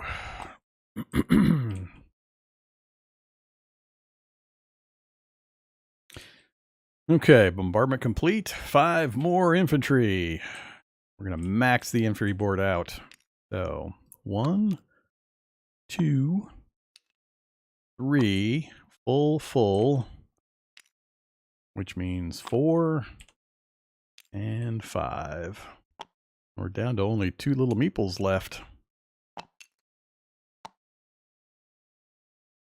Well, that's what I was looking at. That's the whole point of my going, when did that guy get injured? Because during the normal turn sequencing, he would have got shuffled over, but we took a lot of card losses, which changes kind of the turn order, and event losses, which might have put him here outside of that normal order. So I think that's what happened. I just don't remember for sure, because I was paying pretty close attention to the turn sequence for the treatments and all that. So this point's too late. I'm not going to worry about it. If I messed it up, I messed it up.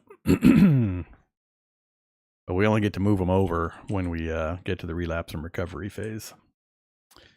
Okay, so we've done our bombardment. We've got the infantry placed. Let's go ahead and get this moved. Oops. Hey, over there.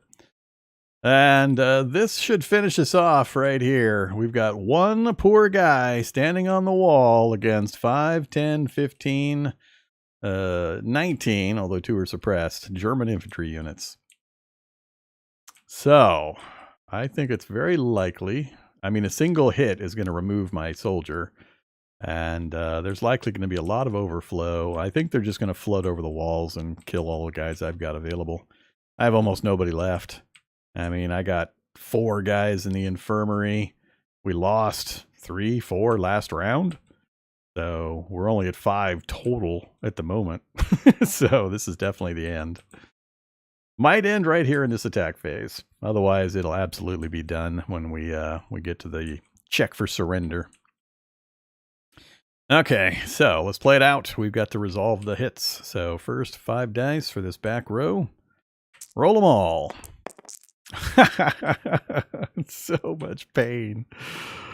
Okay, let's do it proper like. 2 hits with the 6s, and then 2 moves with the 4s and the 5s, and the 3 does nothing.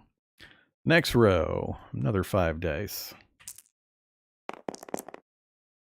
So a single hit with the 6, then 3 moves with the 3s and the 4s. And then nothing off of the 2. 5 more dice. Now they're closer in. The hits get a little easier. So an additional 2 hits with the 5s. One single move with the 4, and then a single hit with the grenade. So far, the grenade doesn't matter. And then we've got 2 guys up in the red zone to roll for. So we'll roll these 2 dice here. Uh-oh, 2 moves. They're going into the charge box. All right, there it is. So the grenade is irrelevant. You have to have 2 grenade hits in order to have an effect, which would be lowering defense, which would have caused us to draw a tile from the hit bag since we're already at 0. So he just gets stepped back. We got a grand total of 2, 3, 4, 5 hits. And what happens here is they're just firing at the wall positions. I have no defense, so the first hit of the 5 hits the soldier. It moves him to the infirmary area. All the remaining hits just thud into the defensive positions. They don't pass through and kill these guys. What's going to kill those guys is these guys moving into the charge box here in a second. But any remaining fire that occurs from hits out here just thuds into the walls and defensive positions, even if they're all destroyed. So there's no carryover splash damage. All right, so let's determine where this guy's going. Single die roll with him. Gives us a 4, so he goes there. And then that is all the hit activity. So these guys all get pulled back to their appropriate sectors. And finally, we do the movement. So we'll go from back to front. So these guys are supposed to move forward. What's going to happen is it's already occupied. So they move forward, and then they're in that position. And that is now filled. Oh yeah, these guys can now stand up. Let's leave them down for a second. The second guy, same thing. Filled, moves forward, but it's filled. So he goes into the charge box. Then we move up a position. We got 3 more guys pushing forward. These are already filled, so it's going to be charge box, charge box, charge box. Then he goes to charge box. Then they go to charge box. Glorious. All right, so there you go. Movement has occurred. We now have this many guys available. There's nobody to defend. They charge straight in and start slaughtering people. 1, 2, 3, 4, 5, 6, 7. I mean, I only have 4 guys left. So all 4 go to the morgue, but actually they're killed and go to the morgue, but it's kind of irrelevant. So we'll throw them over there. And that is pretty much it. Once that has occurred, these guys can go back down here. And then these guys can stand up. Okay, everybody's back in their normal sectors. Yes, that is it for the infantry attack portion.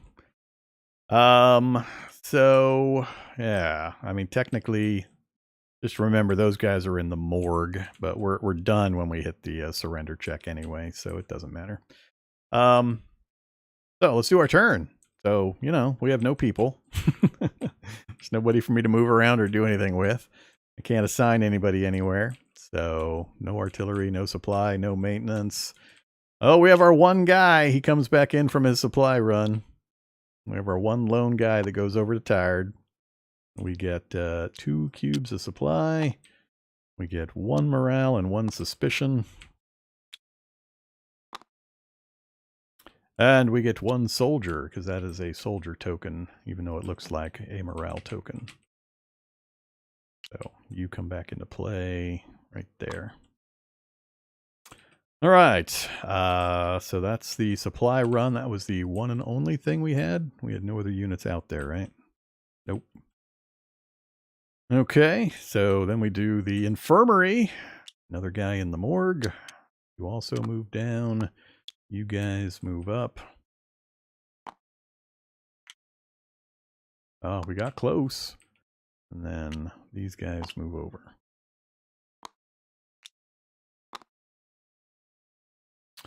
Okay. After we've done that, we check morale. It is a red day. We lose 1. We're not out of supplies. We do not have defenders in the waiting area. We have 2 in the morgue, though, so it goes down 2 more. And we absolutely have Germans in the red sector. So it goes down again, which causes me to lose another defender. So It doesn't really matter at this point. After which, we resolve the morale track, draw 4, resolve 3. 1. Hey, the hope card finally showed up. About time you showed up. Needed you way earlier. Not that it would have made too much difference. So we did draw a hope card. We seeded that into the deck early. I think we only got one put into the low morale deck. By raising our morale so high, we got to activate this top one. So that's a good thing. Now I have a choice at this point. I could either keep the card and leave it in the deck, just not use it this round, or I could discard it and gain a supply. This is one of the other ways to gain supply points, is to seed this deck heavily, and then later when you start drawing lots of low morale in these tough turns, you have a chance of getting supply and not suffering a negative effect. So we have to take this as one of the three. So we have to pick one of these that we're not going to do. I mean, we're done anyway, so it doesn't really matter. I guess we will we'll move the surrender marker up a level because we're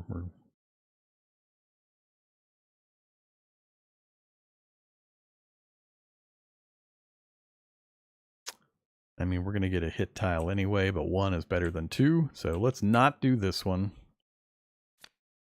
This one, we'll go ahead and gain a supply because, you know, why not?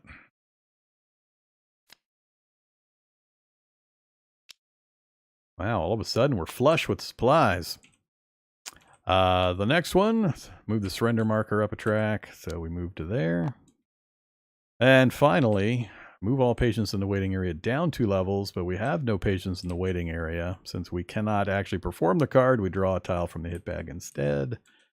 We got a bad event, -1 morale again, which means we lose another defender. Off with you, Hunter. All right, so we've resolved all the card effects.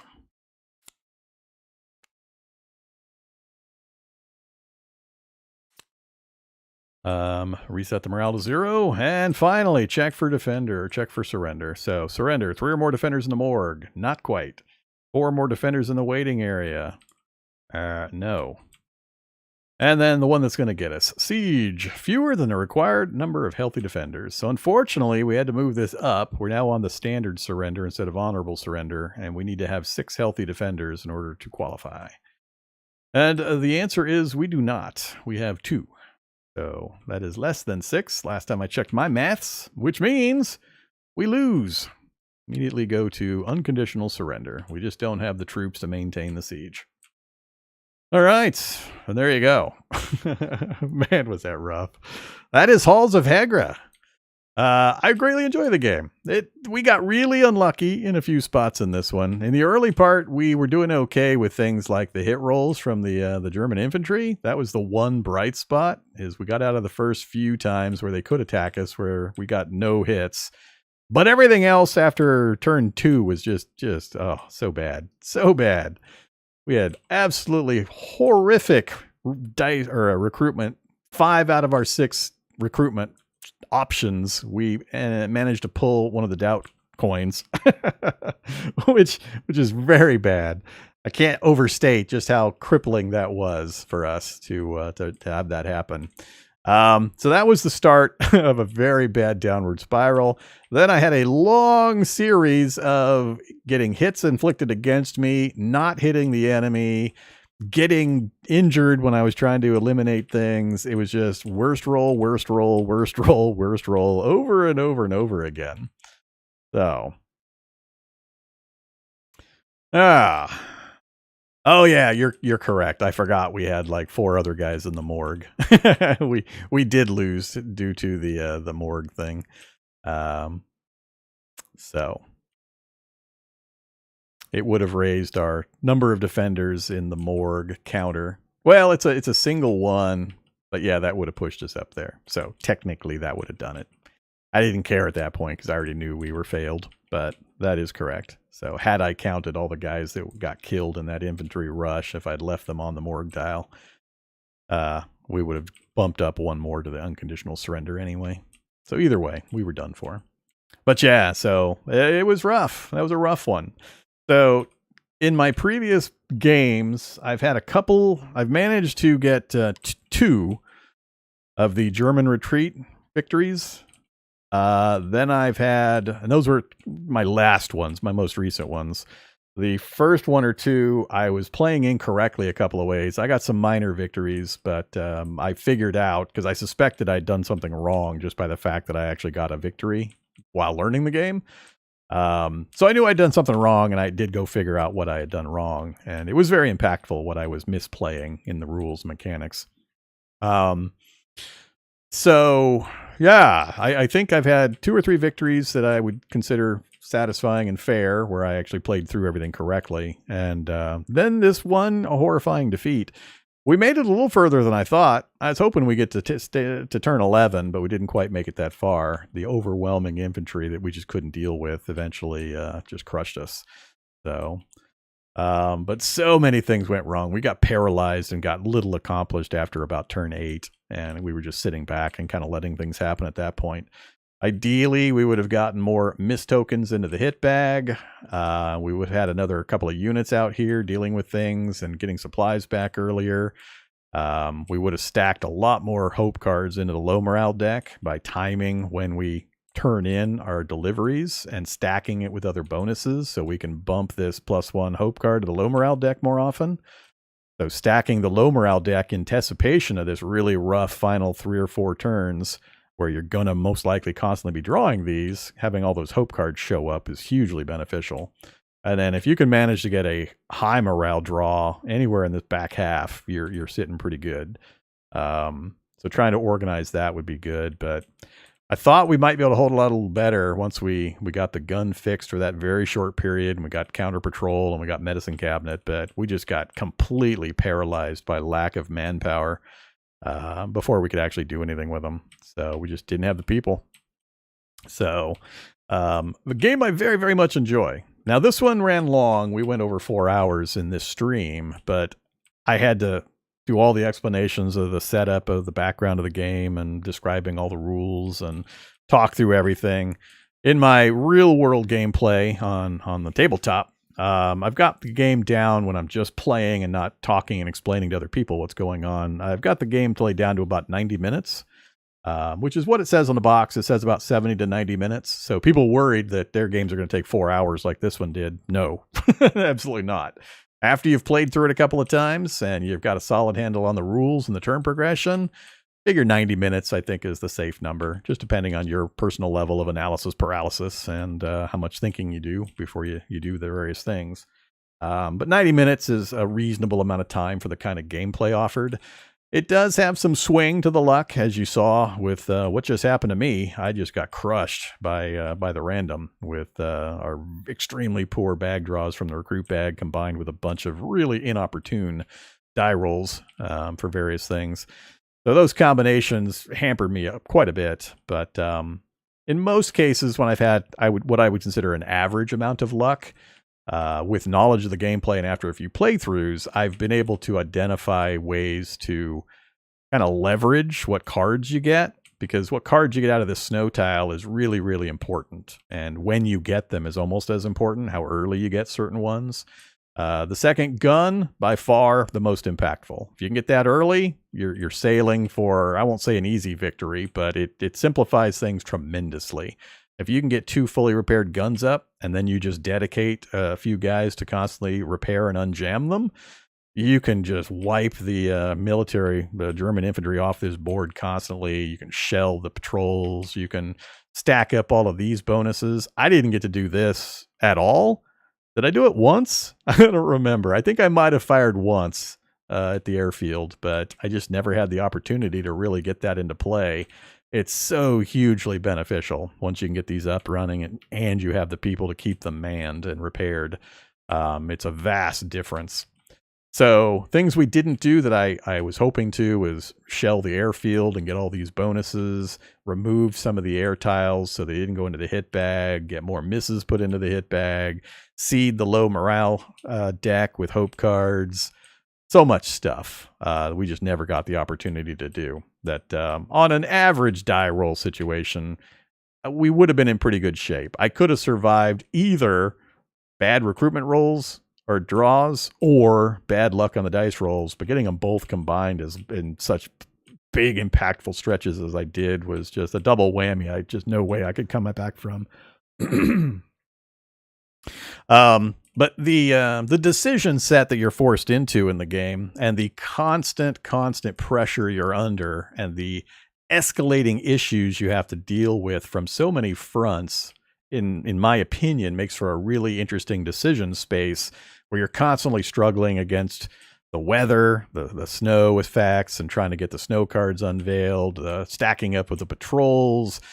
Do I get guys onto the machine gun and the reckless defense to try to clear the infantry? Do I try to maximize my morale draws? There's just so many things that you have to think about and have to plan around, and which, especially snow cards you draw, can really push your strategy one way or another and what you lean into.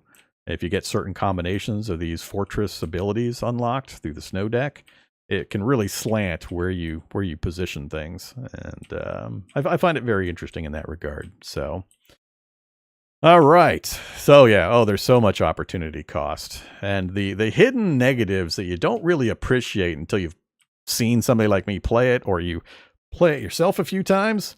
Having this little track tick down, oh my god! Not only are your cubes so rare, but they devalue over time. So, for example, if you get a sudden early windfall, like you go up on turn 1 and you grab all 3 supply cubes, and on turn 2, you get 2 sunny days in a row, and you manage to deliver them all, and all of a sudden you've got like 14 supply, and you're going, oh my god, I am rich.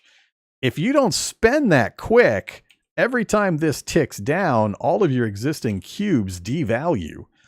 They're worth less. So you gotta decide, do I burn them early or do I hold them for later? And any you hold, you got to understand that they're going to devalue.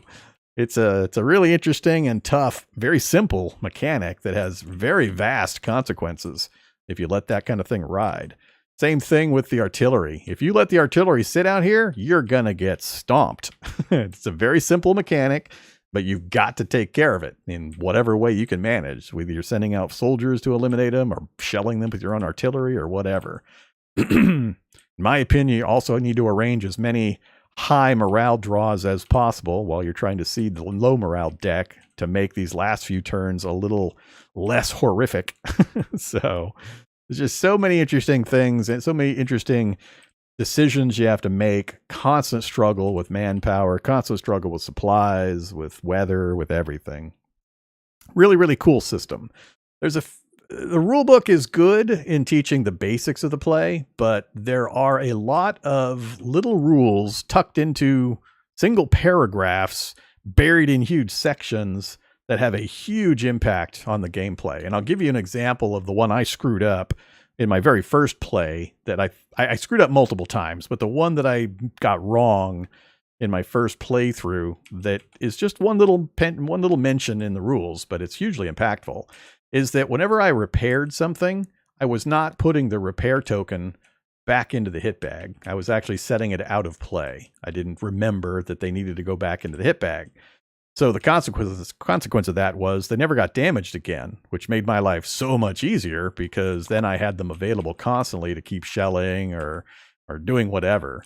So the consequence is supposed to be they go back into the hit bag and their potential to get damaged again once you draw them back out again. That one little thing I missed gave me an easy quote unquote victory that was very impactful because I did it wrong the entire game. So it got more and more impactful as time went by. And there's others. There's a few others that are just tiny little mentions that have huge impact on the gameplay that you got to be kind of careful about. So if you win your first couple of games, you either got really lucky, and you'll probably know it because you got like 4 recruits, 3 recruits, or something crazy in the first 3 turns with no doubt. Or you got a huge series of hits to wipe out all the infantry multiple times or things like that. Or you played it wrong. So take it from me. If you get a victory in your first few plays, you probably did something wrong. And you want to carefully go back and read and review and read the forums and all that kind of stuff. So there's a lot of little things that the turn sequence chart doesn't really explain And when you're first learning the game, there's a lot of stuff to know and understand and keep track of, and you're going to miss these little side cases. Another example would be that circumstance where we started an infantry attack and I rolled the dice and we started computing everything.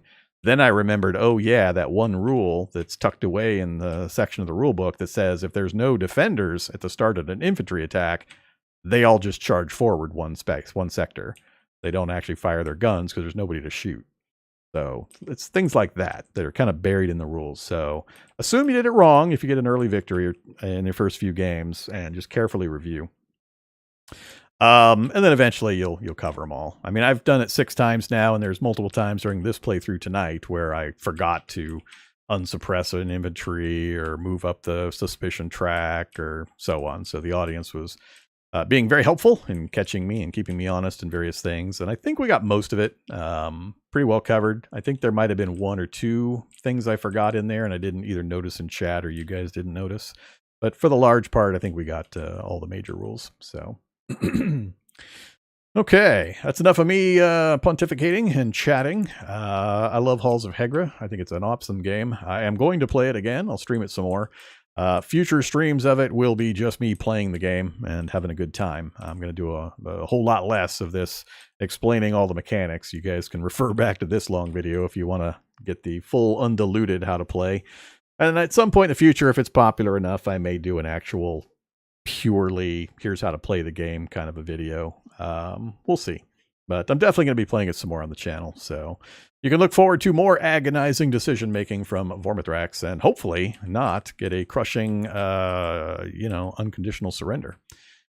We'll aim for just an honorable surrender as my first goal. And if we think we can manage it, we'll push it on down to a German retreat if we can. All right. Well, that's going to be it for me for now. I need to go take a break. Starting to lose my voice after all that talking. So thanks for watching, everybody. Greatly appreciate it. I will likely return in a few hours, depending on how my voice is doing, to stream something else. But I'm going to go get some dinner and relax for a little bit, and then we will hit some more gaming. Hope to see you then. Stay safe.